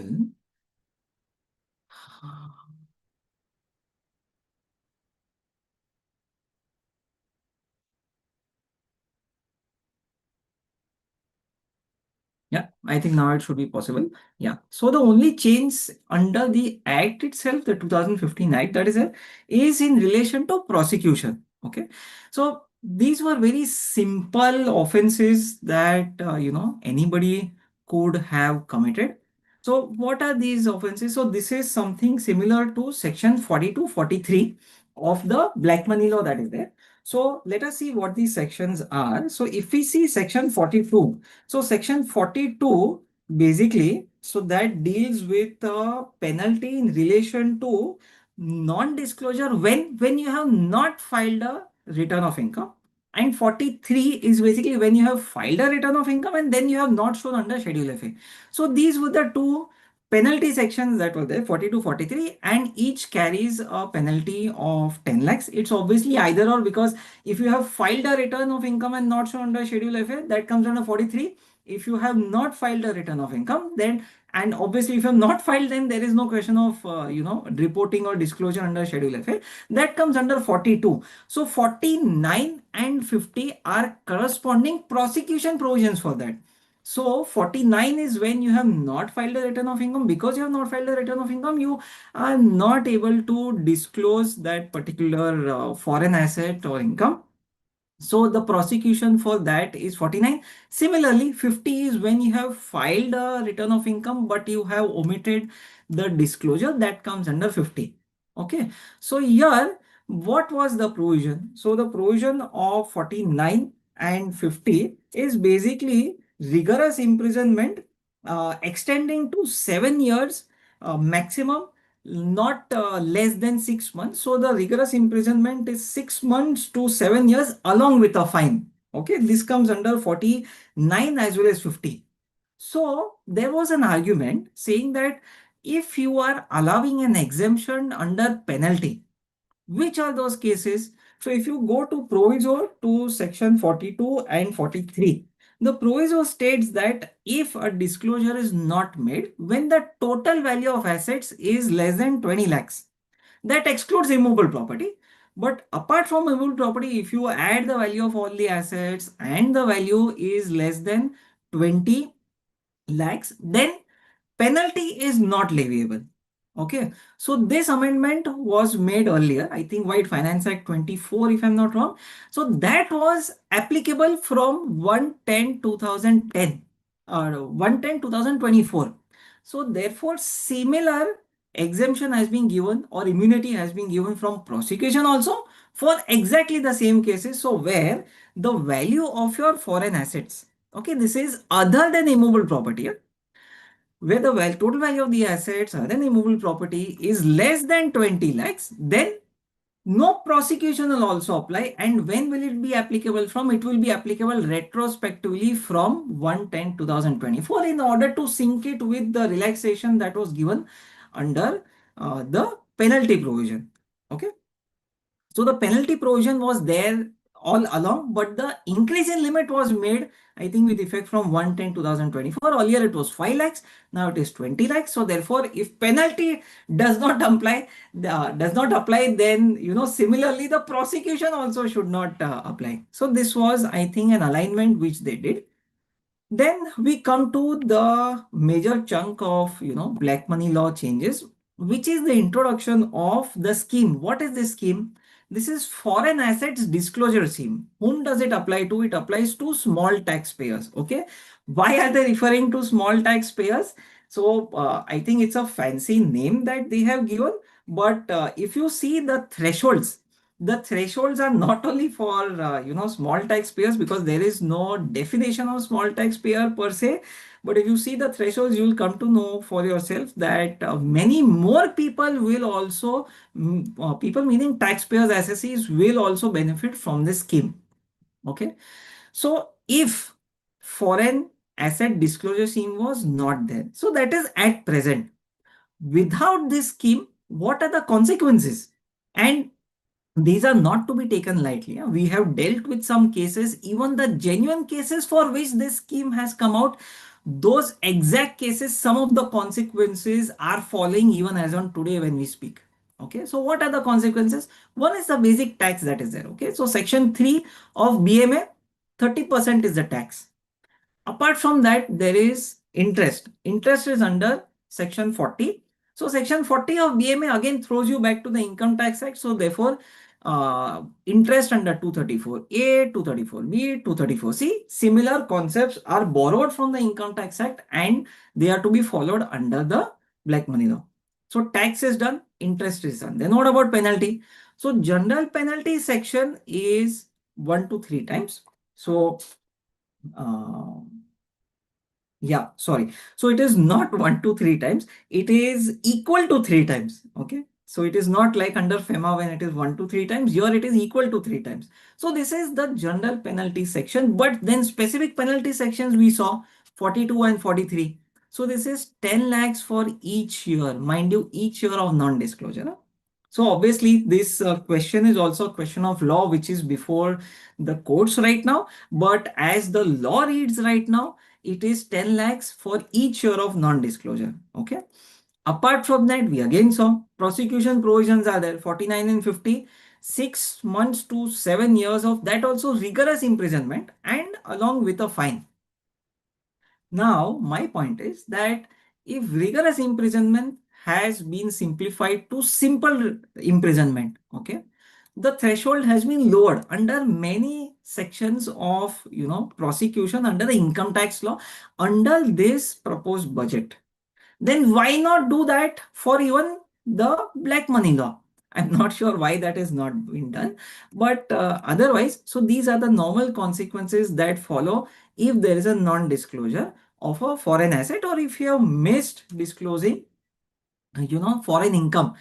We have come across many cases where foreign income has been not disclosed or missed. Which are those genuine cases? Dividend being reinvested. If you have a bank account for a returning NRI and you have in your life as an NRI you have many bank accounts. Not all bank accounts may be active. So inactive accounts, you are earning interest on that. That may be peanuts. Even for those peanuts, if you are not paying tax on that, if you are not disclosing that, then that could come under the purview of BMA, because under BMA there is no threshold per se. The threshold is there. The threshold is there basically only and only for the penalty, not, and that also penalty under 42, 43, not under 41, no interest exemption, no section 3 which is there. Okay. So this is as far as the situation without the scheme. Now, what does a scheme introduce and how does it benefit the small taxpayers? Or in my opinion, it is all taxpayers, though, you know, they have mentioned it as small taxpayers, it's all taxpayers. Okay. So what is the scheme about? The scheme is a one-time 6-month period voluntary compliance scheme. So the scheme will remain open for 6 months. Okay. When will this start? When will this end? CBDT will come out with a notification notifying the date when this will actually come into effect, and 6 months from that will be the due date that will be there. So here also, if you see the definitions under this scheme, the last date and, you know, prescribed year, etc., everything has been given. Why was it needed? So their claim is that, you know, it is targeted at small taxpayers. Okay, who are the small taxpayers? People who have, you know, ESOPs outside India, RSUs outside India, foreign bank accounts, investments from either previous studies. So students, then you know, they were on secondment outside India, etc. Then they are coming back. So once they come back, they have to report all these things, but they have forgotten to do that. Or if it is Indian employees getting ESOPs of the foreign parent companies and they don't know that they have to disclose that. So a lot of times what happens, you know, the foreign parent has a ESOP scheme, they give ESOPs to the Indian employees. The Indian employees feel, okay, Indian company has deducted TDS on my behalf from the salary. So that is done. That is not done. Disclosure under Schedule F is required. Any dividend that you earn out of that, the company is not responsible for paying any advance tax on that. The tax obligation devolves on the salaried employee. So therefore, you know, you cannot expect salaried employees to know the law in detail. So that is a reason that, you know, even in recent times, if you see, CBT has come out with, you know, advertisements in national newspapers near to the return filing date that, yes, please fill in your foreign asset schedule. We are receiving information under FATCA and CRS. So therefore, do not miss out on filling that. Okay. So yeah, the problem under existing law is there is no carve out for genuine error cases. That is the biggest lacuna that is there. Okay. We can understand that the law has to be strict because the name itself is black money law. But then genuine cases have to be excluded from that, which they have not done. That is the reason that this one-time disclosure scheme has come. So disclosure scheme, what you know, does it promise? It promises no penalties, it promises no interest, it promises no prosecution. Okay, if you offer to disclose under this scheme and also pay tax under this. Okay, then who does it target? So these are all that have been typically, you know, given. This is coming out of FAQ, this is coming out of the FM speech, this is coming out of the memorandum also. Okay, who are those? As I talked about, employees who are receiving foreign ESOPs, students who came back but they are still maintaining low balance foreign accounts remaining dormant, returning NRIs who have savings outside India, who have insurance policies. So, you know, under FEMA, a resident is not allowed to take a life insurance policy from a foreign insurer without RBI permission. But that's not a restriction for NRIs. NRIs who have taken, you know, insurance policies before coming to India, they can continue that. So those insurance policies, the trust that they have formed, etc., foreign trust, etc., those have to be disclosed under Schedule FA. Okay, then persons who are on deputation abroad, etc., those also were targeted. Now, what does the scheme cover? The scheme covers typically 3 situations. Okay, if you have undisclosed foreign income, what is undisclosed foreign income? We'll come to it. Second, what is an undisclosed asset located outside India? Okay, so that also will come. And third one, it is neither undisclosed nor undisclosed asset as per the definition, not under layman terms, but as per the definition. So meaning that, you know, it is out of either taxpaid money or it was acquired when you were an NRI. So it is not that you are not able to explain the source. It is not that you had to offer that income to tax in India. You have not done that. You have satisfied these conditions, but you have simply missed the disclosure under Schedule FA. So that is the third situation.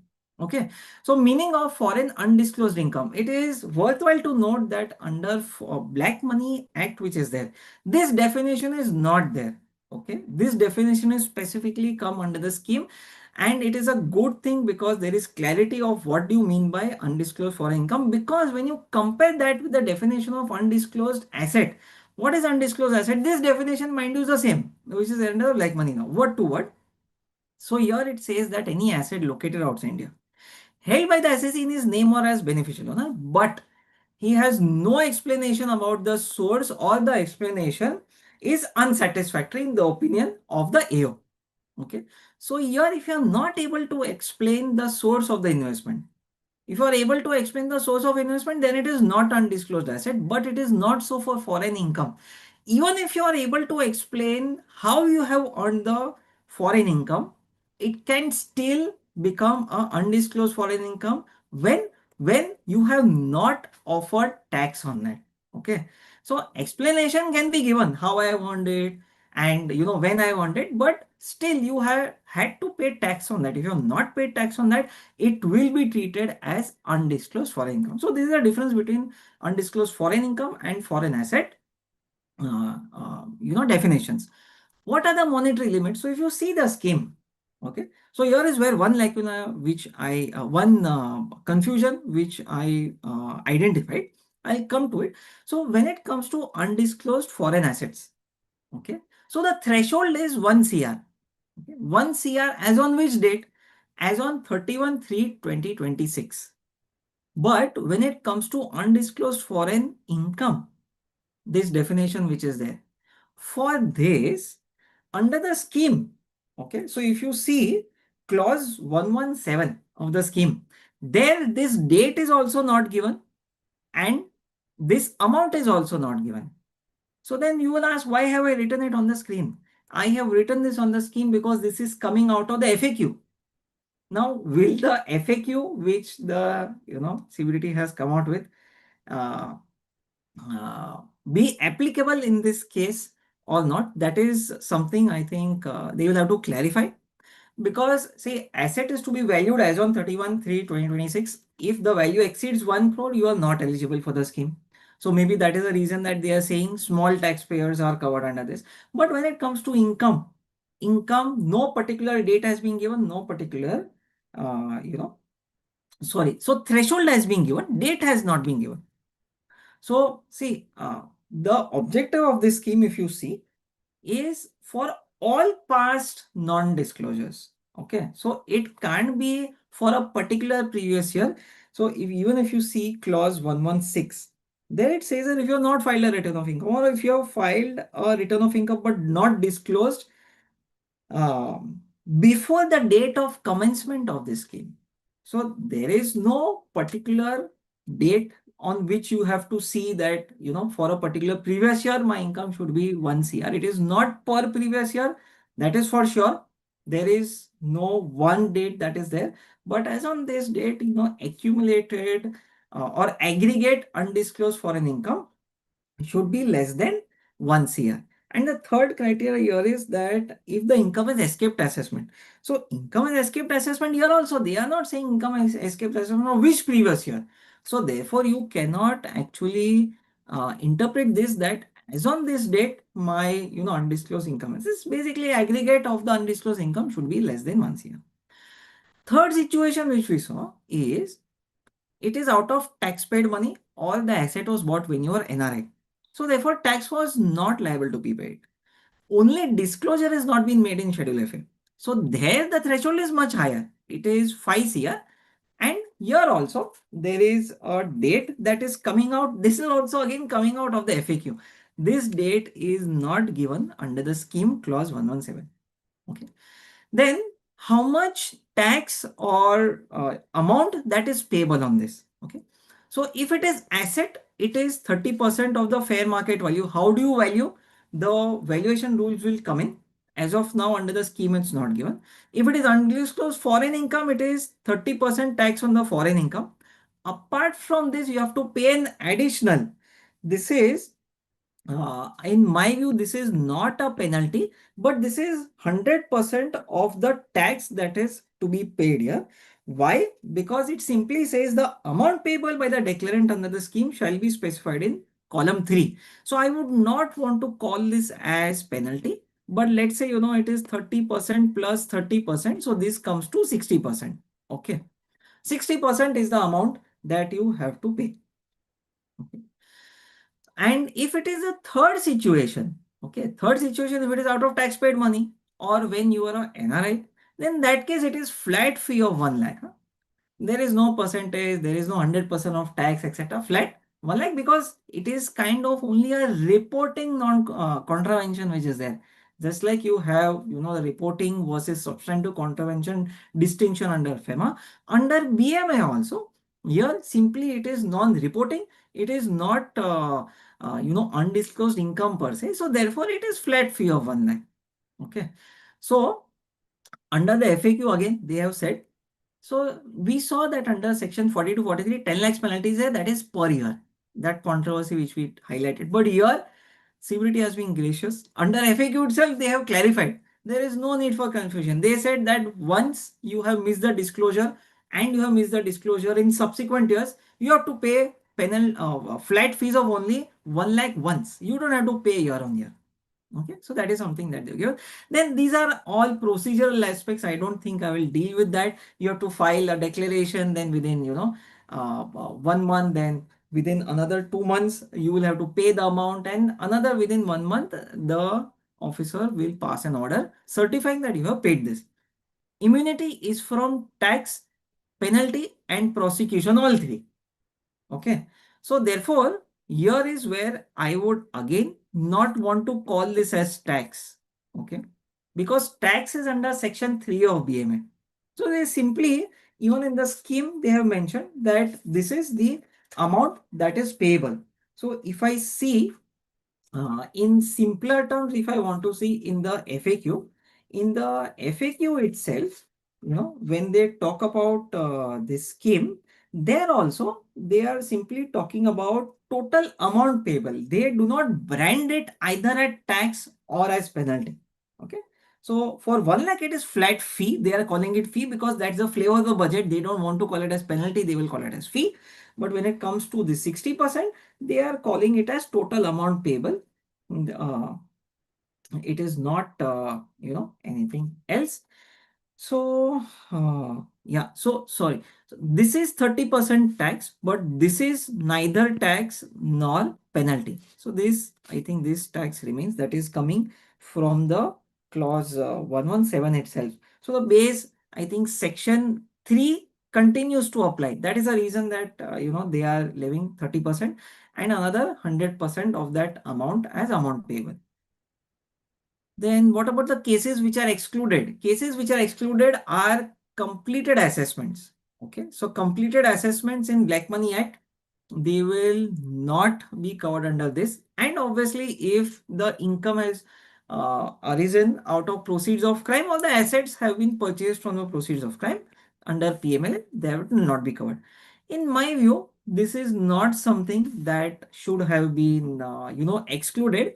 If the case has been completed, the assessment proceedings have been completed, but if the case is in appeal, that also benefit should have been given, because at the end of the day, you are targeting small taxpayers. If small taxpayers have been caught in the crosshairs of black money law, then why not give them benefit, till it attains finality? Assessment may have attained finality, but not the matter. If the matter is in appeal, then that benefit also should have been given. These are some FAQs that have been given. So if I have undisclosed income, if I have undisclosed asset relating to different years, how many applications have to be made? Only a single application in the form of declaration has to be filed. Pending assessment, how will they be affected? So if the assessment proceeding itself is pending, and if you are filing the declaration under the scheme, then obviously the assessment will take into account that you have filed this declaration. It will not levy tax, it will not levy penalty, and there will be and there will also be immunity from prosecution. Okay. How will the value be determined? As per the rules that will be prescribed under the scheme. And if you obviously give any wrong facts, if you suppress them, if there's misrepresentation, then in that case, the declaration will be void. Okay. So this was as far as what the scheme dealt with. Now we go to the other two aspects which I want to cover. One is the undisclosed income. Okay, so what is undisclosed income? So mind you, these changes are not made under the Income Tax Act 1961. Okay, so where they wanted to give the benefit, they have given. So something like a revised return, the effective date is 1st March. 1st March, so therefore in the month of March, you will be able to file a revised return. But the benefit of this reduction from 60% to 30%, they have not given under the Income Tax Act 1961. So therefore, that is not applicable to the previous year 25-26. It will be applicable only under the Income Tax Act 2025, which is tax year 27-26-27. Okay. So what are the changes here? Changes here are: one, they have reduced the tax rate from 60% to 30%.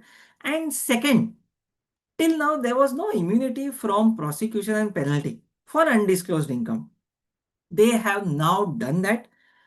Just one moment, yeah. So under section 440, they have done that change. What change they have done is under section 440, if you are paying a tax of 120%, yeah, if you are paying a tax of 120%, then there will be no penalty and there will be no prosecution.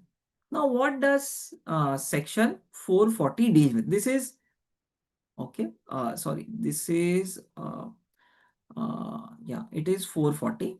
439 is nothing but a section comparable to section 270A under the current act. 440 is 270AA. This is, to understand it on a simple manner, I think a lot of section numbers will have to be relearned now that we have been practicing since the last 25 years. Now all the numbers we'll have to relearn. But under 270A, so if you see the penalty that was there under 443, okay, what was 443? 443 is comparable to say 271 AAC. Under 271 AAC, there was a penalty of 10% on this income, 115 BBE, okay, or BEE, if I am not.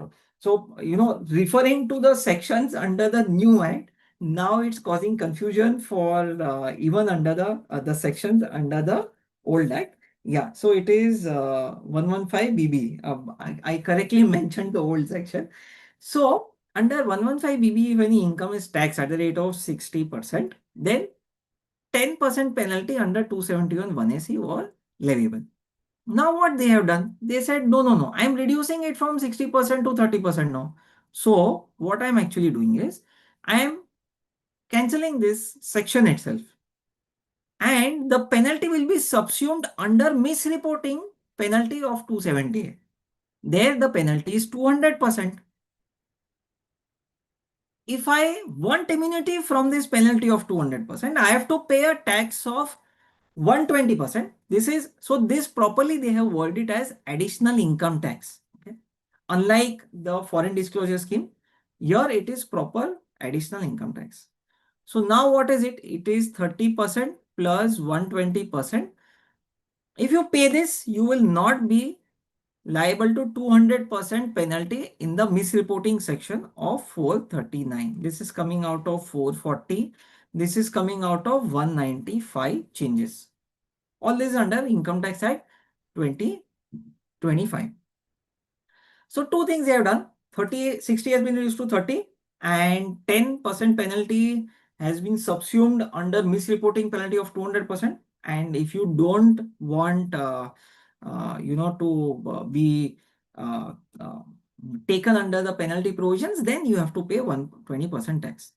Now, as simple as this looks, let us do some calculation here, which is really baffling. I have not been able to find an answer to this, but this is a food for thought. When we really do, further analysis in this, maybe we'll get an answer. At least I have not been able to tell now. So let's say, is my calculator? Yeah, it is here. So let's say that right now it is 60%.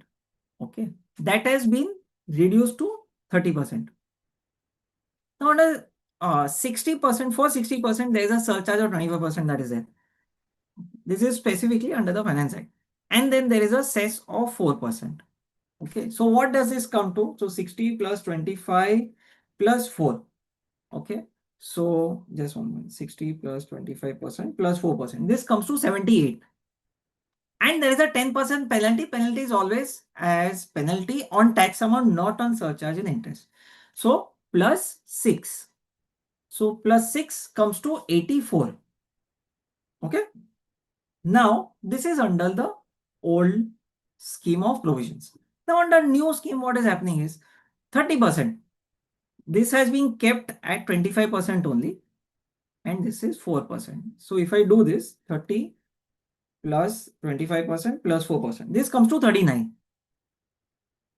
Now, see, when is immunity given? So if you see the provisions, immunity is given only when tax and interest is already paid and the period for appeal has passed. So you are not making an appeal, you have accepted the addition, you accepted the order, making an addition. If you don't accept that, then now what is happening is you are liable to a 200% penalty. So what is 200%? So this is 60 directly into this. So plus if I do 60, this comes to 99. So how is this rationalization? I am not able to reconcile with that. This does not seem to be a rationalization. Immunity is given, good thing, immunity is given. But what if I want to appeal against the addition that has been made? Appeal against the penalty that has been levied. And also obviously against the original addition that is there. Then in that case, I won't get immunity. If I won't get immunity, then the effective tax rate goes on to 99%. Now let's assume another scenario where 30% plus 25 plus 4. So this is 39 we have already seen. Now let's assume that I have accepted the addition. If I have accepted the addition, then and I want immunity from the penalty, then I have to pay 120% tax. Now 120% tax is 30 into 1.2, that comes to 36. Now since this is an additional income tax, I have not seen this whether surcharge is leviable on this or not, because surcharge is on tax. There is not a penalty. This is additional income tax. Let's assume that surcharge is leviable. That you will have to see for yourself if it is given under the Finance Act or not. Due to paucity of time, I have not been able to see that. But if it is, surcharge is again there on this. I'm not sure if surcharge is there, it will be at 25% or it will be at 10%, whatever. Assume it's not there. Even if I assume it's not there, then in that case, what happens is here we got to that. So here it comes to 39 plus 36, 75. Okay, so even if we compare the old provisions versus the proposed provisions, what is the benefit? Benefit is 9% only. So therefore, on face value, it seems, acha, no, 60% has come down to 30%. But at the end of the day, maximum benefit that I can get, that also assuming that on this additional income tax, there is no surcharge. It is only effectively 9%. So this is obviously my reading of these provisions. You may arrive at another conclusion. Now we go to the last aspect of my presentation, which is block assessment. Here again, two changes have been made. Okay, one change is that so under section 295, this is comparable to I think 158 BC or BD. Again, referring to new provisions, I think memory needs to be refreshed for old provision. Yeah, it is 158 BD. So under 158 BD comparable to this 290, this is block assessment in case of other person other than in whose case a search has happened.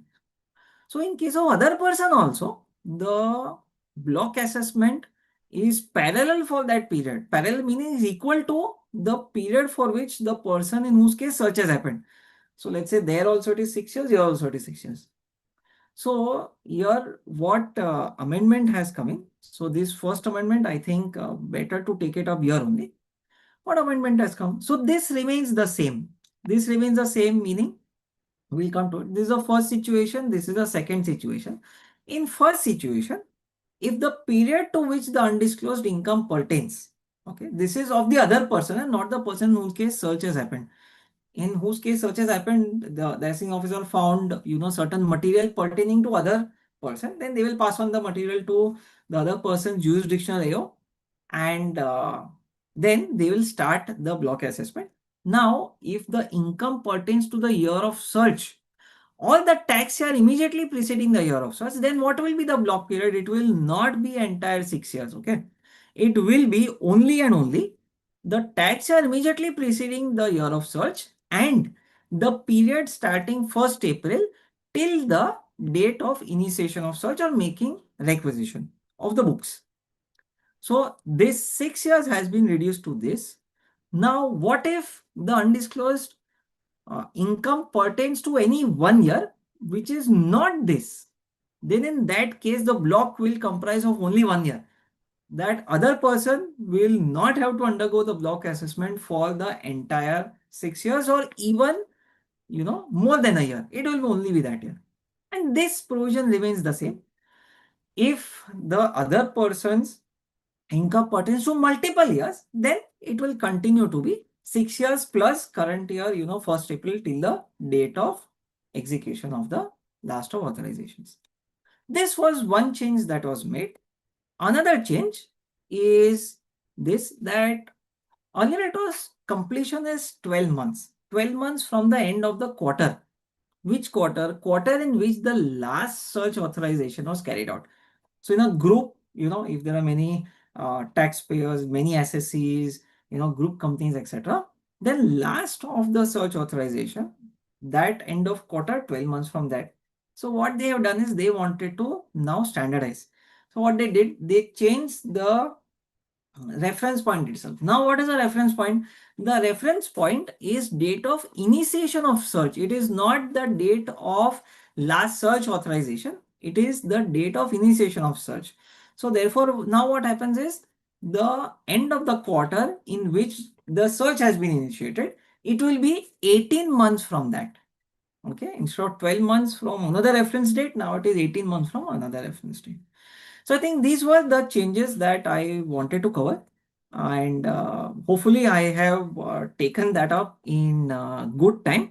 Let us see if there are any questions. There seem to be 2 questions, yes. So there is one question from Mr. Balaji.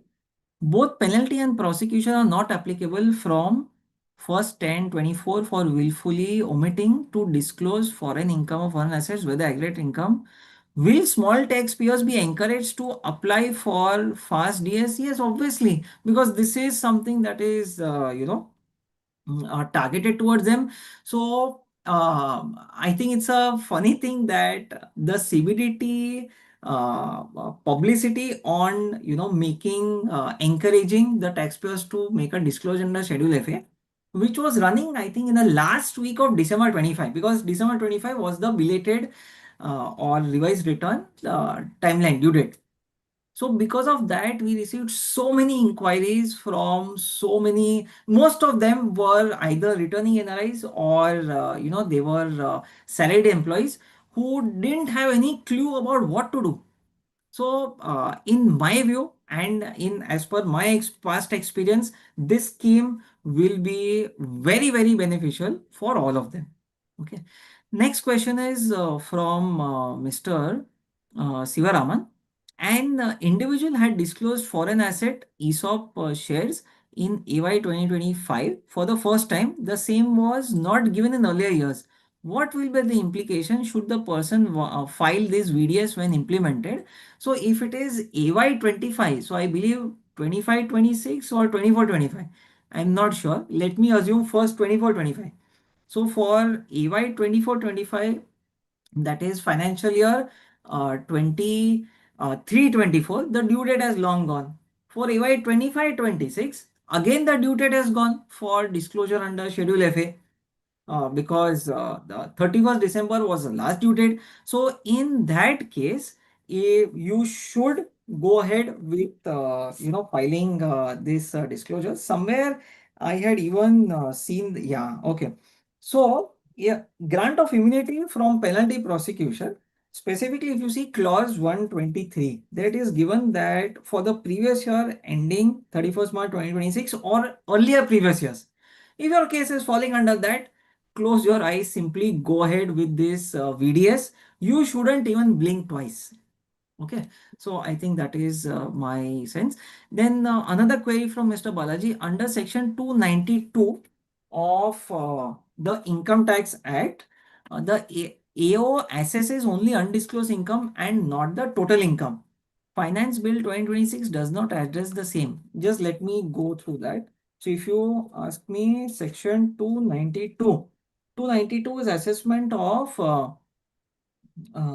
undisclosed income as a result of search. Okay, so here is where I also wanted to, I think, deal with this. Thanks for reminding me this. So if you see section 295 is undisclosed income of any other person. So that is referring to, section 102 to 105.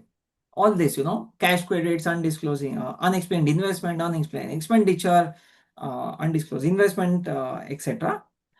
So there the tax rate has been reduced from 60% to 30%. But when you refer to 292 is for, block assessments, and the computation of total income is given under 293. There, this tax rate has not been reduced. I assume that your query is for that. So the tax rate has not been reduced. So therefore, there it is the earlier tax rate of 60% that will continue to apply in the block assessments that will be carried out. Okay. So I hope I have been able to answer all your queries. And oh no, there seem to be some more Q&As that are there. Taxman, please let me know if we have time to take up more queries. There are about, I think, 5 queries that are there. If we Yes, have sir, you time, can take up. we can take up. Okay, no problem. So there is one question. Okay, so there's the same question by Mr. Sivaraman. So I have answered that. There's a question from Mr. Kantilal Jain, whether it applies to only residents or even non-residents. Okay, so this is a good thing. Have I covered that in my presentation? Okay, ठीक है. This it has not been given here, but the definition of an SSE is the same that is given under under the Black Money Act. Exactly the same. So it covers a resident. It also covers a non-resident, but in which cases?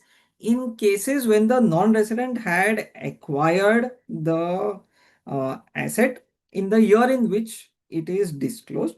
And second, non-resident and RNOR. It is in the previous year in which, the asset was acquired, that non-resident was a resident. Okay. So, two things here. In the year in which the asset was acquired or income was earned, that non-resident was a resident. That is one situation which is covered here. And second situation as well, in the year of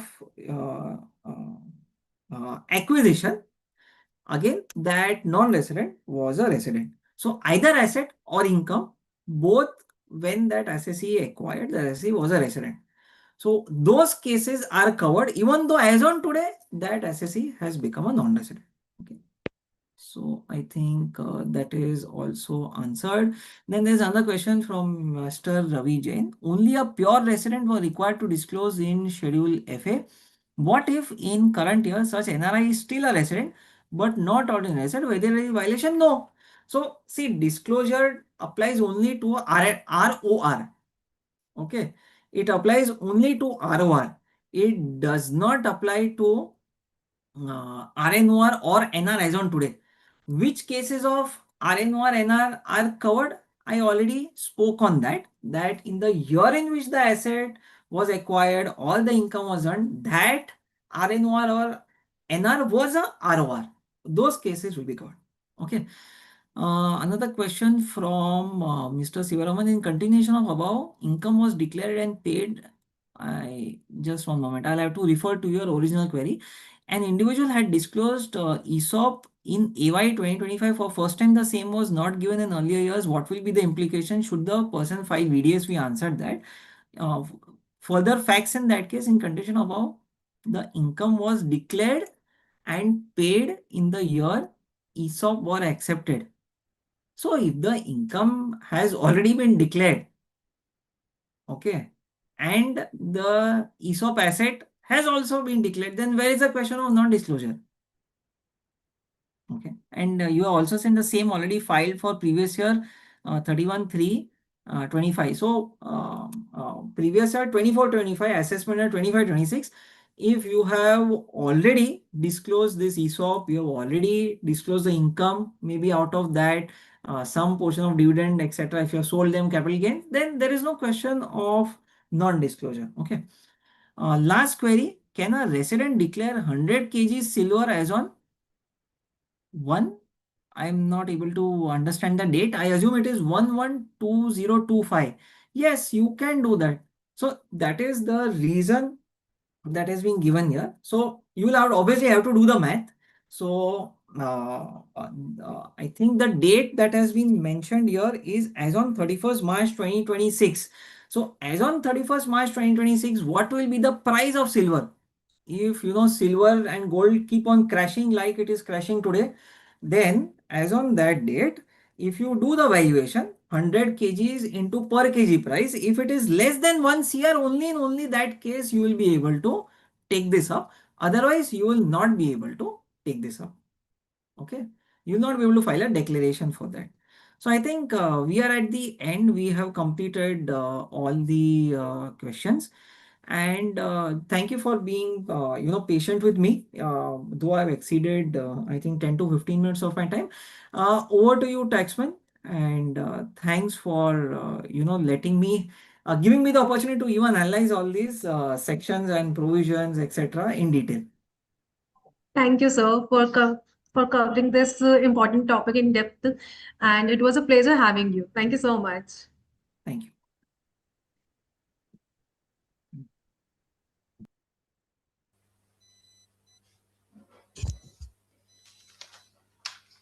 Moving further to our next session on the changes in assessments and appeals, we are pleased to welcome Asim Chawla to provide his expert analysis.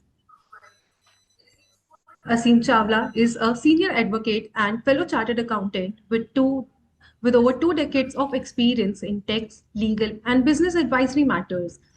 Harvard and Venner certified international tax professional, he is widely recognized for his expertise in international taxation, tax litigations, estate planning, and family governance. He has held several eminent positions, including serving as senior standing counsel for the Income Tax Department and as a non-executive independent director of a leading state-owned insurer. Author and respected thought leader, Asim is consistently ranked among the Asia-Pacific region's leading lawyers and actively contributed to the prominent professional bodies in India and internationally. Welcome, sir. Good afternoon. Thank you, Divya, for this very benign introduction, and thanks to my chamber colleagues for putting this together. It's always good to be around. Thank you to your colleagues, Puneet, Rahul, and Naveen, for keeping us in sight for this year as well. Now, my job is fairly easy in many ways, considering that my predecessor speakers, I understand, have picked up few of things. So I'll make the most of the time in terms of looking at some important aspects of the assessment and appeals. So very quickly, we'll just flip what we have in the next 30-40 minutes in store for the participants. Pretty much updated return has been covered. Let's look at the content slide. Yeah, updated return more or less has been covered, so we can spend a little more time on the aspects pertaining to assessment and appeal regime. My apologies, there's a slight typo coming up on assessment and appeal regime. we'll just clean it and send it across. Uh, and then, of course, we'll take through some amendments which have both retrospective and prospective effect, and pretty much ease the burden of the courts. Uh, One of the jobs of the Supreme Court is to iron out or converge or pretty much give a decisive view where there are contrary views to the a particular question pronounced by the high courts, and this is one of the seminal prerogatives of the Supreme Court. And two very important questions of the recent times were challenged both by revenue as well as by taxpayers, and with the legislature having the last word in terms of the ability of the legislature to legislate a law, amend a law, propose a law. I think those have been put to rest. Important aspect of this particular finance bill is its uniqueness in terms of alluding to provisions of the 61 Act and as well as provisions of the 2025 Act. There are some clauses of the finance bill where you would find concurrent reference of the 61 Act provisions where the amendments are proposed retrospectively, and then you will also find mention of the 2025 Act where the amendments are proposed prospectively. There are some provisions where the amendments are both retrospective and prospective. There are some amendments which are only retrospective, so they do not impact the provisions of 2025 Act. And as a sequitur, there are some amendments which are only prospective, so the 61 Act doesn't require any change. So suffice to suggest that even before the 2025 Act, which will get in vogue on 1st of April 2026, there are some amendments already made to those provisions. So finally, hopefully, when you look at the new act, you would also consider the amendments proposed to the 2025 Act, wide Finance Bill 2026, and that's where the first bullet of the slide refers to the amendments as finance bill, because they will get legislated, and then after legislation, once the bill is enacted, you would have amendments to the two acts, the 25 Act as well as the 61 Act. Of course, this would be hopefully the final set of amendments carried out in the 61 Act. As effective 1st April, 61 Act will only be put into services for legacy matters or the matters which are sub judice before the courts or are passing through the life cycle of their closures of their assessment, reassessment, revisions, uh, or appeals as the case may be. So we'll just move to next slide, which deals with the aspect of just introducing the subject which we've done. Now I would rather jump from here straight to slide 10.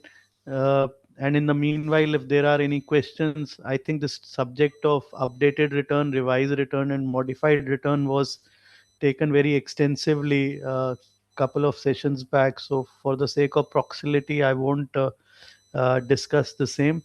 Uh, yes, this is one helpful amendment which has happened for those of you who have or are following up the amendments in law dealing with search and seizure.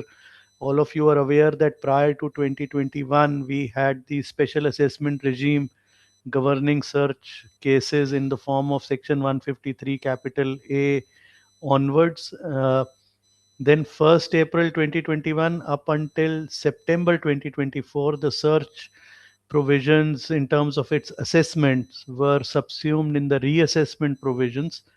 And then with effect from 1st October, sorry, 1st October 2024, they got, no, 1st September 2024, they got again a fresh lease of life in term, or they were carved out, not fresh lease of life, they were carved out, and we have gone back to the 2003 days where the search provisions was dealt under Chapter 14B, which dealt with block assessment concept. Now, if a search happens on a particular person and during the course of the search some incriminating material are found insofar as the third person is concerned, then upon ensuring that the adequate satisfaction is recorded, because that's the jurisdictional threshold for the assessing officer of the third person to assume jurisdiction, then the question arises that will you pretty much assess him for the entire block, or you are going to assess him for that particular year. So I think the block assessment provisions, when they were introduced, there was a little some clarification. But what helpfully has happened insofar as search provisions, hitherto dealing with the search assessments under the 2025 Act, now we have Section 295, which corresponds to 158 BD of the 61 Act, which deals with third party search effective 1st September 2024.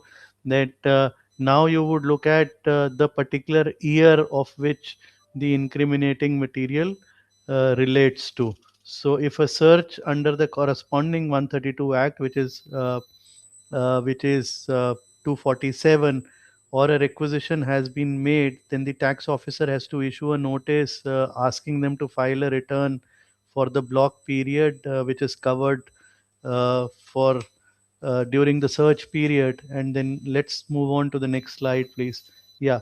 Now, block period as defined under 301 of the 2025 Act, which corresponds to 158 capital BA, means that it includes the previous year and the relevant 6 assessment years preceding the previous year in which the search is made. Now, the downside, as we're trying to uh, manifest or highlight, is that even if a person has undisclosed income for a particular year, still he has to go through the rigmarole of the entire block assessment period. Now, this is a efficient amendment which has been proposed by the finance bill in terms of amending the provisions of section 295 of the act. What it does suggest is that the definition of the block period in case of a person other than the searched person belongs to the following three categories, and the three categories would be either the year of the search uh, of the tax year immediately preceding the year, then that particular block will be the tax year immediately preceding the year of the search. Remember, I'm using the word tax year now and not assessment year or previous year, because these amendments are amendments to the 25 Act.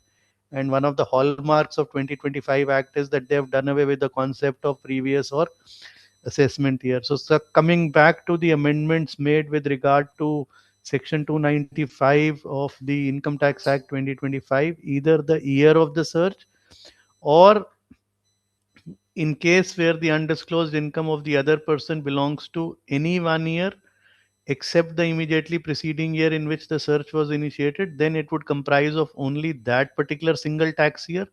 The third category could be that there could be multiple years. So the first category was the year of the search or the tax year immediately preceding the year of the search. The second category was any date, any one particular year except the year immediately preceding the year in which search was initiated. And the third category would be multiple years. Then the block period will comprise of 6 years preceding the tax year in which the search was initiated or any requisition was made, and the period starting from 1st April of the search date and ending on the date of the execution of the last authorization.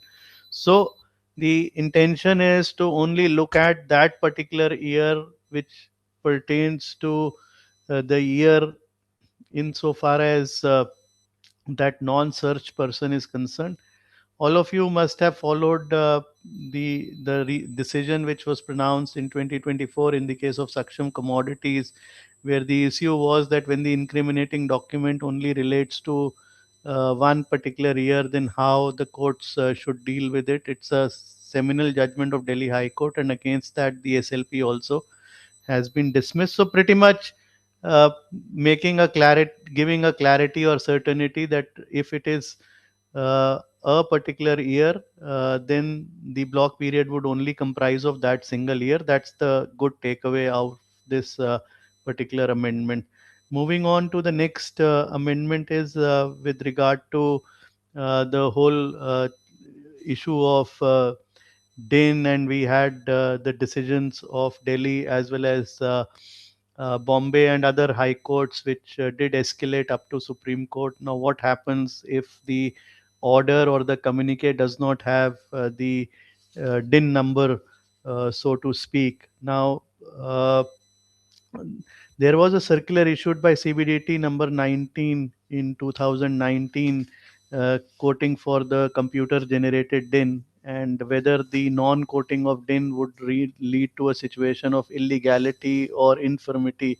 The courts took up pretty much uh, sort of a the courts took a stringent view that non-quoting of DIN pursuant to circular number 19, which was issued on 14th of August 2019, is that this particular uh, omission is has to be strictly construed, even though the assessments in substance and in their effect are in conformity or in accordance with the intent and purposes of the act. Still non-quoting or non-reference of DIN would make the assessments or the orders illegal, or incurable to the extent, and therefore the provisions of section 292b, which deals with cures, uh, would not come to the rescue of the revenue. Now,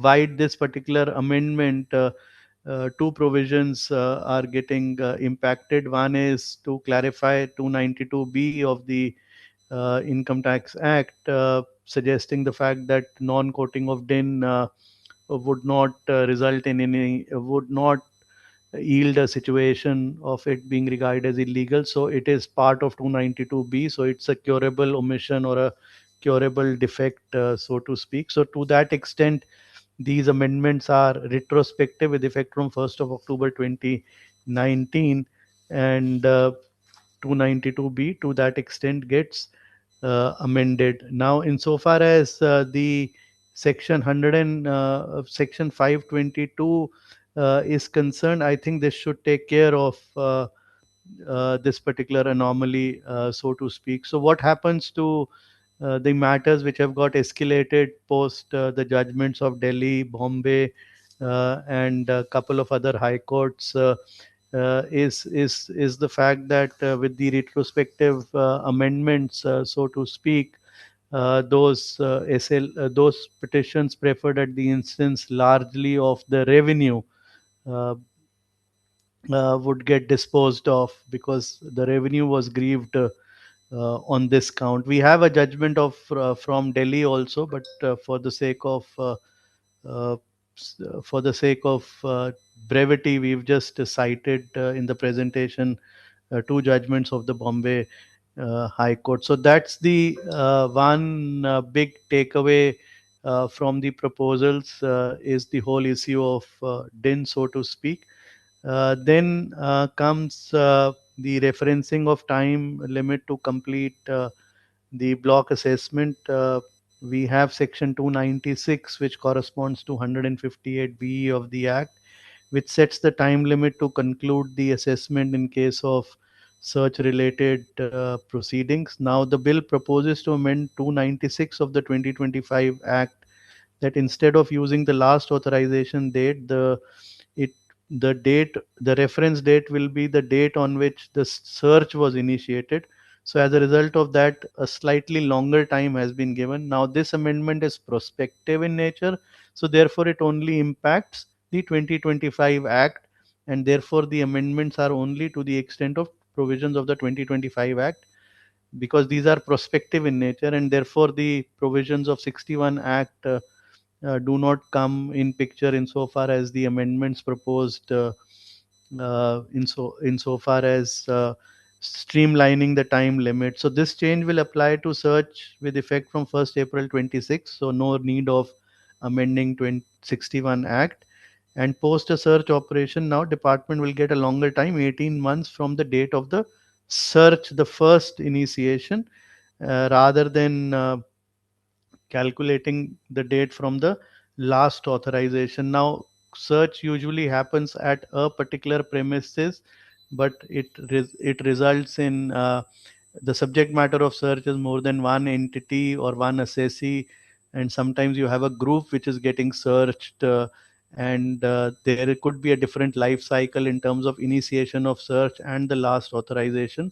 Just to sort of streamline that the dates are in parity. So what would happen now is that the end period in terms of the time limit to complete the assessment would also be the same. So it may happen that a search may get initiated on a particular day, but the conclusion may vary. So let's say a search happens at 5 at emanates, and 5 different taxpayers are subjected to search. Now their last authorization may vary now, and therefore the limitation also would vary. So this is just to sort of bring a little bit of uniformity. I think it's efficient again amendment, so to speak. Then comes the big ticket announcement with regard to Jao Fao matter. We were privileged enough to argue this matter before the courts at the instance of the revenue, and pretty much could convince with our arguments in the judgment rendered by the Delhi High Court in the case of TKS Builders, which took a different view as compared to the uniform view spearheaded by Bombay High Court, Telangana, Punjab, Gujarat, that it's the faceless officer and not the jurisdictional officer, and therefore orders passed to that extent, or reassessment initiated at the instance of jurisdictional assessing officer, were not in conformity with the spirit of the act.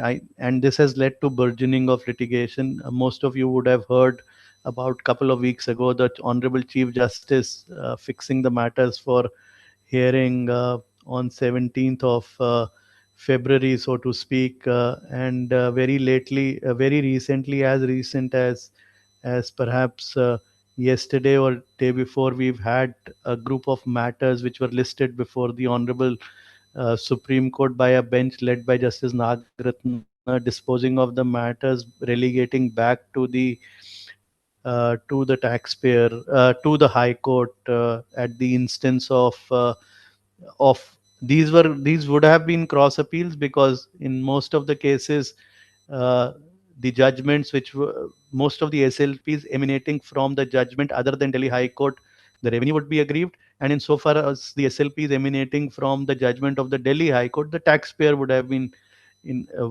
aggrieved. So this whole batch has some cross appeals coming from both sides, so to speak. So what happened yesterday was that when the matters would have come up before the bench of Justice Nagratna and Justice Bhuya, they have asked the parties to approach the High Court and bring to the notice of the High Court the amendments which have been recently proposed. Although the other batch matters of about 1,000 cases, which is listed before the Honorable Chief Justice on 17th of February, I think in the light of the amendments proposed, which we are discussing, those matters either should get disposed of, or maybe they may be relegated back to the High Court for the High Court to take notice of the contemporaneous amendments which have been proposed.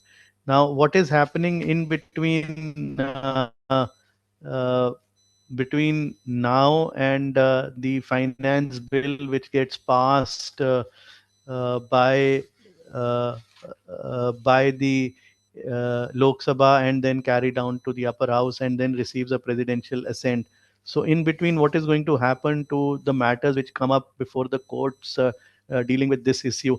The income tax department, as we understand, has issued a communique to all the field officers that they should ask the government councils appearing in these matters to keep them in abeyance and not to get an order adjudicated till the time the amendments do see light of the day. So between now and hopefully when the finance bill carries through and receives the assent, the matters which would come up dealing with these questions pertaining to DIN, FAO, JAO, and the last issue which we would consider again, it's a, a, a question which has gained a lot of attention, which is the shelf roca issue, so to speak.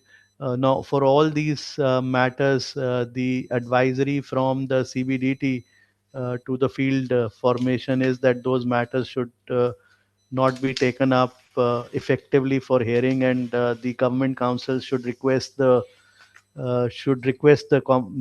courts or the forums where they are coming up is to adjourn the matter for a little while. That communique is very recently issued, so this is one value addition or a helpful update for those of you who have matters which are coming up in the courts in the interim as to what will be the fate of this matter.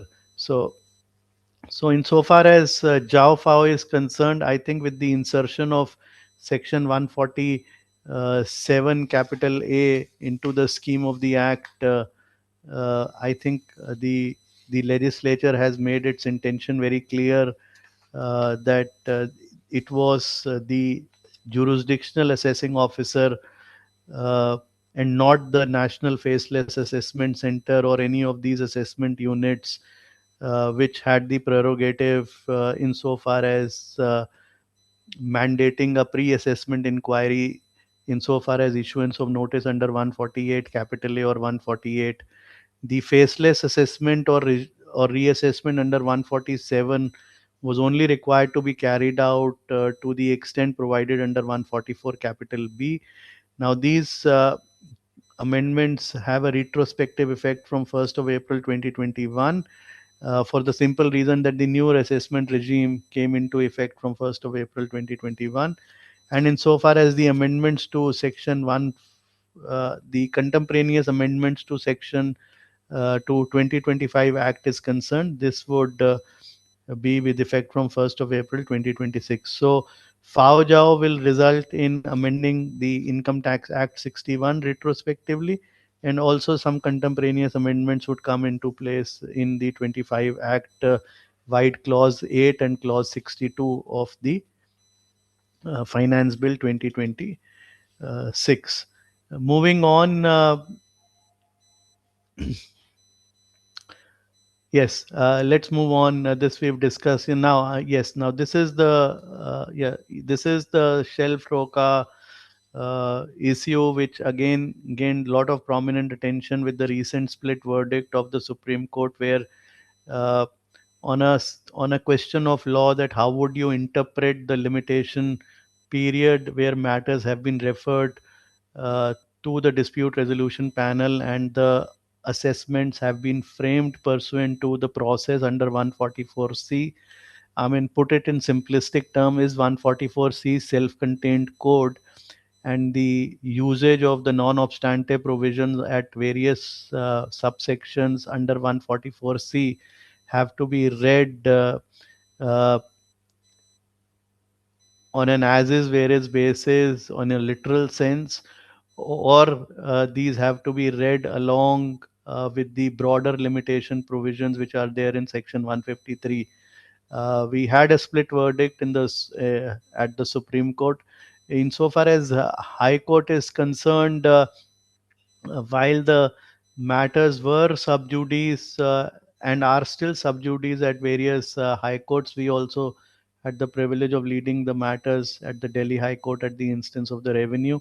Uh, at that particular point in time, we did not in some at a point in time, since the matters did reach to the High Court at various stages. So in terms of life cycle of matters, the Supreme Court matters weren't heard at that particular point in time.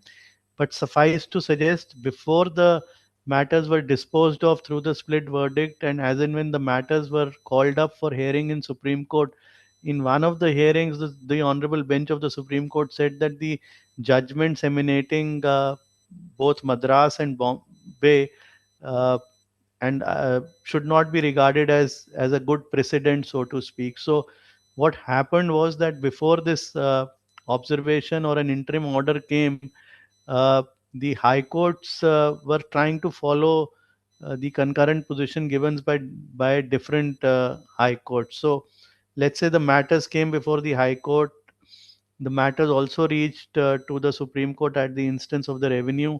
Some matters were still being heard or were at the admission stage before the High Court. In some cases, the High Court had the ability to take note of the directions or of the Supreme Court depending on the coincidence and the timing point of view. In some cases, they just looked at the orders of Bombay and Madras High Court. Now, suffice to suggest that the time limits governing the limitation period vary in a set aside situation and otherwise. So, let's say a matter traveled to the superior courts and was set aside, and again the assessment was had to be framed. Different provisions of Section 153 would come into picture rather than simplistically stating a situation where a matter did travel to the court for the first time. So I think that was the aspect where one did miss the woods for the tree.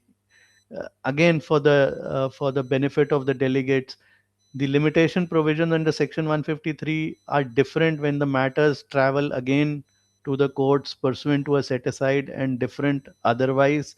I think in the shelf uh, Roka bathroom case put together, the judgment of the Madras High Court was in a situation where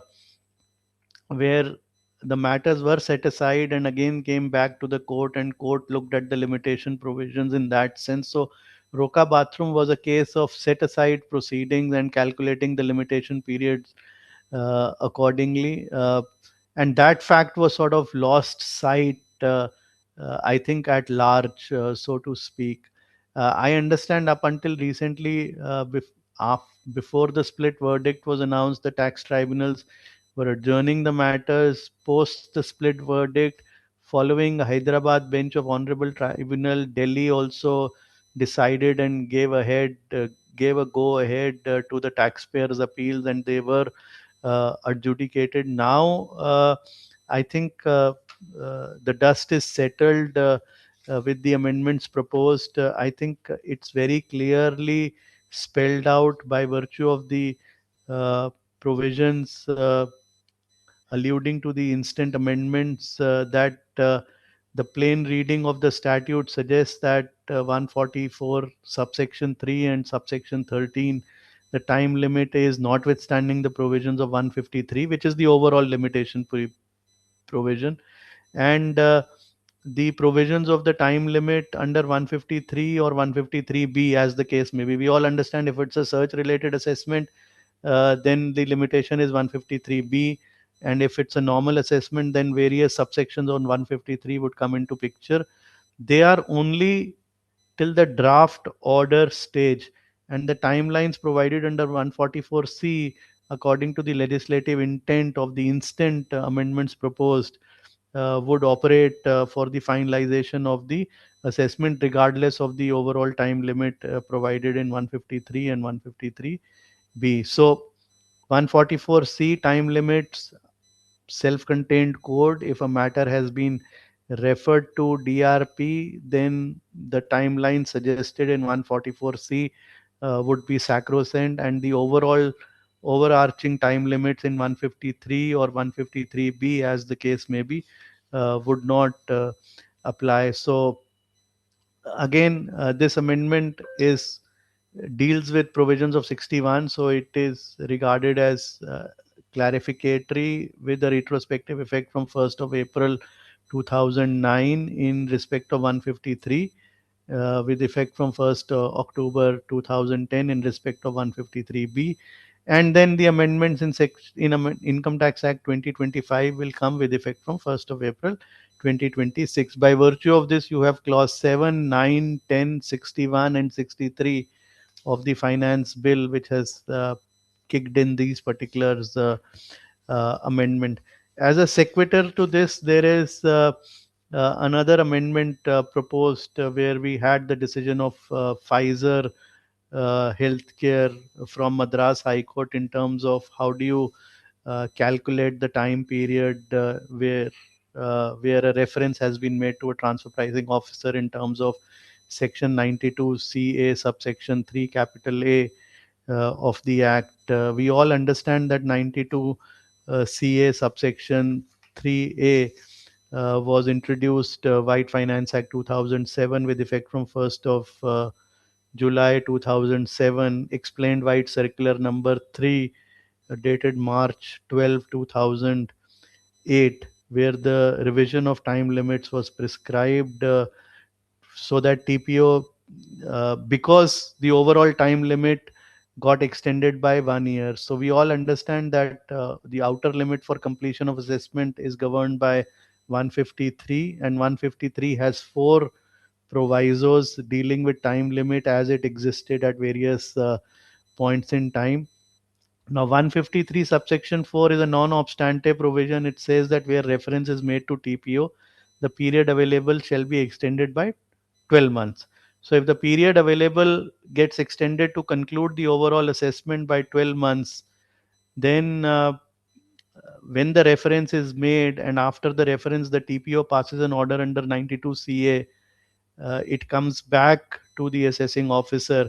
There is a little bit of more window of this 12 months available. So after out of the entire window of extended period of 12 months, the AO should pass, the TPO should pass an order 60 days prior to the date on which the limitation is getting expired. So overall time limits get extended.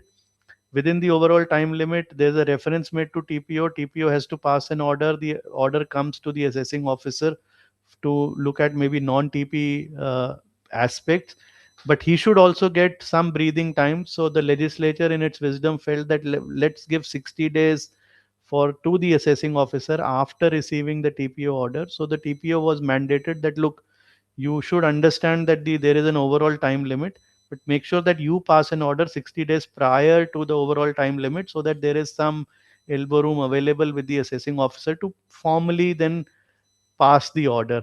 Now, once the assessing officer passes an order, then it's the taxpayer's prerogative whether he wants to assail this before DRP or not elect the DRP remedy. That we have discussed a little while ago. So this is up until the stage of the passing of the where the assessment is getting culminated, so to speak. So the question which came up for consideration is that is this 60 days mandatory or directory? The argument of the revenue was that the 60 days ought to be treated as directory and not mandatory, which came up for the first time before the Madras High Court in a single bench, which is reported at 124 taxman.com 536. The matter was carried to the division bench. The division bench did not concur with the revenue's argument that no, it is not mandatory, it is directory. They said that, well, this is how it should be construed, and the division bench judgment is reported at 137 taxman.com 215. Another argument which was ingeniously taken up was that how do you compute this 60 days? Uh, so I should the 60 days be considered as the 60th day, or it should be a day prior to the 60th day? I'm not getting into the semantics of the General Clauses Act, but uh, the Honorable Division Bench, confirming the order of the single judge, said that the word before used prior to the expression 60 days would indicate that the order has to be passed a day before the 60th day, so to speak. So I think to overcome and again to iron out these creases, I think there's an amendment which has been proposed insofar as how do you take care of this particular computation of 60 days, and I think it's I mean there was unnecessary litigation on this count, so to speak. So this is to the extent of how the 60 days have to be computed. Uh, that's the clarification which is forthcoming from the amendments made to the finance made a proposed white finance bill. Now there is one more aspect. What if the period available to the assessing officer, what happens to the situation where he has less than 60 days? Now the surviving period concept is also finds mention in second proviso to explanation 1 to section 153, which says that in case the time limit available with the assessing officer for various reasons is less than 60 days, then it will be extended to 60 days. And we all understand that the surviving period concept was very elaborately discussed in the context of reassessment in that famous Supreme Court judgment in the case of Rajiv Bansal, which has been followed while adjudicating on surviving period, so to speak. So this is broadly the ironing out of the time limits and various dates and provisions where the whole limitation aspect was had become a center stage of these very celebrated, talked about litigations which made a lot of noise. You had the shelf roca, which was on again, how do you compute the limitation period? You have the decision of Pfizer, where the whole question of 60 days came into picture. Then on aspect of who is the right officer in the faceless regime, is it the jurisdictional assessing officer who has to undertake the pre-assessment stage, or with looking at 151 capital A, which was actually relied upon by taxpayer, that it is everything has been taken away from the jurisdictional assessing officer, and it is the faceless or NFAC regime which comes into picture, and therefore all the notices issued by the jurisdictional assessing officer are fatal to the extent of lacking jurisdiction, and therefore you had the controversy of Jao Fao coming up, which led to burgeoning of litigation. So with these three amendments, I think at a stroke of pen, you would find the courts getting lighter by maybe 1,000 plus cases uh, easily. I mean, more than that, because if 1,000 is the number of only Jawfa matters in Supreme Court, and you have another bunch of matters dealing with Roka, shelf, bathroom, so to cases, which could be at various stages. Some would be at High Court level, some would be at tax tribunal level. So put together, I think the aim and the objective is to start afresh now with 2020, 1st April 2026, and the backlog of this litigation, which the revenue believes was largely semantic, in the sense that in substance the assessment orders were in conformity with the scheme and the objective of the act,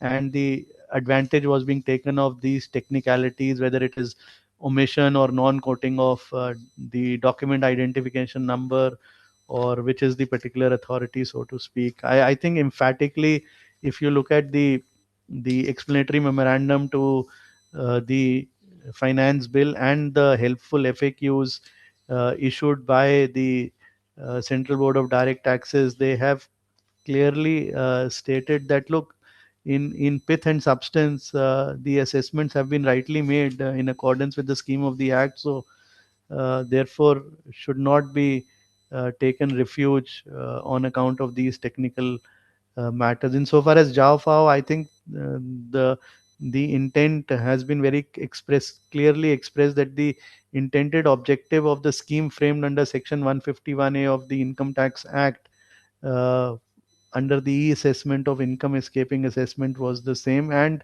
the fact that all assessment which are in substance and in effect in conformity or in accordance with the intent and purposes of the act should not be just whittled away, or overshadowed or superseded or eclipsed by these nuanced technical arguments which have been posed. I think, and all along, one of the considerations suggested in proposing or justifying or explaining these amendments have been that, look, we don't want to that 2026 and the start to the implementation of the new act should not be flittered or influenced in any manner whatsoever by these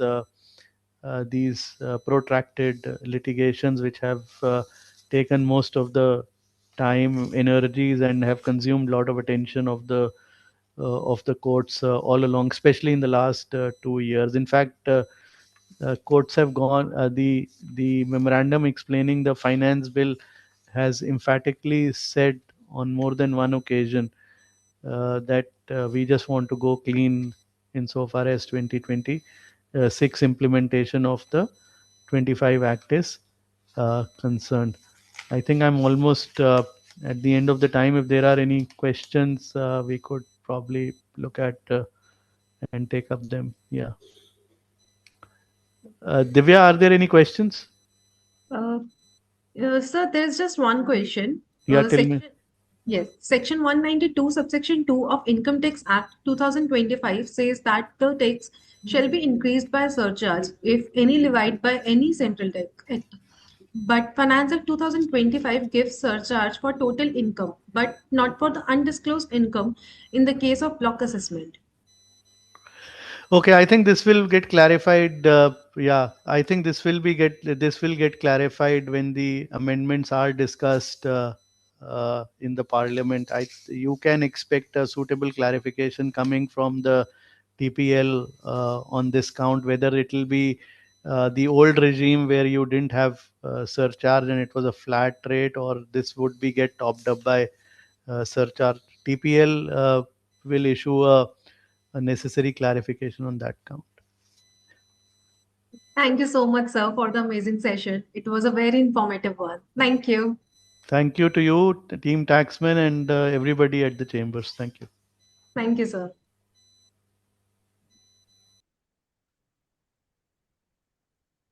Moving forward to our next session on international taxation, joining us we have Vaibhav Luthra as a subject matter expert.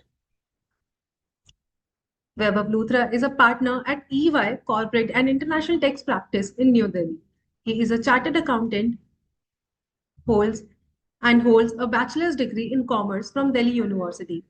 He has also worked with the German office as a part of an international secondment program. Vaibhav has more than 18 years of work experience with a specialization in diversing inbound and outbound structuring strategies for overseas and Indian groups for a tax and exchange control perspective. His focus is on advising clients in oil and gas, manufacturing, infrastructure, aerospace, and renewable sectors. He speaks at various conferences on tax policies, regulatory matters, and contributes articles to magazines and print media with focus on corporate and international taxation. Hello, sir. Good evening. Hi, good evening, Divya, and thank you for that introduction, and welcome to all participants who have been attending this great session organized by Taxmann since morning. So Divya, should I project the presentation, or would you have it, or how should I do it? I mean, So, it's your call. If you want us to share the yeah, screen, that would I be will great. I think if you can do it, that would be great. just please give me a minute, so please. Yeah, take it. So in the interim, as Divya presents that, the topic at least that have been given to me is taxation of non-resident and the taxation for IFSC. So I think budget 2026 did not bring any significant changes for foreign company. There are very, very few ones which I'll discuss. Of course, for an IFSC gift city level, there are few changes which are applicable. So starting as a foreign company or a non-resident, you get taxed in India when your income is received in India or income is derived from a source located in India. And the income, as the business income, is subject to tax around 35% plus applicable surcharge and cess. So on that perspective, there is no change on the chargeability. There is no change on the scope of total income for foreign company. There is no change in the tax rate. Now, what has really happened is, of course, everyone is talking about artificial intelligence and data center happens to be one of the key element to promote that. So in order to ensure that India continues to attract investment there was a concern. So Divya, if we can move to the next slide. So there was a concern of foreign companies whether that income which they are earning mainly on account of procurement of such services from a data center located in India and transferring to a third party, could that be taxed in India? So that was a representation which was made. There are a few cases which are also under consideration. So in order to provide express clarity on that front, in my view, this is first of its kind for a foreign company. So they have proposed a tax holiday, and that continues till 31st March 2047. So tax holiday is to a foreign company for any income that they are earning from India on account of procurement of data services from a specified data center in India, and they are transferring or selling these services to Indian users, and that sale should happen through a Indian reseller entity. So if you procure such services from a specified data center in India, if you are selling those services in India, and such sale is happening through an Indian reseller, then there is a tax holiday. Of course, there was this concern, so that gets now at least protected. So effectively, this tax holiday is for a permanent establishment of a foreign company, because a foreign company can get taxed in India if you have a permanent establishment in India, or if you're earning income on account of specified sources like interest, royalty, dividends, fee for technical services. Now, merely on account of procurement, there is no such tax. In fact, that gets protected in most of the tax treaties as well as under the law. So here, at least this is a welcome proposal, gives a clarity. Given this is where major investments will happen in future, artificial intelligence, we need more data centers. I think this is a very, very welcome step from the government to provide such tax holiday.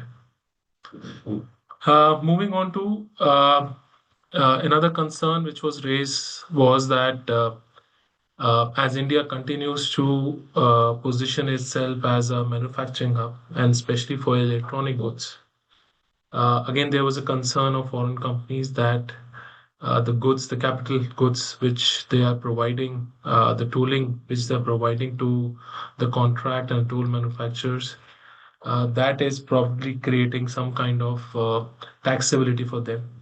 Here also, the government or the finance minister has proposed that there is an exemption to a foreign company if such foreign company is providing capital goods to a manufacturer located in a bonded warehouse, and such manufacturing is used for electronic goods. So apparently, the budget speech which was given by in the budget speech given by the finance minister, there at least how the speech was read, it was more so around exemption given to a foreign company who is providing goods to a contract manufacturer. There was nothing mentioned about electronic goods, but if you read the memorandum, if you read the explanatory memorandum, it's very, very clear. The exemption is to a foreign company who is engaged in providing capital goods to a contract manufacturer located in a bonded warehouse, and such manufacturing is used for electronic goods. Important thing is, when such goods are provided, the ownership should also get transferred also to contract manufacturer. This particular exemption is available from 1st April 26 and available till tax year ending 31st March 31. Moving on to the next slide, we have some of the important changes on IFSC. So India, in the last few years, is trying to project also itself as a financial capital similar to what Singapore and Dubai already possesses. And I think one important concern of the investors was that there was no clarity or certainty uh, in terms of tax holiday when it ends. What is the tax rate that is applicable post ending of the tax holiday period? So I think there at least budget has now put that to rest and provided express clarity in terms of investor to model that thing from a future standpoint. So anyone, any foreign company, any Indian company looking to invest into a gift city, undertaking specified activities which are mentioned, that only is subject to a tax holiday. Earlier, the tax holiday, 100% tax holiday, were only for offshore banking units for 10 consecutive years, and all other units uh, in a block of 10 out of 15 years. Now they have made the change to say that for the banking units, the tax holiday period gets extended from 10 to 20. And for all other units, it gets extended from 10 to 20 in a block of 20 out of 25. Another important change is that once this tax holiday period ends, the applicable tax rate is 15%, which is much, much more lower than 25, which is currently applicable to a company incorporated in India. And at the same time, this 15%, how I see it, is complying with the BEPS pillar in terms of the minimum tax rate, which needs to be applicable. So again, this gives a certainty to the investor to model it from an investor return standpoint, because as any unit, they will get 20 out of 25 years, and post that, there is certainty that 15% is applicable.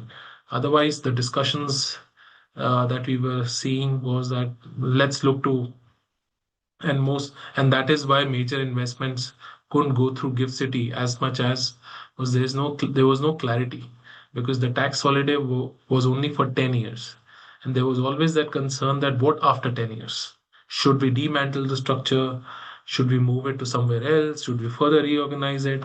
But at least now there is full clarity that there is 20 or 25 years, and this 15% after ending of tax holiday is also very, very competitive in my view. Moving on to the last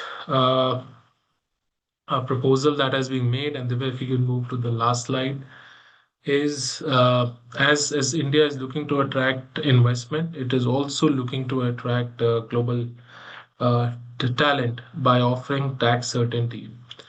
Divya, if you can move to the next slide, please.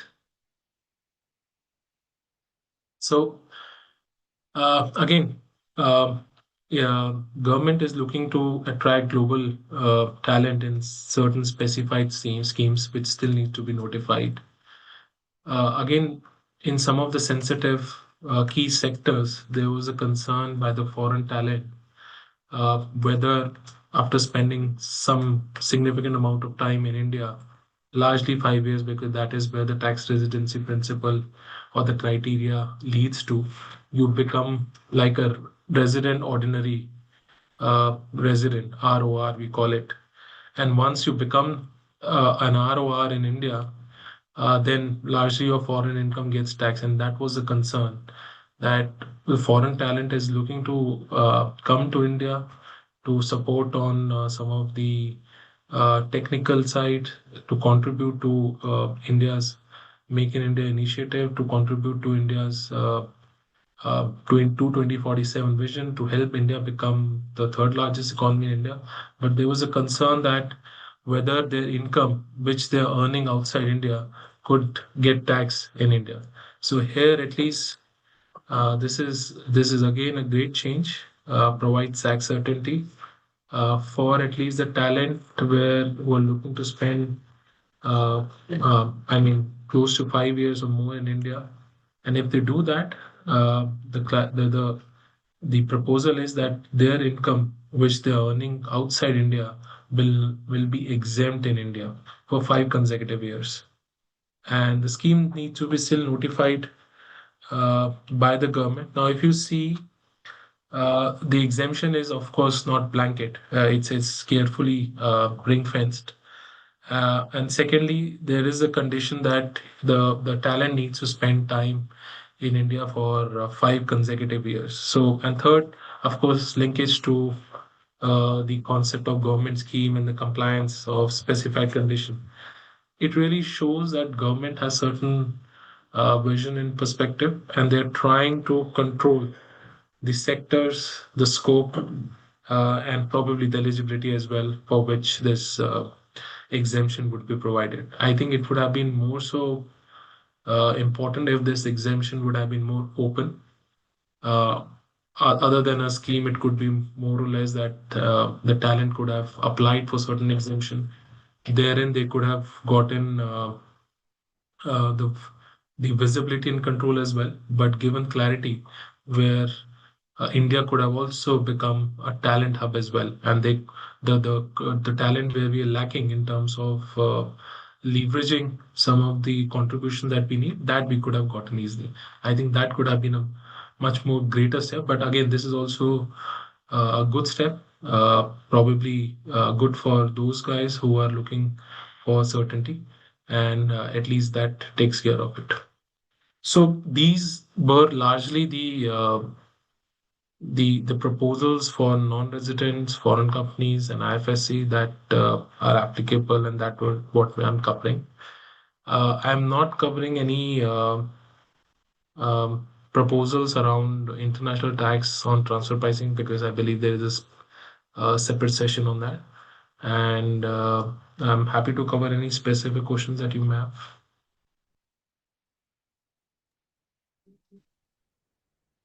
If there are any Thank questions, you so much. Yes, yes, sir. There are a couple of queries. So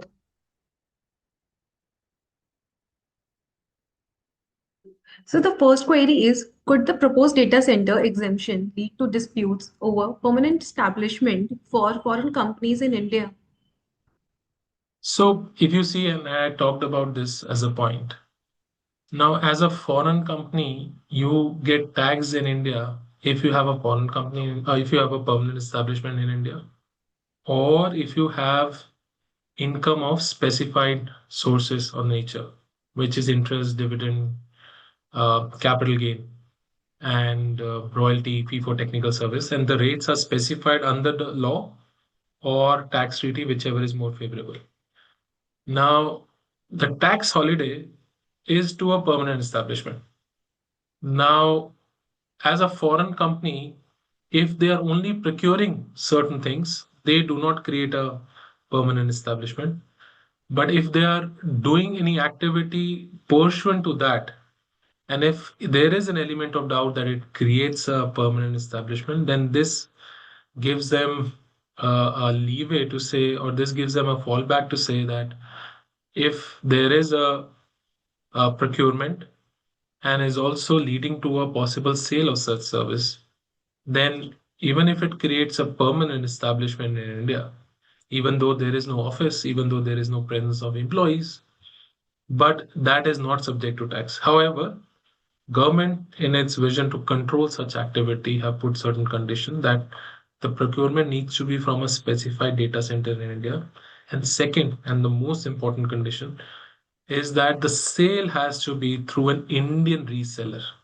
Now that could be a little more onerous because if they have to create and take a tax holiday, then they will have to ensure that the sale is happening through the Indian reseller.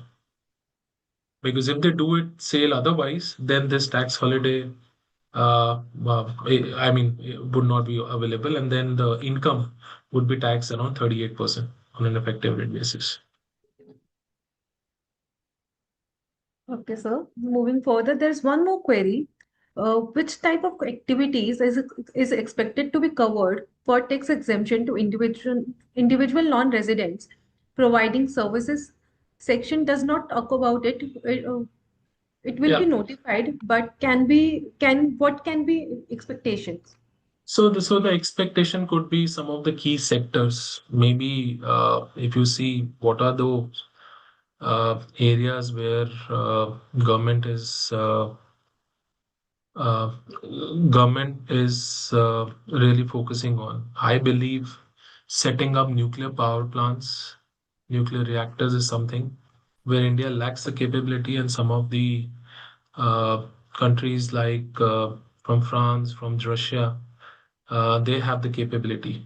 And the concern for them would be that while you can give me a in tax exemption kind of a notification under the law if I do certain activities, but what about the employees? They are not getting such uh, exemption. So some of those sectors could come in. Second, like for defense, if you do certain activities where government is a customer, and if the project is for national security, you get a certain exemption. The exemption is not there for an employee, and usually these projects have a long duration. They are talking about 3 to 7 years. So I think some of those sectors which are very very key and important for the government of strategic importance, I think those would get covered. Thank you, sir. There's just one last query. What was the reason for extending tax holidays for foreign companies operating data center till 2047? So again, see some of these. One is the current litigation which is happening for some of the key and bigger players. That is one. Second, now these contracts of data services in terms of procurement and sale, it is not like on a standalone one-off basis. These are long-term contracts. So giving them a certainty for a longer time frame, and these data centers are not something which needs one-time investment. These require a lot of research, development, and continuous investment. So giving them certainty for 2047, which I link it up for India completes 100 years of independence, and some of the very, very important sector, which is an AI or data center as an investment. I think those are some of the reasons why they have given an exemption to 2047, so that at least a foreign company knows that for next 20 years, they're well covered. Thank you so much, sir, for this much anticipated and in-depth session. Thank you so much. Thank you. Thank you so much, Divya. Thank you so much, Taxman, for having me, and wish you all the best. It's a pleasure to have you, sir. Thank you. Thank you.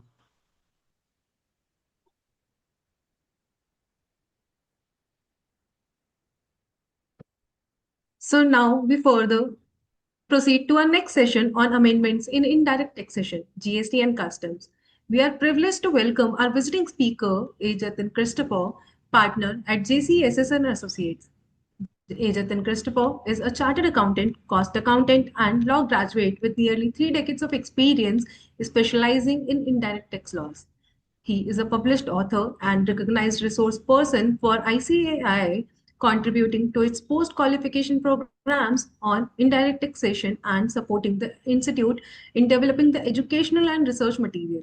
He also serves as a resource person for the government, conducting training programs for practitioners, trade, and tax officers. Jatin has been in practice in Bangalore for over 25 years as a partner at the JCSS, a full-time service firm with a pan-India presence. Welcome, sir. Good evening. Good evening. How are you, sir? Very well, thank you. Thank you for this opportunity to be part of this budget marathon. It's a pleasure, sir. Over to you, sir. Good evening, friends. And as we continue to look into the budget proposals touching indirect taxes, it's important for us to consider the importance of clarity in tax law. There is very little one can say about law in general and tax law in particular that there is unnecessary litigation. Tax by its very nature is artificial. And when a private person's resources are being demanded by the regulator to contribute towards the larger social objectives of the government, it's tremendously important that there be clarity about the law. Article 265 and 300A mandate this clarity.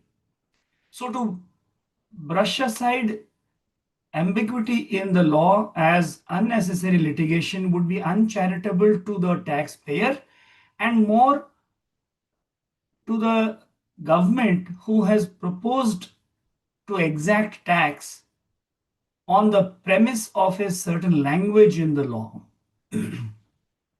So let's bear in mind that budget has always been an occasion for us to consider, one, how the government has performed over the past year, two, how the government expects to perform in the year ahead, what measures it proposes to take up to shore up resources needed for those initiatives.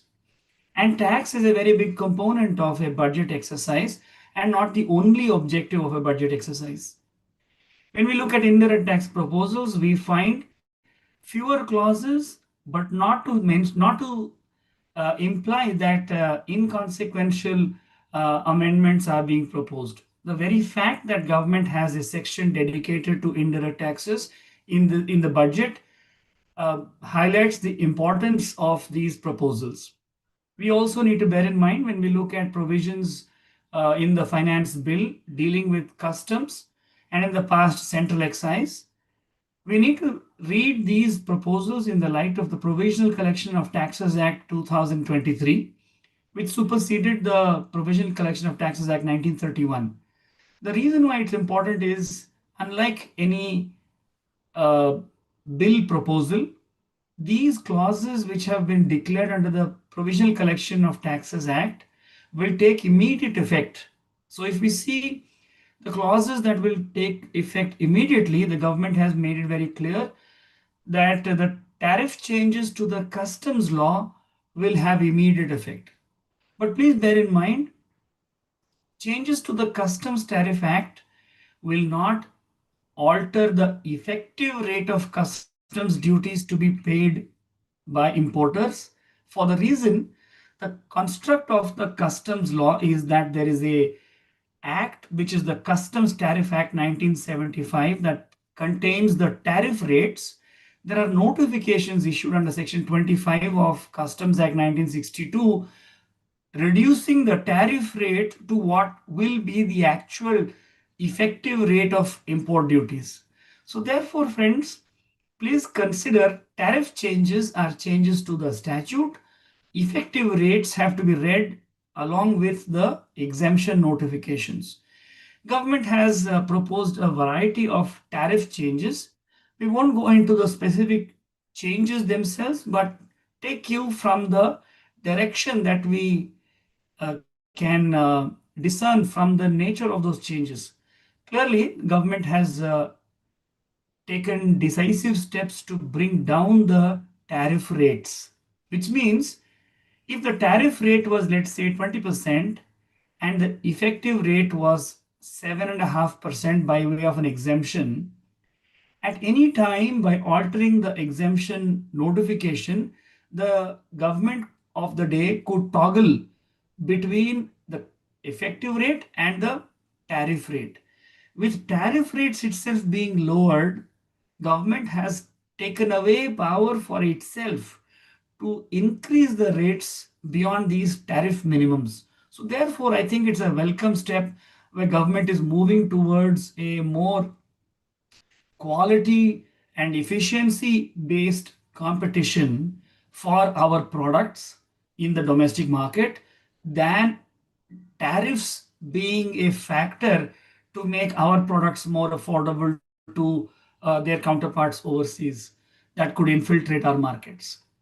Government shows tremendous confidence in our capabilities to service the needs in the market, and government is willing to take this challenge on behalf of Indian trade to compete with international counterparts on service quality, product quality, addressing the needs of customers, and so on. These are welcome measures that we see in the tariff changes. Effective rates have been maintained in spite of these tariff changes because notifications have not been disturbed in as far as import duties are concerned. Important changes as far as the law itself is concerned. We found, I'm sure we are aware of the peculiar nature of treatment in section 13, section 21, and section 24 of the customs law. It deals with the extent to which the levy of duty under Section 12 will apply when goods are imported into India. If goods have not been imported but they have arrived in India, which have been carried into the landmass of India. These are all principles that we have seen in 13, 21, and 24. We find that the government has made a deliberate carve out similarly with respect to fishing vessels going into international waters, how government is now going to enable free import of catch in international waters to be carried on vessels registered under the Indian flag. These are some of the statutory provisions that we find some changes that can be of interest to a student of customs law. From an operational point of view, we find provisions, for example, Section 67, an amendment is proposed to do away with the need for approval of the proper officer before inter-unit movement of duty-free material is carried out.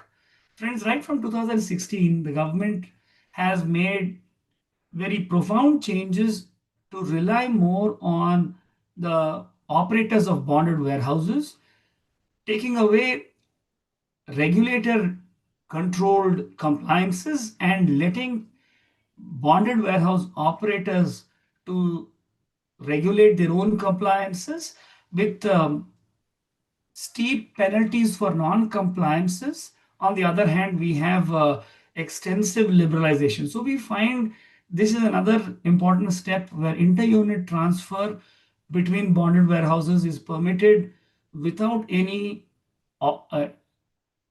intervention by the regulator, with the operator of these bonded warehouses permitted to freely move material. Before we move into the other aspects, it's important to make mention that Customs Tariff Act changes are very significant for the reason that in GST tariff, there is a mandate in the tariff notification of goods to go back and rely on the tariff classification in customs. I'll just bring up this point for you to please consider. Tariff heading is brought from customs law. Tariff entries arise out of GST notifications.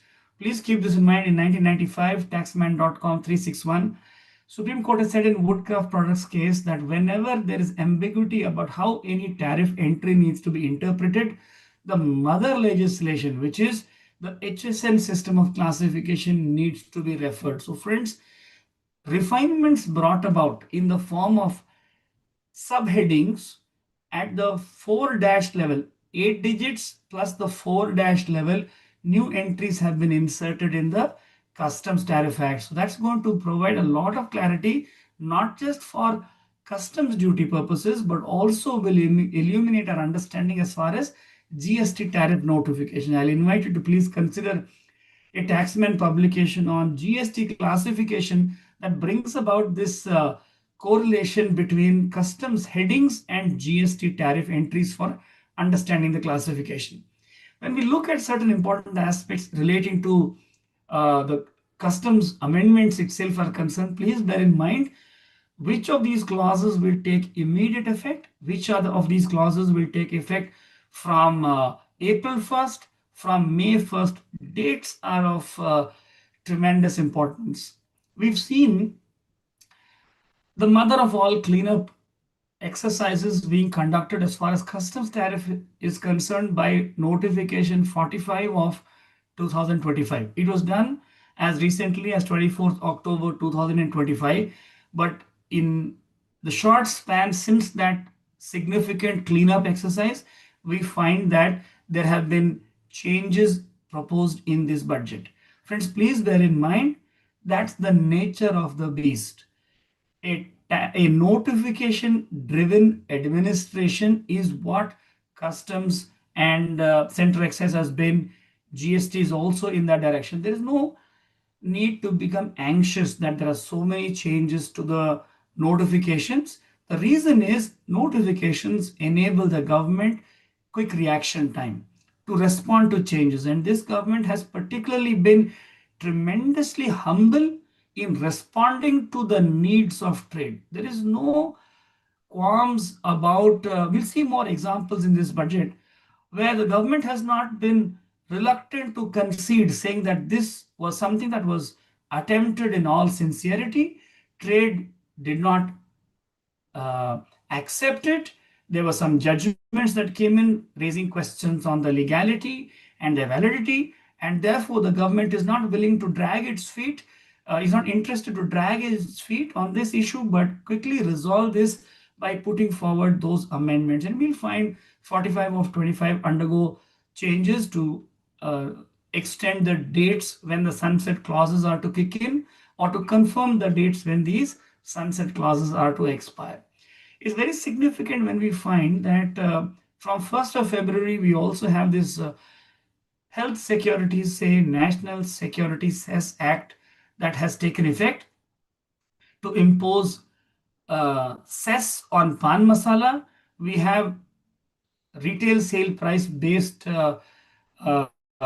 excise duty being imposed on tobacco products, and capacity of production based excise duty. Friends, these complexities relating to the specified tobacco products is only to do away with the GST cess that applied to these products in the past. So keeping in mind that there have been refinements, there are corresponding changes as far as the classification of these articles are concerned. So when you look at pan masala and tobacco products in particular, please bear in mind these articles attract GST, excise duty, as well as health cess. So we need to keep this in mind when we understand how taxation works.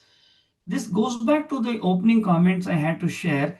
Ambiguity is the antithesis of law. Ambiguity cannot exist when we have tax law in particular. So therefore, clarity is important. And here we have changes being proposed to set right wherever there was ambiguity as far as the extent of implication, extent of interpretation that was required to impose duties. If we look at the changes proposed as far as GST itself is concerned, let's consider before GST, there's an important point to mention that there have been changes as far as the baggage rules are concerned. It's a point worth mentioning for the reason that baggage rules have been updated in keeping with the current requirements. The most recent change was 10 years ago. And in those 10 years, there have been changes in the market that necessitated us to get into enabling newer refinements, to do which amendment to the old rules could have been done. But here is a government that thought it fit to recast the rules completely to provide us the new baggage rules of 2026. The reason being, we also have the baggage DP regulations of 2026, which provide for, I found this very interesting, in addition to declaration of dutiable or prohibited goods by passengers coming in through green channel, the regulations provide for electronic declaration up to 3 days prior to their arrival. But what's more important is two interesting provisions find place in the regulations of 2026: import for re-export declaration, export for re-import declaration. Import for re-export applies to foreign tourists visiting India.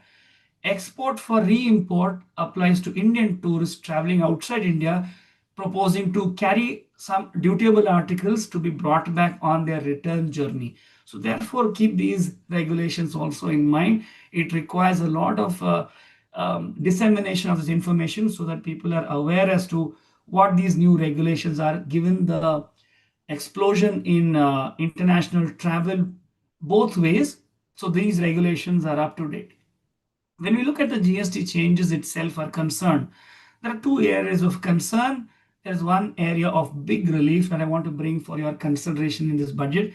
What we have to keep in mind is as far as the IGST law is concerned, before we get into CGST, let's address the significant issue that is of interest to taxpayers. There is this category of services called services of an intermediary. that had bothered industry very in a profound manner in the way in which it was being subjected to tax, because there was I would only say, in spite of the government's consistent effort to provide clarification after clarification, this issue was not going away. Services of an intermediary will have as its place of supply the location of the intermediary, which means even though an intermediary located in India earns foreign exchange for their services, it was not eligible for zero rating benefit.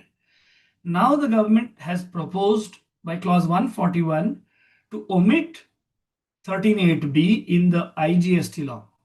Friends, whenever there's an amendment in the CGST law, we all understand that corresponding amendments in the sister legislation of the state GST legislations have to also be enacted by the respective states, so that there is synchronized notification of the changed law on a particular date. Unlike CGST law, IGST law does not require synchronization with state law. Only IGST law can be implemented, which is why you will find clause 141 proposing this 13(8)(b) amendment not having any specified date. So as soon as it is notified, I'm expecting, by looking at the way other customs provisions have a date of 1st May, I'm expecting that this bill will get passed very quickly. Provisional Collection of Taxes Act 2023 provides a 75-day window, but I don't think that many days will be consumed in moving these amendments. I suppose the discussions on the direct tax proposal will occupy a lot of time before the bill gets enacted and sent to the president for assent. So friends, 13(8)(b) is to be omitted. Let me bring to your attention Section 6 of General Clauses Act 1897, which says that when there is a repeal with a saving clause, past actions will be saved in spite of the repeal. But this is an omission. Omission is not the same as repeal. As recently as 2025, we've had a curtain of judgments coming out. The most notable ones where repeal was interpreted by the court as clearly not saving past claims, past demands, and held that all past demands stand abated. I'm reminded of HiCal Limited of Bombay High Court and Vinayaka International of Delhi High Court, and all the other judgments in the context of export refunds under Rule 89, as well as 9610 of the CGST rules. The judgments that were only recently rendered, having considered the judicial authorities of the past, are fresh in our minds, and here we find an omission. And I'm not saying that this is a drafting oversight. I'm very glad that the government has been so gracious to omit this clause, so that not only is the issue resolved for the future, but it also resolves issues of the past. All past demands, I'm expecting, based on HiCal and Vinayaka International's decision, stand abated. The flip side of this is, once clause 141 is enacted, we will find that, intermediaries located outside India, where remittances are being sent for their service fees from India, will now be liable to RCM.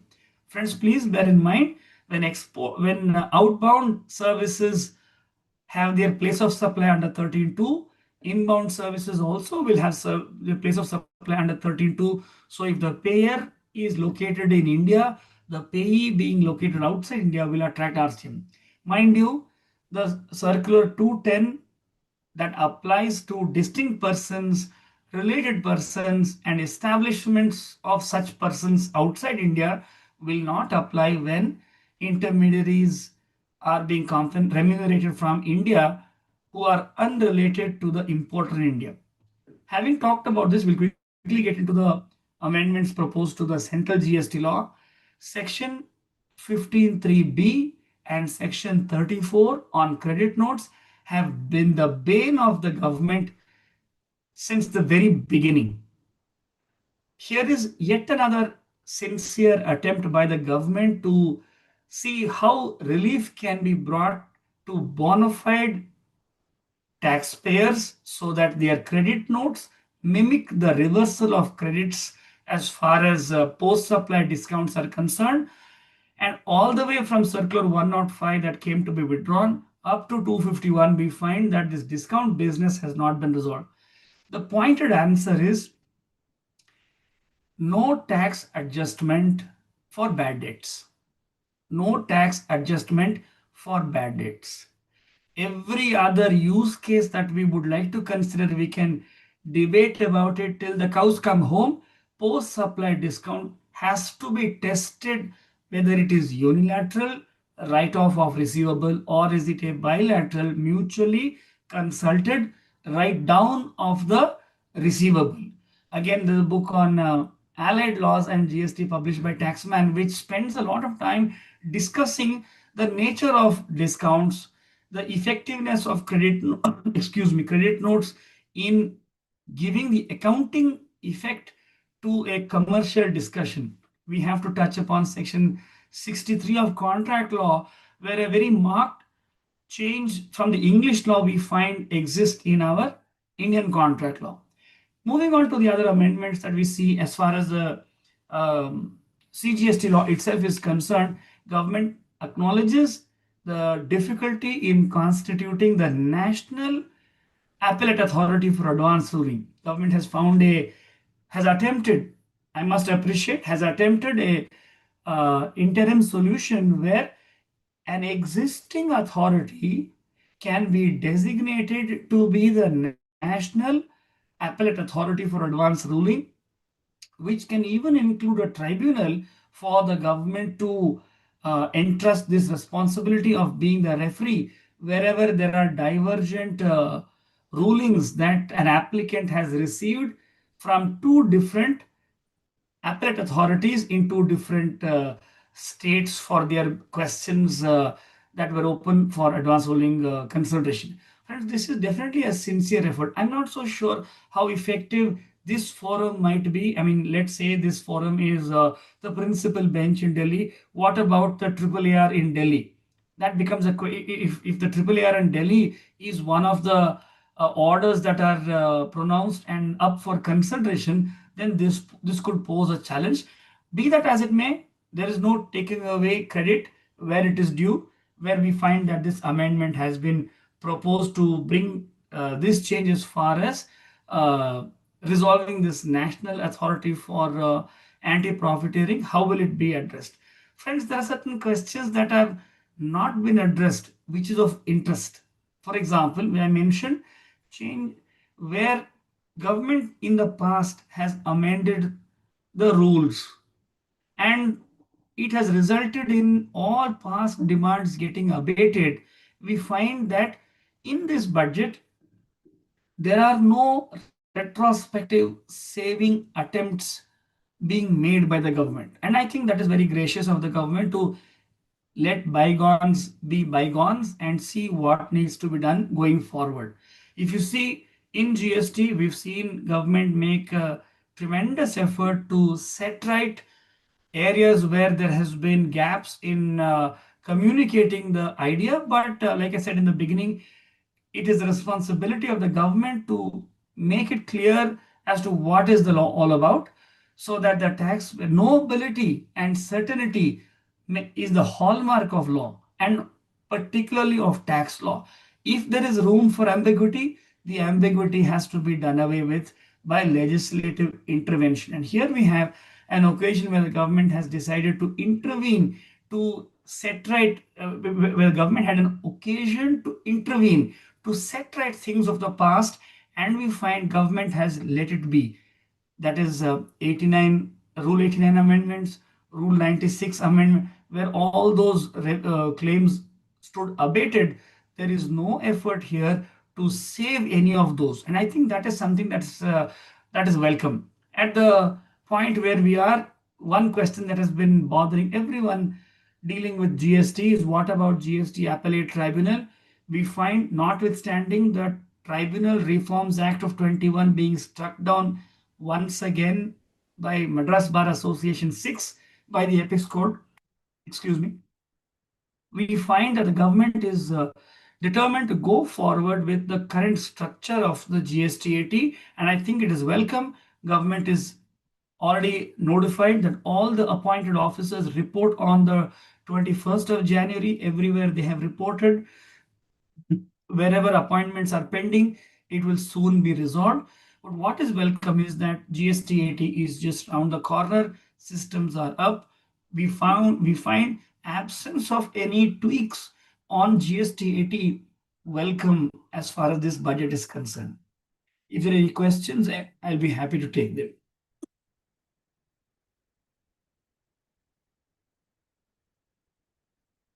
Team Taxman, if there are any questions on these proposals, please let me know.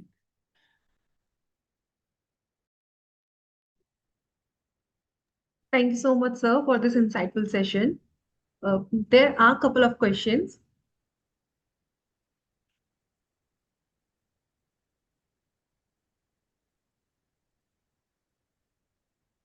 So there are two questions related to place of supply of intermediary services. The first is whether this change will apply prospectively or retrospectively, considering the provisions has been omitted. See, the omission of this provision will be prospective, but the nature of the amendment, which is an omission, will render all past demands to abate. No, but to say that this will be retrospective is incorrect, because if it becomes retrospective, then all outbound remittances will also attract RCM. So this is a prospective amendment, which is by way of an omission. All past outstanding demands will abate and will only operate prospectively. So another question is, an exporter appoints a person located outside India to negotiate prices with foreign customers. Will this arrangement attract GST under reverse charge mechanism? If so, will such levy adversely affect the competitiveness of exports contrary to the government's export promotion policy? Yes, it will attract IGST on reverse charge basis. Please remember to look into Dharmendra M. Jani's judgment of the 3 members of Bombay High Court. It will attract IGST on reverse charge basis, and no, it will not affect our competitiveness, because IGST is fully creditable. When full credit is admissible, exporters will be entitled to refund. With the changes in with the zero rating available only under Rule 89.4, there is no impact for exporters. In fact, the amendment to Section 54, which is proposed, makes exporters entitled to 90% provisional refund immediately. So therefore, there's no need for exporters to be anxious. Yes, you have to pay RCM on fees, remuneration paid to overseas agents, but no, it will not affect effectiveness of our exports. Okay, sir. Moving further, the next query is on why any notice. It is related to Section 101. Government is empowered to any authority to act as an AAA. Whether GST will assume powers from 1st April 2026, that is the date of amendment, or from the date of notifications, if there is any requirement to issue such notification. See, the law is being amended in the CGST Act. So mind you, all sister legislations need to be amended. So please don't be anxious that it's going to happen in April 26. It's going to take some time before all the legislations are amended. And whether it is going to be GST-80 or not is also not clear.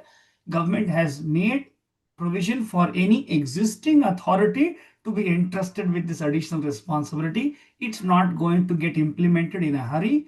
Taxpayers will have time to understand the changes and respond when that situation arises. Okay. So there are a few more queries. Can I take up? Please. Yes. So the next query is, will this change, this is related to change in credit notes related provision, section 15. Will this change apply to supplies made to prior to the date of amendment? All changes will be prospective. These changes will not be retrospective, since Central GST Act has to get enacted and all sister legislations have to be enacted. So there's no need to be anxious that these changes will immediately trigger additional compliances for the past. It will all be prospective. Okay, sir. Sir, there's another query. What practical changes might courier operators and exporters experience once custody regulations are notified? See, as far as government's efforts throughout it has been to ease doing business, not just for importers and exporters, but also all functionaries responsible to assist trade in their transactions. Once the regulations are notified, it will only enable more technology adaptation, more offline engagement with regulator, lesser and lesser in-person engagement, and time-bound disposal of applications. Please expect far greater efficiencies than what we have already experienced till now to come about once the regulations are notified. Okay, sir.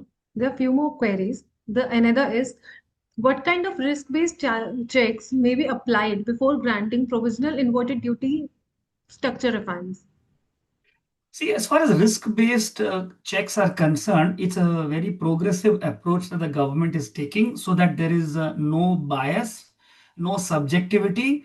Risks are not based on someone's perception. It is backed by data. Today, we live in such a connected world that someone who travels abroad, someone who goes to sub-registrar's office, someone who draws foreign exchange to pay under LRS, everything is being interconnected. So the definition of risk is free from bias. It is more data backed. If the government believes that they have sufficient data to consider certain kinds of industries, players, commodities prone to risk, they are likely to deny provisional refund and only refund post facto. But this risk is not going to be static. It's going to be something that will be reviewed ever so often to make sure that the facility that is enabled in 54.6 is not only lip service. As we have already seen, provisional refunds are, in fact, refunds in GST has become a uneventful exercise. So therefore, we should only welcome this risk-based review because nobody wants mischief makers to get away with unmerited benefit in GST. Agreed, sir. Sir, there's another query.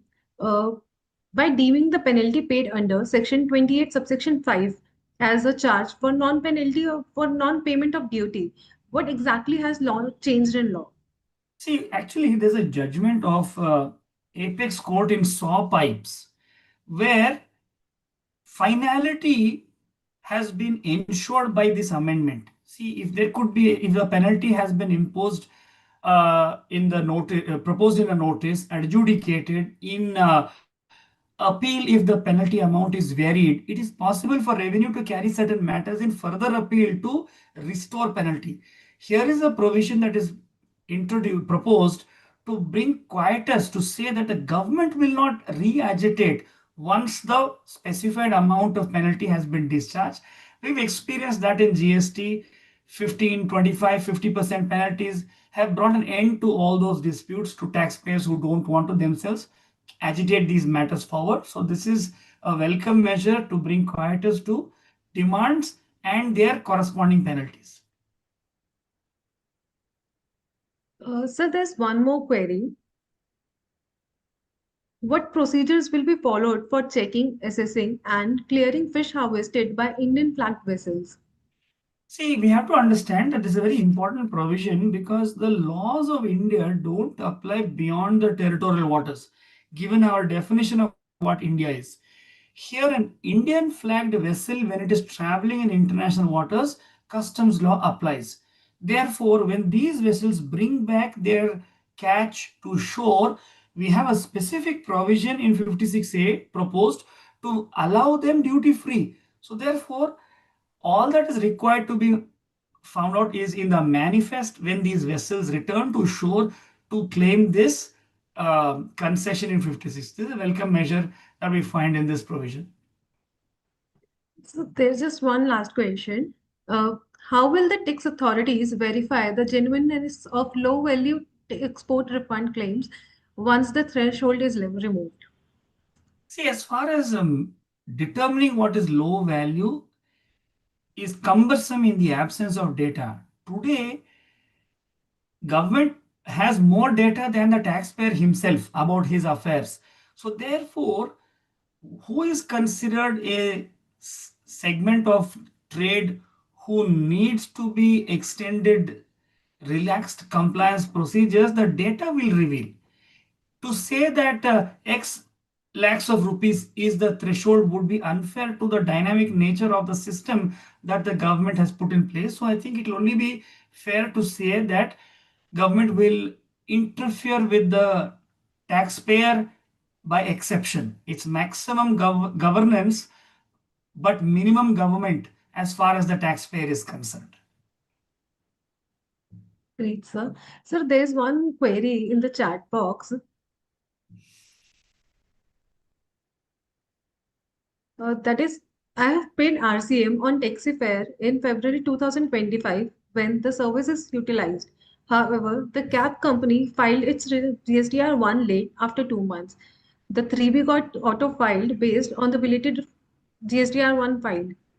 I paid that also. Now the query is, can I get the refund of second double payment? See, if the taxpayer has paid tax twice and it is a reverse charge tax being demanded, being involved, the taxpayer needs to claim, is eligible to claim credit of the tax. The one who is entitled to claim refund is the payer of the tax. If the recipient of the service has discharged the tax, then credit is available. If refund is to be claimed, since it's an RCM, the payer can claim refund only on satisfaction that credit of such RCM has also not been availed in respect of the same refund amount. So it's all. Thank you, sir. That's all from our side. Thank you so much for this insightful session. It's a pleasure to have you. Thank you so Thank much, you, sir. Team Taxman, for the opportunity. Thank Best you, sir. wishes.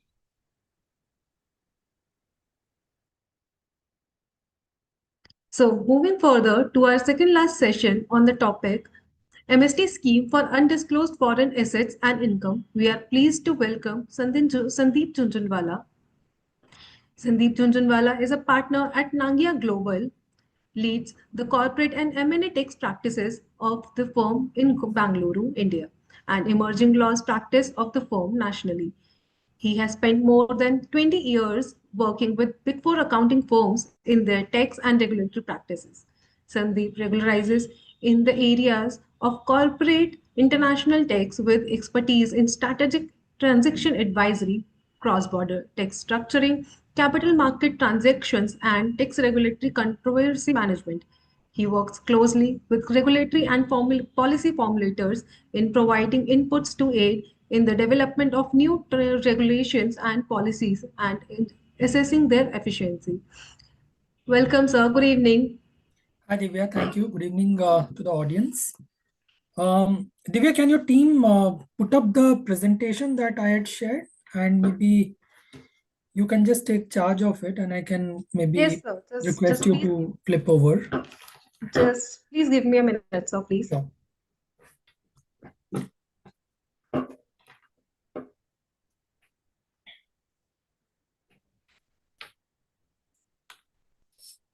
Okay.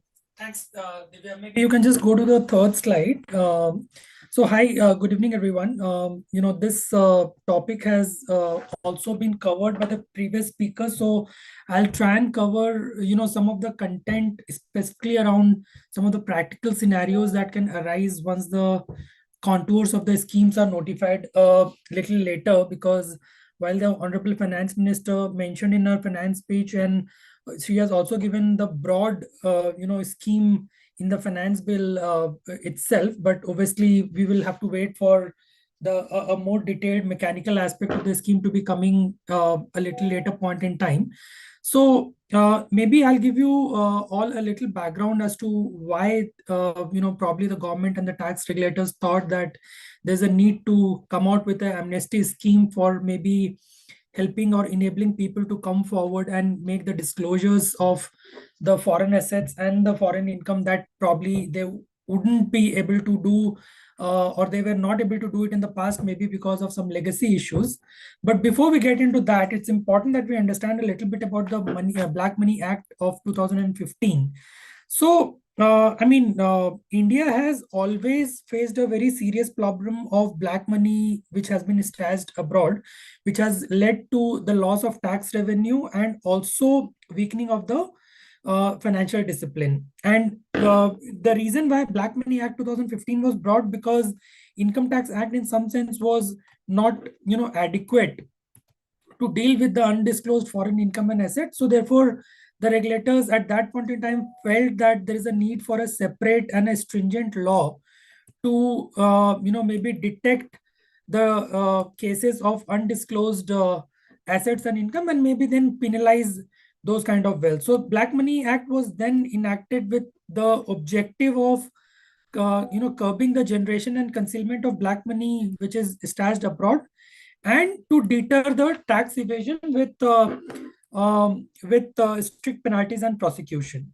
Now, the key provisions as it existed under the Black Money Act, and which is what we have spoken about on the left-hand side of the current slide, is that it applied to all the undisclosed foreign income and assets, and it operated independently out of the Income Tax Act.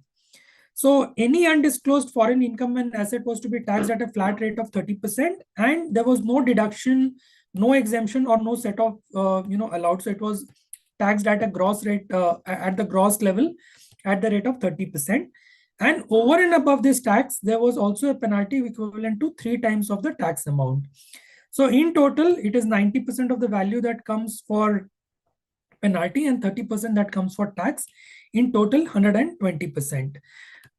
Aside this 120% of the value that we are talking about, there was also a prosecution related provision under the Black Money Act, where they had specified that there is a rigorous imprisonment ranging from 3 to 10 years, and the proceedings could be initiated at any point in time, unlike the normal law. Now, this is what the Black Money Act was largely covering, but at the same time they also came up with a voluntary compliance scheme for all the SSCs, so that before the new act is being brought into picture, there's a one-time compliance window which is being given to people to actually come forward and disclose as much as they can. So this compliance window was available for a period from July 1st to September 30th, and in that they had given a limited opportunity for the taxpayers to pay a flat rate of 30% and a penalty of another 30%, so 60%.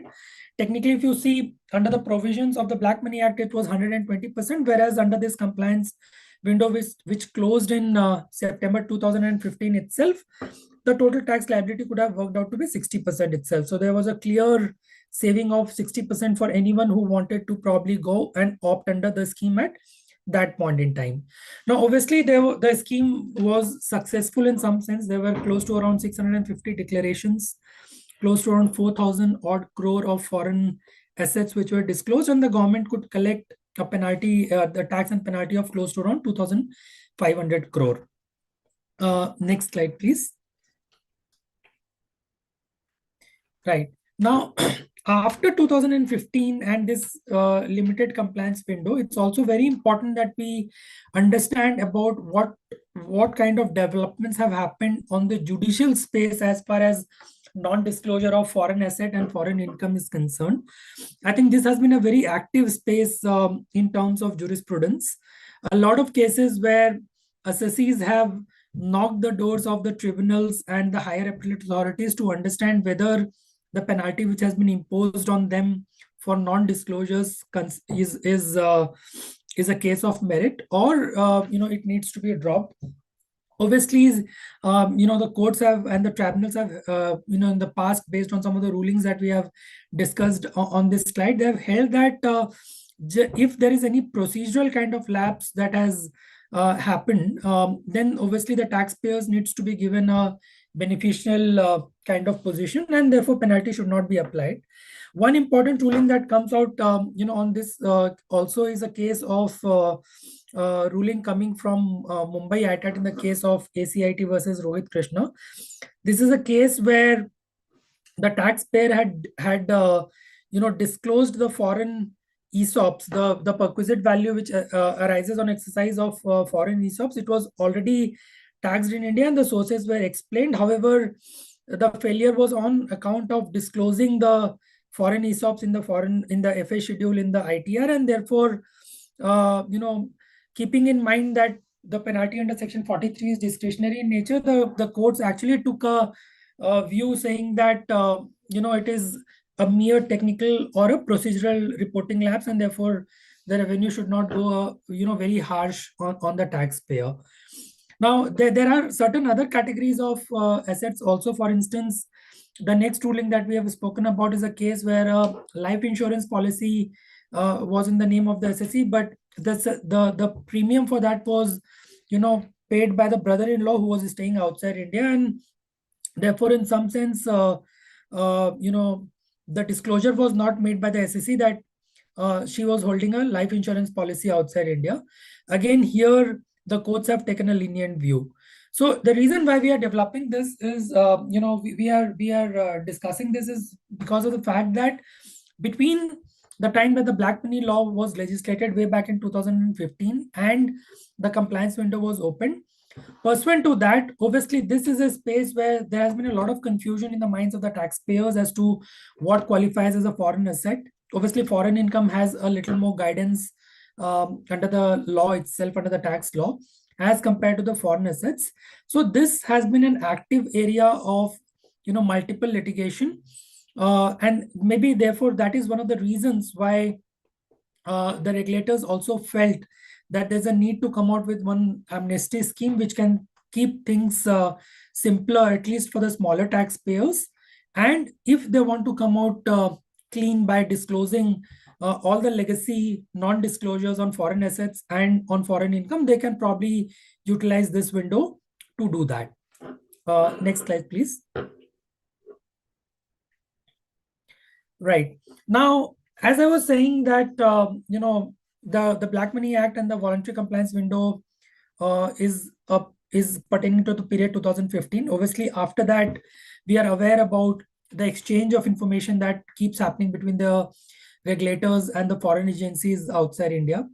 Obviously, we are staying in an interconnected world where there are a lot of third-party reporting as well. So there has been some compliance and awareness campaigns which the government has also run.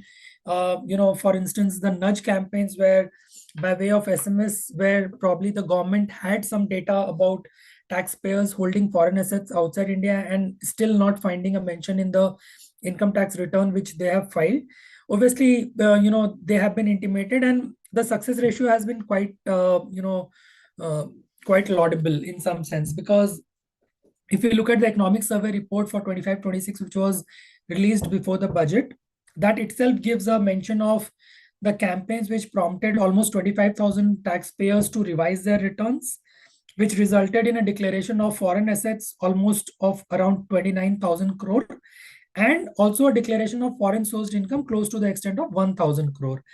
Now, this statistics in itself, leads to some kind of conclusion that the nudge campaign has been successful, and also the fact that there has been multiple cases of non-disclosures, either on account of inadvertent error or also maybe on account of some ambiguities that existed in the minds of the taxpayers, whether a particular foreign asset has to be disclosed in the tax return or not.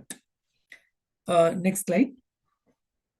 So on account of this, if we also were to talk about some of the instances or illustrative cases of foreign assets and income. We are going to take that up in the subsequent slides. I think it's important because there is no explicit guidance under the tax laws today as to what will qualify as a foreign asset.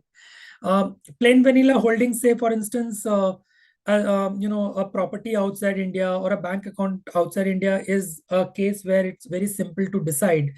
But then there are certain asset categories where it's not very easy to decide whether that will qualify as a foreign asset or not.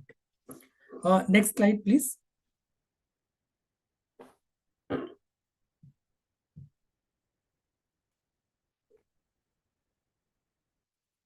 Right. So this is where I was saying that overall, this slide just speaks about some of the foreign assets which should be disclosed as FA in the schedule in Schedule FA of the ITR.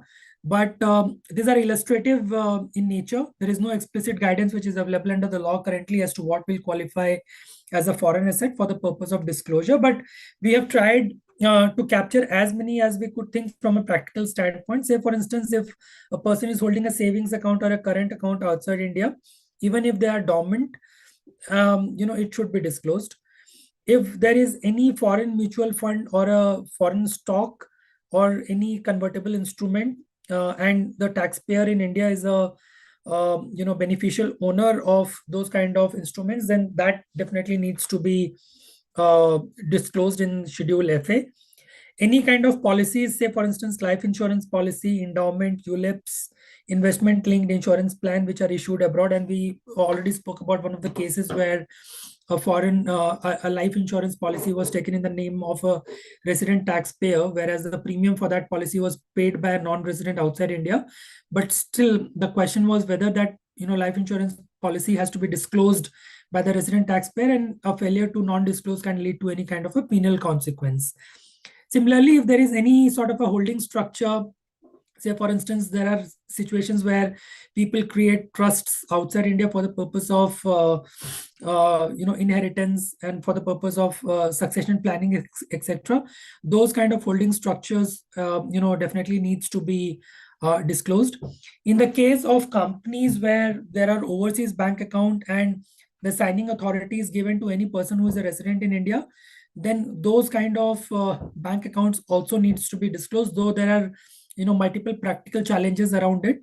And maybe one of the practical challenges which is worth mentioning is also about the case here that the person who is actually signing or has the authorized signatory kind of power for those bank accounts is actually not holding that bank account in his or her personal capacity, but this is a corporate account, and therefore technically it should be the corporate which should be disclosing the balances and the details of this bank account in their returns. But this leads to some sort of ambiguity as to who should disclose this. Is it whether the person who has the signing authority requiring to disclose, or the company on whose name the bank account is held outside India? Similarly, any other capital assets, say for instance, if there are digital wallets, if there are any cryptocurrencies, if you have any registered IPs which are held outside India, any motor vehicle or any premium assets, say for instance yachts, those have to be disclosed as foreign assets. As I said, immovable property outside India is a very simple case. So in case there are any house, apartment, commercial office space, or a land or any vacation home of an Indian resident taxpayer, that definitely needs to be disclosed as a foreign asset in the Schedule FA of the ITR. Now, what happens is there are some assets. For instance, we have given an example of a vested ESOP. Now, a question comes that whether a vested ESOP also needs to be disclosed, because it's not in the form of a share yet, right? So, that is a question that comes up at times, for the taxpayer to consider whether he or she should also be disclosing the vested ESOPs in the ITR. Our view is that maybe yes, because this is a law which kind of provides for stringent penalties for non-disclosure. So at times, over-disclosure can probably ring fence a taxpayer from those kind of penalties which can arise in the future. So in the case of a doubt, I would recommend that a disclosure is a better option or an approach to take as compared to non-disclosure. Similarly, there are cases where a taxpayer could have worked overseas for a period of time and may have had some sort of a retirement or a social security fund at that point in time outside India. And after some point in time, after that person would have returned back to India, the retirement account could have just been lying dormant, for some time, in the employment country.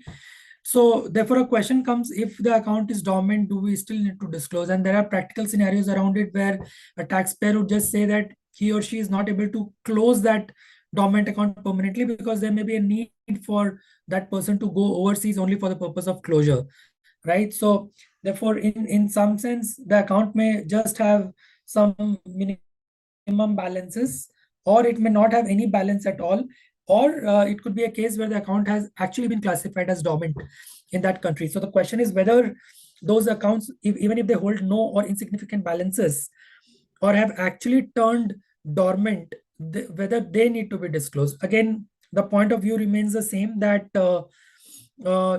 in some sense, disclosure in this kind of cases in the ITR is a better approach to take, considering the kind of penalties which are provided under the Act. Next slide, please. Now, similar to assets, we have also given a list of foreign income which Indian tax resident needs to report. In fact, if we look at the disclosure under Schedule FA, there is also a need to disclose all the foreign assets in that table provided under Schedule FA and a cumulative of the total foreign income for an Indian tax resident, which goes under Schedule FA itself. So some cases of foreign income could include if there is any interest income which is earned on an overseas bank account, if there is any capital gains which is earned from the sale or transfer of a foreign asset, say for instance any shares, property or business, if there is any inheritance that one may be getting from a relative who is staying outside India and the property is also probably outside India, if there is any foreign insurance related maturity proceeds, if there is any rental income. People end up having properties outside India where they are earning rental income, and then there could be a situation where they miss or they fail to disclose the rental income from that property overseas in their Indian ITR. So that is a classic case of foreign income missed to be disclosed. Then there could be cryptocurrency. So a person could have utilized the services of a foreign crypto exchange to hold the crypto in their wallets outside India, but any income that arises on account of transfer of that crypto or any other virtual digital asset, VDA as we call under the provisions of the Income Tax Act, will also qualify as a foreign income which will require a disclosure in India. Similarly, if there is any business which is carried out, or if there is any IP which is registered or which is held outside India, on account of which a person resident in India is getting any sort of a royalty income, etc., then those are the kind of foreign income that needs to be disclosed in the income tax returns. Next slide, please. Now comes the scheme where, as we said, the finance minister has announced in a budget speech that this is a scheme which will be open for a time window of 6 months. Clause 114 to 128 of the Finance Bill 2026 deals about the scheme overall. Now, the way the scheme has been structured is it covers the scheme in two parts. One is part 1A and B, and the second is part 2A and 2B. So the first part covers situations where there are undisclosed foreign assets or undisclosed foreign income, the value of which together should not exceed 1 crore rupees. This is a qualifying amount. And if a person has to avail the benefit of the scheme and make disclosure under this scheme, assuming that the threshold is met, then the requirement to pay taxes is 30% plus additional 30%, which is 60%, something similar to what was there under the voluntary compliance scheme, which was available in the opening era of the Black Money Act way back in 2016, right? So this is the first part of the scheme where undisclosed foreign asset and an undisclosed foreign income subject to a aggregate cap of 1 crore could be disclosed. Now, second scenario arises, which is only in the case of a foreign asset, for example. Now, there could be a situation where a foreign asset could have been acquired when a person was working outside India, but he or she failed to disclose that asset after becoming a tax resident in India. So that's scenario number one. Scenario number two is the case where a foreign asset is acquired from an income which is already offered to tax in India. So the second part of the scheme covers the disclosure of foreign asset under these two categories. One is where the taxpayer has actually offered the income to tax on account of which, from which he is buying that asset outside India or a foreign asset. The second scenario where a person probably has bought a foreign asset during the period when he or she was a non-resident, but subsequently has never reported that in the ITR which he has filed after becoming a tax resident in India. Now, for this, the value of the foreign asset, is subject to a cap of 5 crore. So it has to be 5 crore or less. And if the disclosure is about a foreign asset subject to the cap of 5 crore rupees, then there is a fee which is required to be paid to the extent of 1 lakh rupees. So one needs to pay 1 lakh rupees, disclose those, and wait for the tax officer to process the declaration and pay the required amount and take the benefit of the amnesty scheme. Now, the scheme also provides that once a person is eligible under the scheme, then there will be no further tax penalty or prosecution under the Black Money Act. That declared foreign income or asset will not form a part of the the total income for any other tax year. And this, in any income or asset which is declared under this scheme, will not affect the finality of any of the completed assessments. So this is the immunity that one gets, as a part of coming under the scheme. The scheme has a clear-cut, non-application on any asset or income which is representing the proceeds of crime and proceedings which are initiated or pending under the PMLA Act of 2002. And if there is any asset or income which is related to an assessment year for which the assessments are already completed under the Black Money Act, then no further disclosure can be made by utilizing the provisions of this scheme. Next slide, please. So now we have covered some illustrations which can, help the audience understand as to how the scheme would work. So let's take a scenario where a person who's a tax resident in India had acquired shares, for 50 lakh rupees. And the fair market value of those assets as on March 31st, 2026 is 80 lakhs. Now, why, we are trying to give this example is, to help you understand that if a person were to discharge the tax and penalty under the Black Money Act vis-a-vis the proposed scheme, which are the numbers which will play a role in terms of calculating this, and do I need to keep the cost of acquisition as the base value for the purpose of calculating the tax and penalty, or is it the fair market value as on 31st March 2026 which plays a role for the purpose of this calculation? Now, just to answer the question on the value, I think the value that needs to be taken is the value as on 31st March 2026, because if we read the finance bill, it mentions that the value of the asset means the fair market value of the asset determined in such manner as may be prescribed. So we'll have to again wait for the final rules to be coming over for this and the related forms. But what becomes important for us, for the purpose of calculating the tax and penalty is to consider the amount of 80 lakhs. Now, under the Black Money Act, the way this will work is also one thing on the fact is that the person who is the tax resident in India has received a dividend of 12 lakhs in the past years. So the cumulative value of foreign asset and foreign income undisclosed is 80 plus 12, which is 92 lakhs. Under the Black Money Act, we will have a tax rate of 30%, which is 27 lakh 60,000. And then we will have an additional tax, which is 100%. So, which will not be applicable. Okay, I'm sorry for that. The penalty which will be applicable under the Black Money Act will be 3 times of this amount, which is 82 lakhs 80,000. And then we will have an additional penalty for non-disclosure in the ITR, which is 10 lakh. So the total in this case will be 1.24 crore, obviously way beyond the total amount of undisclosed foreign asset and income, which is standing at 92 lakhs. Now, one ambiguity that also exists under the current law is that the additional penalty for non-disclosure in the ITR, which is 10 lakh, whether that is a per assessment year penalty or whether it is a penalty which has to be paid as one time. I think that's not very clear.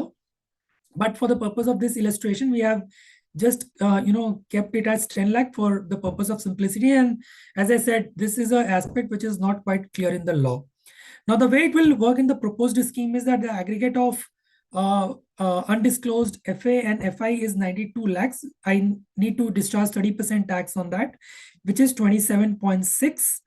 And another 100% tax, which is the additional tax provided under the scheme here. So it will be 27.6 into 2, which is 55,20,000 rupees. So there's a clear arbitrage between the tax that applies along with the penalty and the additional tax between the provisions of the Black Money Act and the proposed scheme under the current finance bill.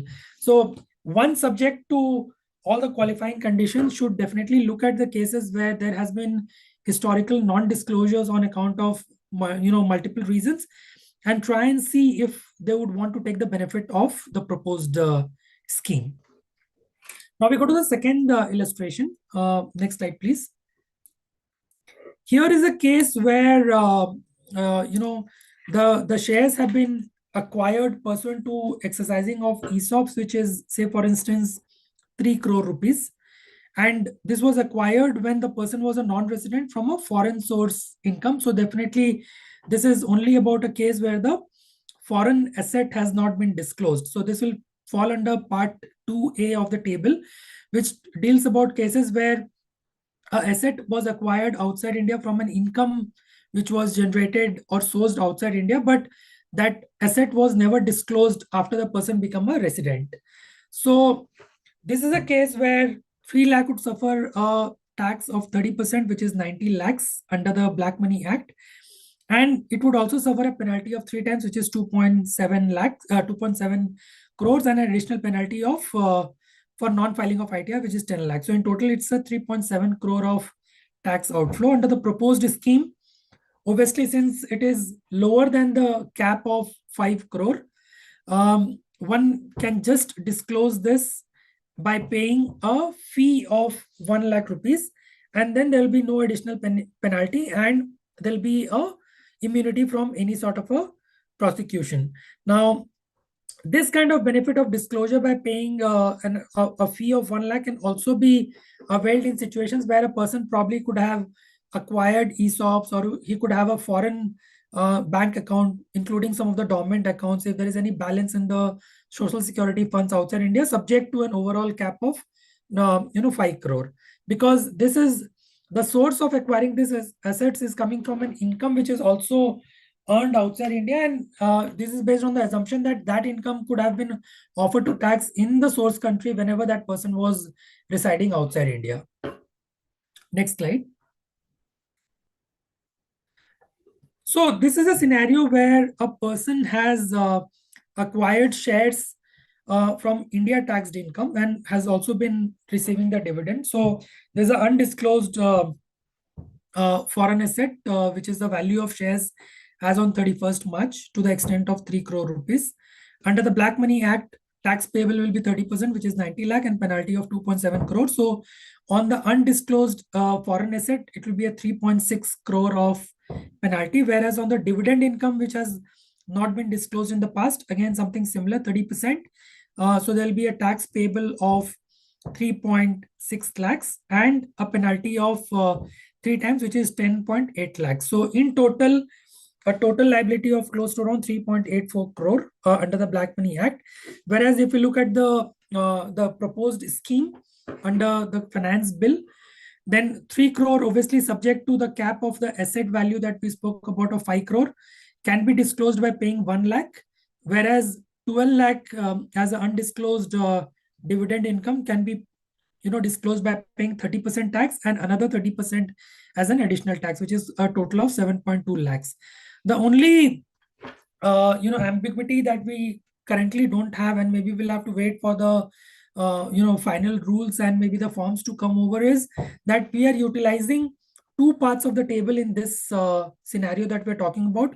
We have utilized serial number 2B of the table for the purpose of disclosing financial asset, whereas we have utilized the threshold of table 1B, which is 1 crore rupees, for the purpose of disclosing the dividend income in this case. Now, we are not very sure whether a person can, under one application or one single applicant can file this to foreign asset as well as foreign income under two different thresholds under a part of the same application, or can a single taxpayer do that? Now, that's something which we are not very clear, and maybe we'll have to wait for the final rules to be coming in the future to maybe get a clarity on this. Please. The next scenario is about a case where, say for instance, the tax resident has a residential house property which was acquired way back for a cost of 50 lakh rupees, and the value of that is now say for instance 95 lakhs. So it is within the threshold of 1 crore. He could probably opt into the scheme and make that disclosure. But if the value, the fair market value concept that we spoke about, which says that the value of the asset means the fair market value of the asset determined in such manner as may be prescribed.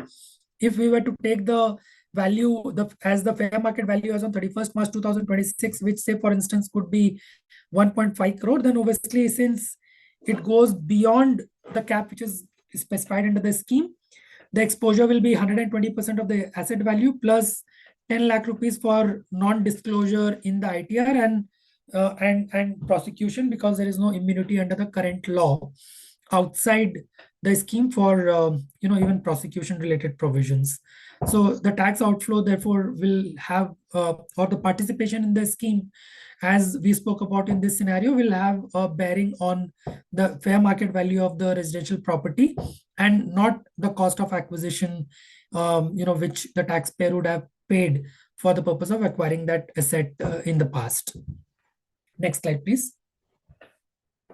The last scenario that we are speaking about is a case where Indian resident, say for instance, is holding two individual assets, both of which individually, if I see, will be lower than the cap of 1 crore, which is provided under the act. So for instance, if a person is holding a house property which is worth 90 lakhs and also holding a undisclosed share in a foreign company which is worth 80 lakhs. Now, in the example that we spoke about, obviously, if you look at the two asset classes distinctively, then they are both standalone, falling below the limit of 1 crore. But obviously, if we look at it cumulatively, then it is breaching the cap of 1 crore rupees.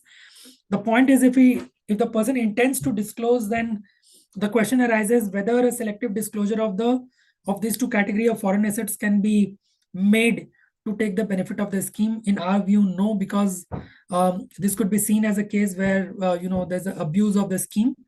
The second question that comes is whether the subsequent detection of the second undisclosed foreign asset by the tax authorities could lead to the withdrawal of the benefits which is already availed in the scheme. So for instance, a person knows that he or she is holding these two category of assets, but decides to go under the scheme only disclosing one asset, because the person knows that if both of the values are to be accumulated together, then the threshold limit would be breached.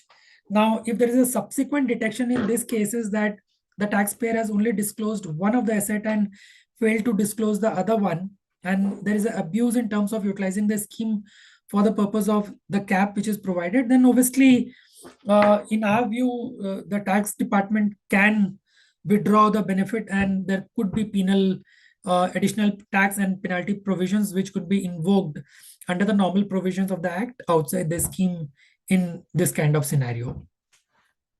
Next slide. So this is aspect just to determine the residential status of an individual. As I said, the provisions for disclosure applies to resident and ordinary resident in the case of an individual, and in the case of corporates, if the place of operation and management is in India, it is considered to be a resident company, and therefore all companies, firms, or any other LLPs or body corporates which are doing their businesses in India, or they have their place of management and operations in India, are required to disclose. Whereas in the case of an individual, the requirement to disclose the foreign assets and income, is applicable only for resident and ordinary resident. Why it becomes important is because there are situations where one can come across questions whether a non-resident or a NRI is required to make the disclosure. So obviously we will have to stay with the thumb rule that the requirement for disclosure of foreign assets and income that we spoke about, and for the purpose of applicability of this scheme, in the case of an individual, we have to see whether the person is a resident and an ordinary resident or not, as per the Income Tax Act. That's it from my side. Divya, if there are any questions, maybe we can take that up now. Thank you, sir. So, yes, there are a couple of questions. So the first question is, can I opt for the MST scheme if I'm facing prosecution proceedings initiated under tax or allied laws due to non-disclosure of foreign assets? See, if the proceedings are not completed yet, and it's a proceeding which is ongoing, then obviously there is no explicit clarity under the law that it will be outside the ambit of the scheme. But currently, the way we are reading it, it only talks about assessment proceedings which are already completed. So I think if the proceedings are already ongoing, then maybe the taxpayer should have the avenue to go and opt under this scheme. But we'll have to wait for the final rules, maybe, to be talking about this clearly. Great, sir. So the second question is, how will the scheme apply where an undisclosed foreign assets is jointly held with a non-resident or foreign client? Will the entire value be attributed to the Indian resident? I think in the case of joint ownership, one needs to understand what is the ownership individually by this resident vis-a-vis the non-resident. So if there's a 50% ownership, for example, then I'll have to fair value that 50% ownership of that asset and disclose that, and maybe make a mention that the other balance 50% is held by a non-resident and therefore doesn't fall within the scheme for the purpose of this disclosure. So there are a few more queries. Can I take up? Yeah, sure, please. Yes. So the another query is, if a resident individual did not file an income tax return for earlier years due to ignorance and also failed to disclose a foreign movable asset worth 12 lakhs, can a prosecution still be launched if the default petitioners default pertains to years prior to 1st October 2024, but it is identified later? Okay, I'm not sure where is this threshold or time limit of 24 coming in, but obviously the scheme is about failure to non-disclose a foreign asset or an income in the previously filed returns. Now, the scenario that we are, or you are talking about in the question that has been asked, is there's a failure to file the return itself, right? I don't think so. People who have failed to file the returns can take a rescue under this scheme, because the scheme talks about failure to disclose the foreign asset and the income in the previously filed ITRs. So I don't think one can take a rescue under the scheme to file the returns which have been, omitted to be filed in the past years. So there's just one last question. I did not disclose foreign shares held by me in my income tax return, and their total value is 22 lakhs. Since the amended Black Money Act provides relief from prosecution for undisclosed foreign movable assets up to rupees 20 lakh. Will I get relief to the extent of rupees 20 lakhs, or will the prosecution under section 49 and 50 apply because the total value exceeds the prescribed limit? No, since the total value exceeds the prescribed limit, obviously those provisions would apply. But since this is a case where the SSE is now falling below the limit of 1 crore for a foreign asset which is not been disclosed, maybe he should consider maybe going through the scheme and see if he should maybe make a disclosure now to get an immunity from the prosecution related provisions under the Black Money Act. So that's all from our side. Thank you so much for the insightful session. Thank you so much. Thank you.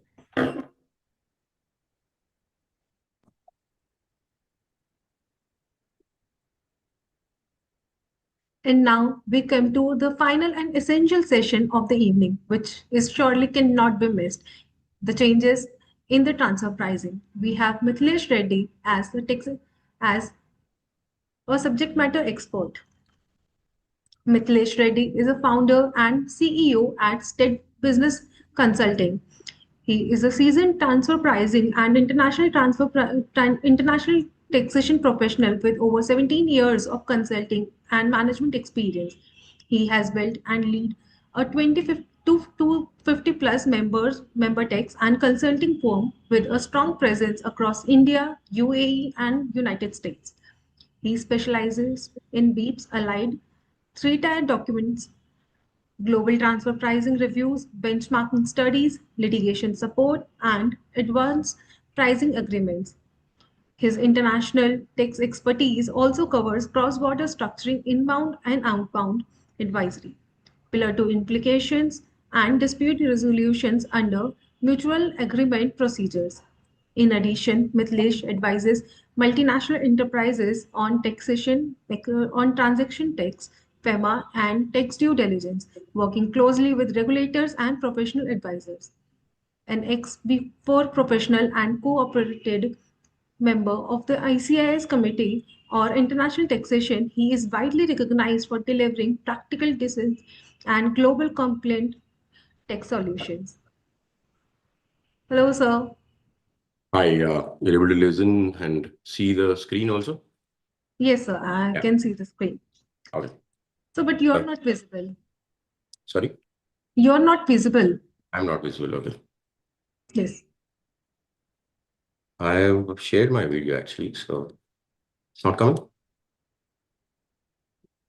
Yes, yes, you're visible, but the PPT is. Oh. Now is it fine? Yes, yes, it's fine now. Yeah. Thank you. Okay. Hi, everyone. I think it was a fantastic series, for last so many hours. I think on the amendments front, from a transfer pricing perspective, I think this was one of the, biggest, budgets or announcements that I would say after 2012. And, in that time, Pranab Mukherjee has done so many amendments in terms of having international transaction definition amendments and retrospective amendments. After that, I think transfer pricing is really being discussed at this level from a budget after so many years. Now, specifics of this presentation, there'll be around 25 slides, and I'll be doing the background and income tax budget amendments as a index first, and also correlate to the erstwhile provisions versus the current provisions which are getting implemented in April, and then highlight in each of the amendments what are the respective implications and what are the action points from the consultant's perspective or GCC's perspective or entities in India and associated enterprises as well. So let's get into the specifics now. So all the while, in the overall perspective, there was a ambiguity that I would say, which was there in transfer pricing from a risk mitigation standpoint perspective, characterization perspective, or from procedural aspects perspective. TP was always having its own specific requirements, but from the uncertainty to certainty, from complex fragmented safe harbor definitions to unification, and there is a specific simplification approach that is being adopted by the government in this particular budget, which is very, very appreciating. And the way in which they've made the amendments also is not a small amendment or anything of that sort. They've made a leap and bound improvement in the entire approach as such, and they were all very specific amendments also this time. So overall, there were almost around 15 aspects which are impacting transfer pricing. I'll show you the series of amendments in transfer pricing. But before we go there, the major focus of even the finance minister or the ministries have been on safe harbor this time, APA, and the litigation timelines and rationalization of penal provisions and prosecution. So if you see the screenshot or the dashboard, they have made sure that the dispute resolution mechanism is getting easier to one point and not to have confused status around that. And they have reduced the margin for a IT sector as such from 17-18 to 15.5, which is a significant move and very welcoming move, I would say. And in terms of the threshold limits also, the highest possible threshold limit, which is being 300 crores, has been increased to 2,000 crores, which means even bigger, larger entities can have certainty now, and they can go towards the 15.5 disclosure, and there will be no litigation as such for 5 years. So 3 years was the maximum that we could go. But recently, I think it was only 1 year till this December or November safe harbors application that we filed. So it is locked in, and it can be extendable up to 5 years. Once you say and sign off this 15.5, if you prove, then we can have the certainty for 5 years as such is what they are saying. And also to avoid any kind of communication between the TPOs and the approval processes. I think the major move also that they are trying to do is an automated approval process. I think it will be a system driven, but cash related or a security based related areas where the margin alone will not be be scrutinized, but also the processing in terms of having third party transactions, related party transactions, and also the characterization as such, whether they are doing 15.5 inclusive of all the costs or exclusive of all the costs as a cost base is also the major important thing. How they are going to automate that, we should wait and see. Now, the sector specific safe harbor targeted mainly on the cloud entities as well as foreign companies and also on the bonded warehouse entities. So 15% versus 15.5 was another twist where if they should have kept 15 as a uniform all throughout, but we didn't understand what's the difference between the 15.5 and 15% separate for again the cloud entities as such. So exemption has been provided to foreign companies and not to Indian entities. So Indian entities, again, they have to go for a safe harbor for 15%. So I'll explain this in a detailed slide later. But what misconception, during the budget day was that all the Indian entities or the cloud serving entities in India also were exempted, and there's people started searching for data centers also for that matter. But it is only the foreign companies that are earning through the Indian resellers, and specific to that, the exemption is applicable only to the foreign companies, and Indian companies, if they want certainty, they have to go for the 15% safe harbor as such. And the bonded warehouses as such, any non-resident importer or exporter, if he does not want to get the goods into the jurisdictions of the country and bear the customs and all, if they park their goods or the elements in a bonded warehouse wherein it is not subjected to a customs also, these kind of activities in a bonded warehouse, if they are disclosing 2% as a profit margin on the invoice value, then they will not be subjected to any kind of permanent establishment attributions or any kind of assessments as such. This is also a very good move, I would say. So all the build to ship to models or all the entry into India but not being subjected to customs can be targeted, and they can also buy their piece by offering 2% as such. Now coming to mostly around the APAs now. So the biggest disadvantage or the processing of this dispute resolution mechanism element of APA was the time period. How much time it would take for me to get a unilateral APA or a bilateral APA. In terms of a unilateral APA, the average period has been 3 to 4 years. So that was the biggest disadvantage that many of the GCCs or many of the foreign subsidiaries that have floated in India who have gone for the APAs have faced as such as a challenge. But they have kept a timeline now, which is a very welcome move. And within this 2 years timeline that they have proposed, they have to close each of the APA, and it is extendable to a maximum of another 6 months in worst case scenarios.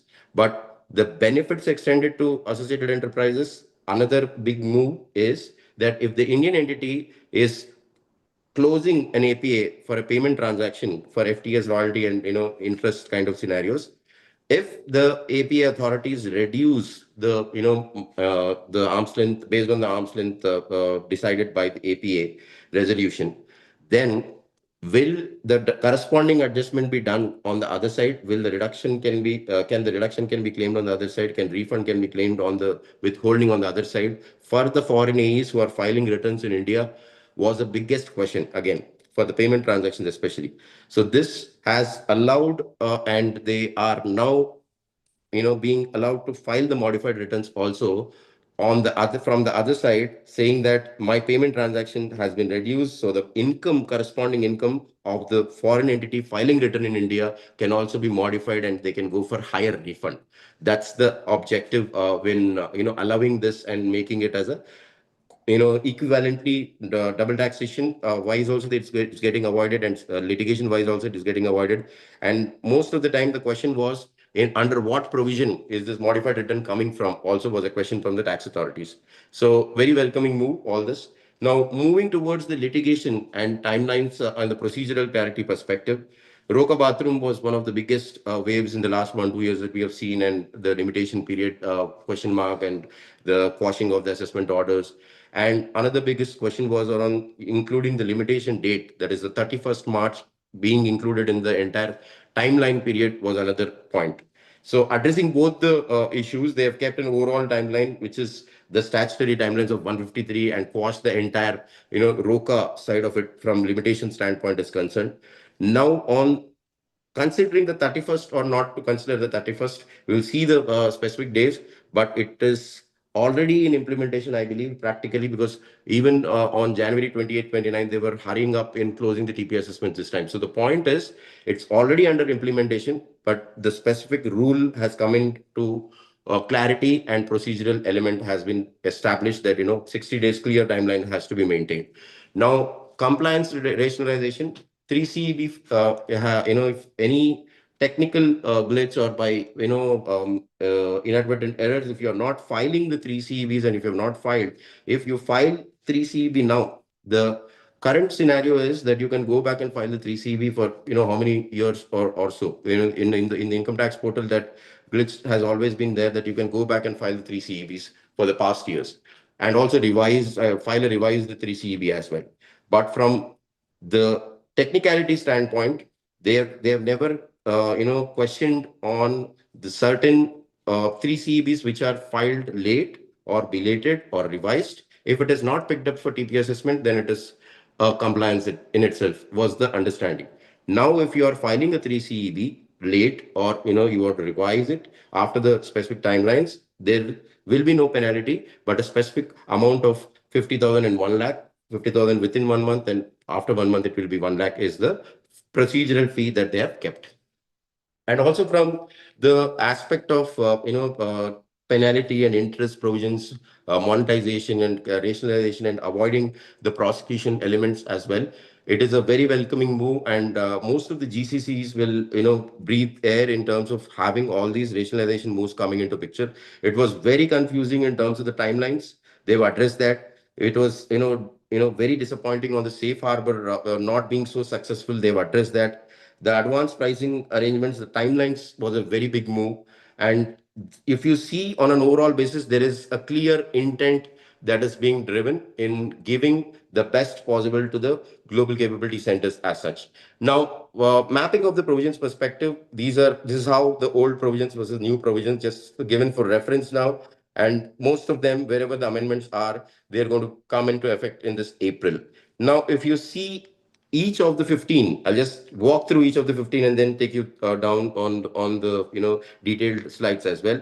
Simple IT safe harbor regime. I told you all the segments have been clubbed into IT, ITS, R&D, and many KPO confusions on the characterization of the services was there. Now it is moved to a specific IT category.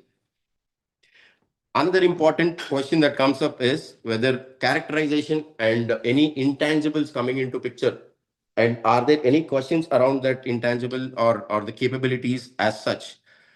If an entity is around 2000 crores, and if it is also having capabilities of marketing the intangibles or creating the products from here, will you still accept 15.5 as a risk mitigated service provider or not, is one important question that needs to be answered. So eliminates service classification disputes, provides uniform managerial access across covered services. There is always an element which was the doubt on the definition part, characterization, and categorization part, which is addressed. and uniformity has been brought. But on specific questions on the procedural implementation, automation of approvals, and categorization, and the element of risk mitigation are the important questions that will come during the implementation. We'll have to see how this will be addressed. Now, safe harbor turnover threshold, I've told you 300 crores to 2,000 crores overall is the biggest change that it would come. And it has covered till larger entities also, which is very welcoming. Now, uniform safe harbor margins, the ranging between 17 to 22% has been brought down to 15.5. What's the relevance of that zero point 0.5 is really curious to understand. But from the standardization of the margins, it reduces the disputes.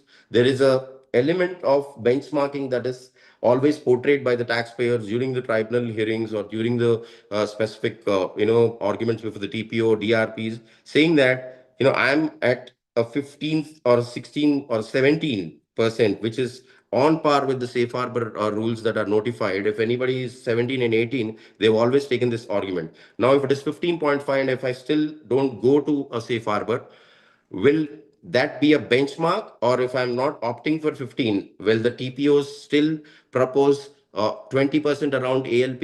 Is a $1 million question that needs to be addressed. There is no change in the risk mitigation or the CAS scrutiny parameters as such. So there is open, as it is status on that process. So any entity which is maintaining the margin around 15.5 and not filing a safe harbor might be still exposed to the TP assessments is the understanding from the relevant provisions, whatever we are reading now. Now, from validity perspective, they've extended it to 5 years. As I would say, automated safe harbor approval has created an certainty kind of an automated procedure is always good from a minimal officer involvement standpoint is concerned. But how are they going to address the cost base, the specific characterizations, involvement of third party, product distribution, any other transactions other than IT? All these aspects on an automated basis is still a significant question mark.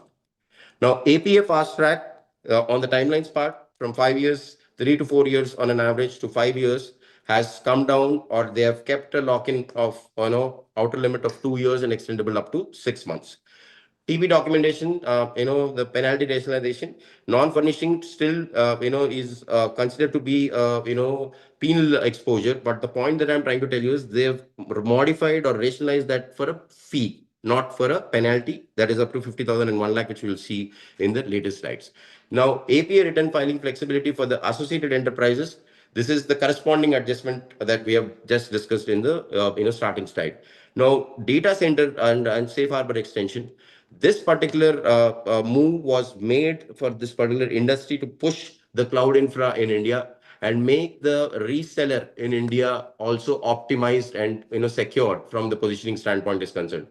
Electronic IT warehouse harbors, again, the bonded warehouse, PE attributions or the PE studies or the non-resident, assessments that are happening from international tax offices, all of them can be curtailed with this 2% safe harbor, profit margin and the application around it and filing around it. So all the bonded warehouses can go for this 2% safe harbor and get relieved. On from certification standpoint, another big move, global Indian firms has been slightly mentioned there. So it is on the Desi Big Four or the aspects of outbound Indian firms is what they have hinted towards for the certification and attestation and accountant definition perspective is concerned. I think we'll listen a lot about that in the next few months also. Now, from the last few amendments standpoint, the 60 days clarification on inclusion of 31st March was the biggest possible move, and on the outer limit of assessment timelines, the limitation period or the period of limitation which was addressed during the COVID period, so was the biggest challenge. So ROCA bathroom has been specifically amended and tweaked, and annulment of all the TP assessments which were done will now be restored. So this is one of the biggest moves as far as all the assessments that were quashed will be concerned. Now, wherever there is a specific aspect of amendment, we'll just see the questions now and understand what would be the challenges in the implementation of these amendments. Safe harbor characterization, you see the old provision on the left side of the screen, and the right side of the screen, you're seeing the new provision. So up to 100 to 300 crores was the threshold, 17, 18, 21, 24 were the margins for various characterizations. They've kept these characterizations on specific ratios and the characterization based on the value creation that they were, presenting or, to the associated enterprise from here in India.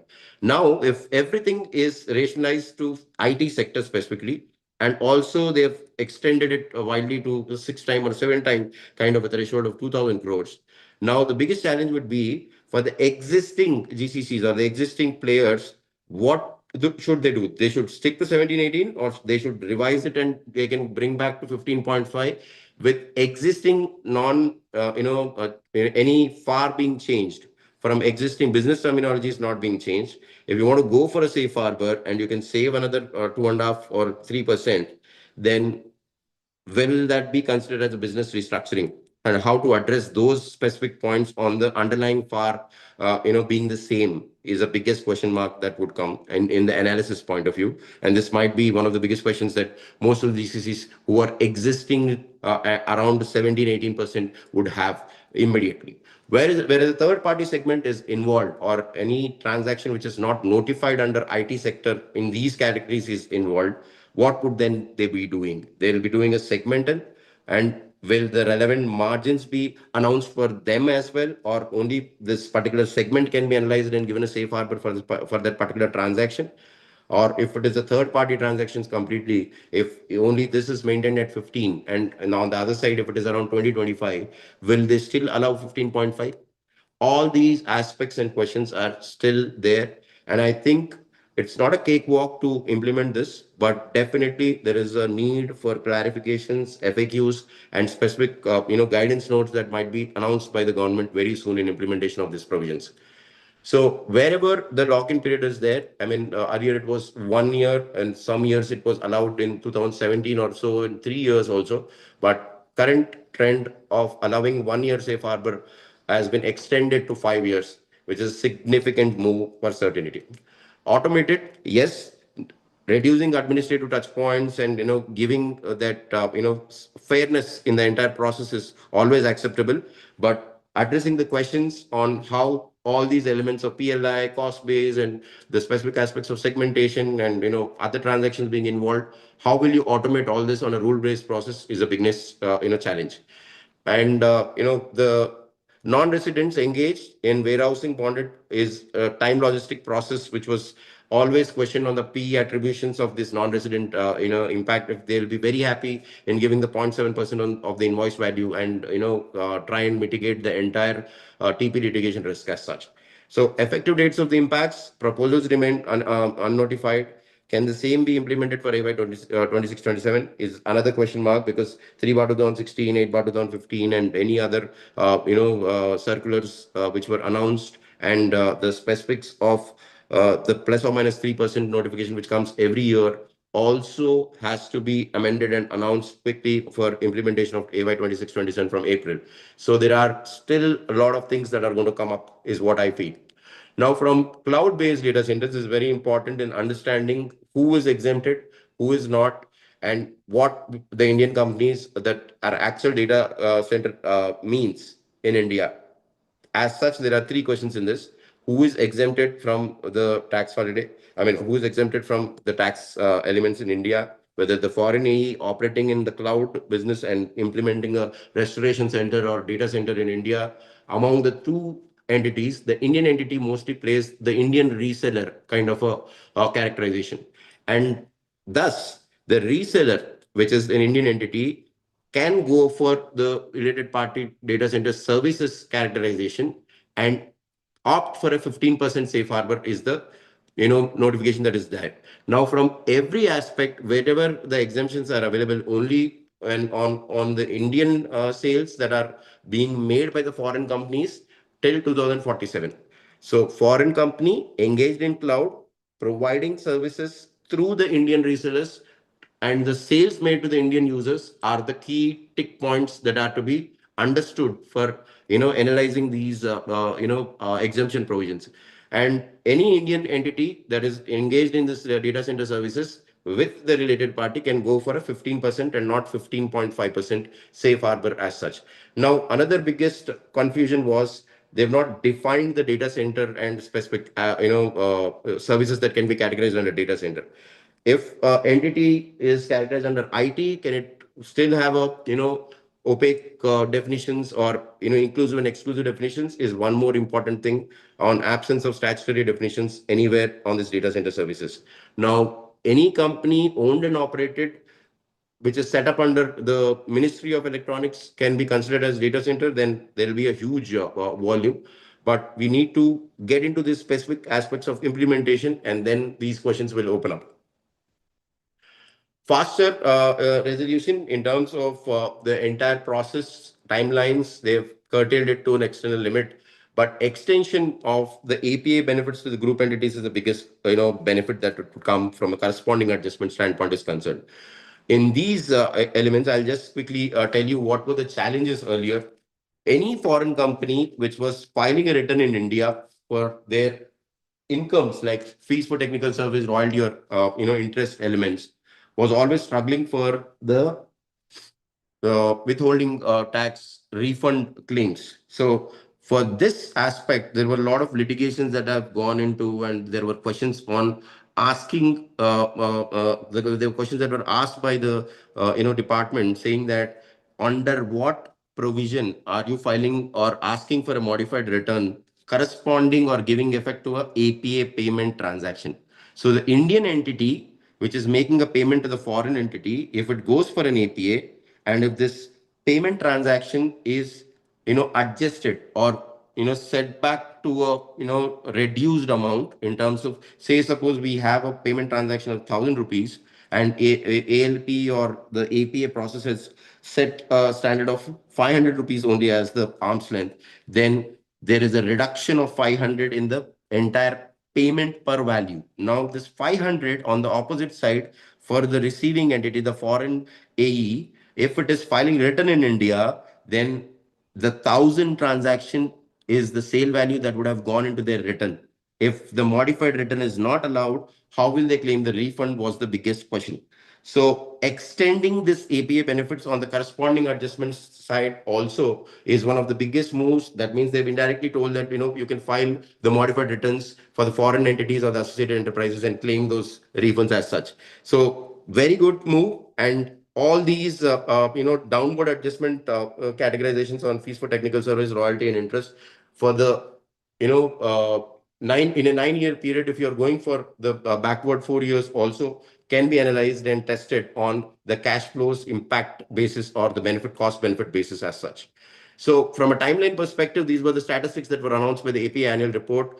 The last 10, 12 years on what has exactly happened, there was an average timeline of 3 to 4 years timeline. So now if you see this, it is very, very important that all the applications that are getting filed in 25, 26 March right now can be closed in 28 March, by 28 March. That's the expectation. So it is a very, very brave move. And on the UPAs and the bilateral perspectives, whether only to the IT sector is another question. On the what about the transactions other than the IT sector? Will the timelines be applicable there also? And what if I have IT and other transactions was not addressed clearly, and it still remains a bit challenging. So broadly, we can say that they might target for 2 years and extend it by another 6 months if there is any complexity. Now, from compliance burden standpoint, fee and not penalty if you're not filing a 3CEB. Earlier, it was always available for the 3CB could have been filed for any number of back years. If it is available in the portal, it was always a loophole that was there. Now, whenever the revision happens, whenever TP assessment pickup happens on the cash basis, if there is a filing done then on belated return wise, revised return wise, or any other updated provisions wise, 3CEB always got filed without any kind of penalty as such. Only if you're picked up for a TP assessment, then the punitive provisions or not reporting a kind of provisions on 2% of the international transaction value or the entire transaction value was being subjected. Now this move will help in encouraging honest compliances, and at the same time, the government is also tracking on how the transactions are coming into picture by giving a carrot of 50,000 or 1 lakh as a outer pictorial representation. So they are getting more and more transactions to be displayed or come into the system by giving this kind of a carrot. So by other aspect on the ROCA timelines and inclusion of 31st March, I'll explain this in an example that would be better. There's a lot of confusion on inclusion of the 31st March in the entire process of computing the 60-day timeline as such. So in the illustration that you can see here, the ambiguity or the limitation of including the last date of limitation. Say suppose my assessment was due by 31st March, 60 days prior to the AO order, the TPO should have been passed. So whether the TPO should pass the order on 30th by 30th January or 29th January was the biggest question mark in the last two and a half years, and there were quite a number of cases which claimed this kind of confused or liberalized 1 day delay kind of a timeline, and they have quashed the TP assessment proceedings also. So they plugged that and they said it should be included, and you have to be by 29th, or that is a specific practical approach that has been taken by TPOs in the last 2 rounds of TP assessments also. They've clarified, it is clear.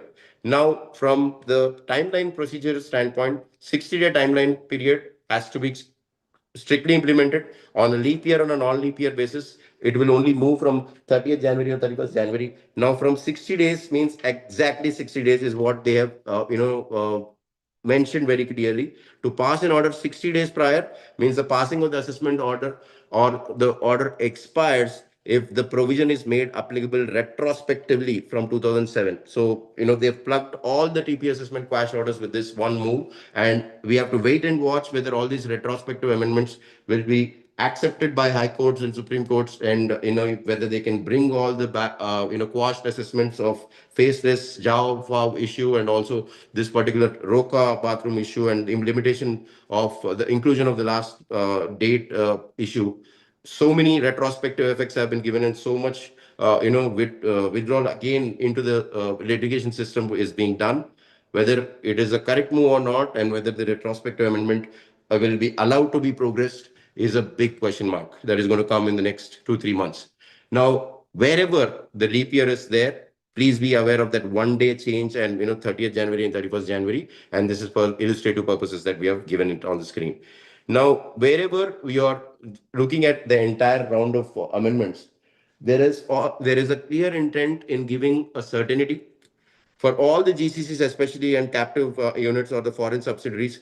There is a clear preset margins which are announced boldly for all the IT segment or the ITS and R&D and all the service providers that I would say have been clubbed under the categorization of IT, and announcing a preset margin of 15.5% is a very, very welcome move.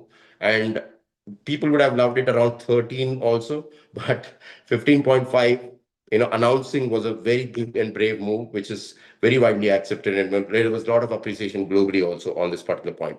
Now, dispute reduction, fast track, process, automated process, quicker dispute resolution is aimed by, curtailing the time periods. The entire process on the minor compliance errors or, inadvertent errors of not filing the 3CB are being, done with 50,000 or 1 lakh fee. And at the same time, they're getting all the coverage of the transactions also. Now, global alignment perspective, block audits will be the biggest, the next trending assessment site, I would say. So if you compare 5 years block audit period for a search and seizure procedure, for a 3-year block audit period where the assessee can extend it for the next 2 years also. So there is a difference. Now, wherever block period is being discussed from transfer pricing perspective, that is on the assessee standpoint, and none of the ALP references can be made under the corporate tax or the block periods of the regular provisions as is concerned. Now, from overall perspective, block assessments of TP also would be very widely done, and they would be closing the next 3 years in under TP assessment for block period assessments under transfer pricing provisions, 5 years for safe harbor, 9 years for APA. So 4 years backwards, 5 years forward. So These many options are available for freezing your TP policy under dispute resolution process or during the course of litigation. So they've kept it widely open, and they are extending the arms for closure as quickly as possible and locking it up. From reduced litigation standpoint, I think the biggest advantage is characterization disputes have been taken away. Most of the comparable arguments or the comparables accept, reject the charts and the inclusion of the products, R&D, significant business acquisitions, inorganic growth, and all these aspects of brand turnover. Everything has been removed now, and they have kept it under no characterization and club characterization of IT segment together. So it's a very welcome move. And what will happen to all the past litigation in in the characterization aspect, and how the government is going to look at for the past litigation if they are around 15%, is one of the biggest question marks that has come from the clientele that we have. So if there are almost around 70, 80 tribunal hearings that happen on a particular week for transfer pricing. So in this particular area of IT and ITS and service provider sector, if they are around 15% for all the years under litigation, can they claim the safe harbor, and can that move also can be provided to reduce or remove the entire litigation of the past, is one more important question, again back to the government. Now, extended safe harbor or lock-in periods for 5 years is one option. Remember, 3 years under TP block assessments, 5 years under safe harbor, 9 years, 4 years backward, 5 years forward for the APS. Now, penalty proceedings have been eliminated, and clarity on the TP on DRP timelines and overall limits of 153 and avoiding confusions around ROCA has been done. So shift from dispute driven to certainty driven TP regime is providing the greatest reliance, and I think this is a very, very good budget for all of us from transfer pricing perspective is concerned. We will spend time on the value adding and specific transfer pricing areas, and not to spend time on the ITS comparables anymore. Now, from coming to the yearly examination of the block assessments, if the TPO approval is given within 1 month from the end, this is the last year amendment. Why am I telling it now? Is the yearly examination of TP assessment versus the block assessment under transfer pricing provision is being misread, and mostly even the experts are getting confused in terms of the block assessment under transfer pricing provisions. So there's a huge difference between block assessments under search and seizure, block assessment under transfer pricing. And the approval process and the mechanism around this block assessment period for transfer pricing assessments is yet to be announced. And ALP reference, if made for block periods from the search and seizure to the TPOs, there will be no ALP reference as such. So they can exactly give the independence to the transfer pricing authorities as such. So what has changed? What has not changed? Just to refresh, there is a risk-based TP scrutiny parameter that is announced in 2016 with CBDT notification 3/2016. It is still valid, or are there any other changes that they are going to make as per the new act and provisions? Is one important thing that we need to understand. From block assessment mechanism, 3 years, but the process under the option to be addressed to the TPO, and how the implementation or the ratification will be done for the next 2 years is another important thing that is about to be announced but has not changed from last year to this year. So on the right side of the screen, you're seeing what has not changed. So risk assessment procedure of pickup, transfer pricing assessment procedure, as well as from TP litigation standpoint, there are not many changes. But from benchmarking of transactions perspective and multiple year process and PLIs, CBDT notification 8/2015 is still valid. So there is no change. As per the new act, they'll just maybe renew the notification numbers and announce the new notifications or clarifications. Now, from a time limit perspective, any industry other than the IT industry can still be assumed around the 2 years, or they can take their own sweet time of 3 to 4 years is important. But what if I have an IT transaction as well as other transactions is one more important criteria. Now, from lack of clear direction in terms of the one important disappointment that I had personally was on the master file and CBCR assessment implementations, or the way in which the reporting has been done or monitored by the government. So it was one of the biggest moves from an outbound perspective or an inbound perspective, where larger entities could have been targeted for the scrutinies, and energies could have been spent on much more better aspects of transfer pricing. But there is still lacuna. There is still no implementation guidance as such, or assessment procedure or trainings also have not been done to the IRS as such. Now, this important move can really make sure that we are getting prepared for BEPS or the Pillar 2, or for any other global moves that can be brought in for the neutralization of the corporate tax rates as well.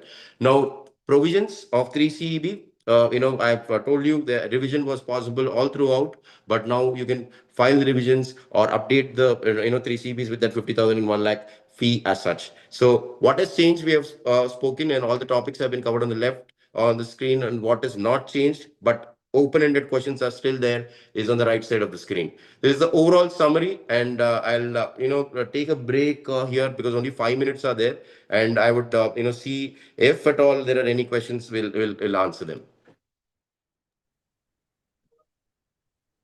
Thank you so much, sir, for this valuable session. So there are few questions. Can I take up? Yeah, please. So there's one question in the chat box. Can we expect some rationalization on safe harbor margins for other major industries in India, such as pharma, auto, ancillary, or covering new industries in upcoming years, since intent of the India is very clear for easing business in India? So they should have done all together at once. They did not do it. That's the disappointment. But the point is, I think in the next few months, or maybe by the next budget, they'll definitely rationalize the numbers that were announced, as similar to bringing down from 18% to 15%. The same thing would be done for other industries also, is what my understanding or my expectation also is. But they should have done it at once together. Yeah. So there's another question. With retrospective clarification of TPO timelines from 1st June 2007, can previously concluded matters be reopened by the department? That's the intention, friend. So let's wait and watch. So they've done the amendments retrospectively, which is very, very, consuming or stress application on all the revival of the litigation process that was quashed by these loopholes. So whether the high courts and Supreme Courts will allow, and whether the judiciary will allow this to happen, back in 2012 also there was a huge backlash on the retrospective amendments. So now also there will be a backlash, but the settlement around that also will take time. So it will be again extended for 2-3 years, and there'll be confusion around the past litigation. But at least there is certainty from 1st April onwards, which is a good indication. Yeah. Okay. So next question is, can GAR be invoked even where pricing is accepted under safe harbor or APA? In terms of the characterization, that's the biggest question that I was, continuously mentioning in the safe harbor automated process approvals, and the areas around your target number of 15.5 being displayed at the P&L level, or at the implementation level of the OP by OC. But characterizations in terms of your planning of the income tax, international transactions between cross-border entities is a biggest loophole. You would have seen the Tide Global judgment. You can see the Netflix judgment. You can see Samsung judgment. There are a lot of loopholes which can be played around with by keeping this 15.5 as a prima facie on paper, disclosure. So there has to be a meticulous way in which they're going to, process this entire automated process. And there is definitely a chance that if at all the authority feels that they have planned it and implemented, then there is going to be a big blow. Yes, it is applicable. GAR can be applied.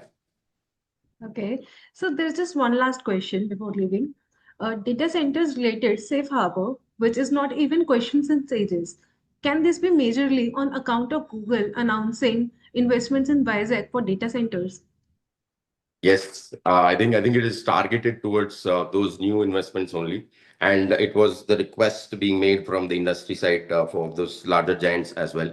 But defining them and executing this till 2047 will be a major blow. I mean, major process timeline. But the point that I'm trying to tell you is there has to be absolute certainty and clarity with which they have to announce these kind of things. And if you take the industry feedback or the experts feedback also, there will be 10 to 15 points on these data centers which can be clubbed and announced at once on the frequently asked questions or the clarifications. So you have to wait and watch for the foreign companies, for Indian companies, the safe harbor, and the definitions as such, which will be covered under the data centers.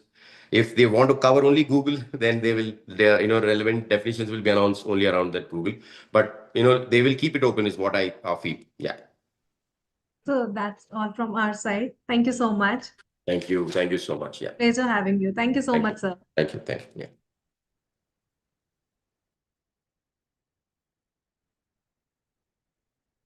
As we come to the close of this insightful and enriching budget marathon 2026, I would like to take a moment to express my sincere gratitude to everyone who contributed to this event, making a meaningful success.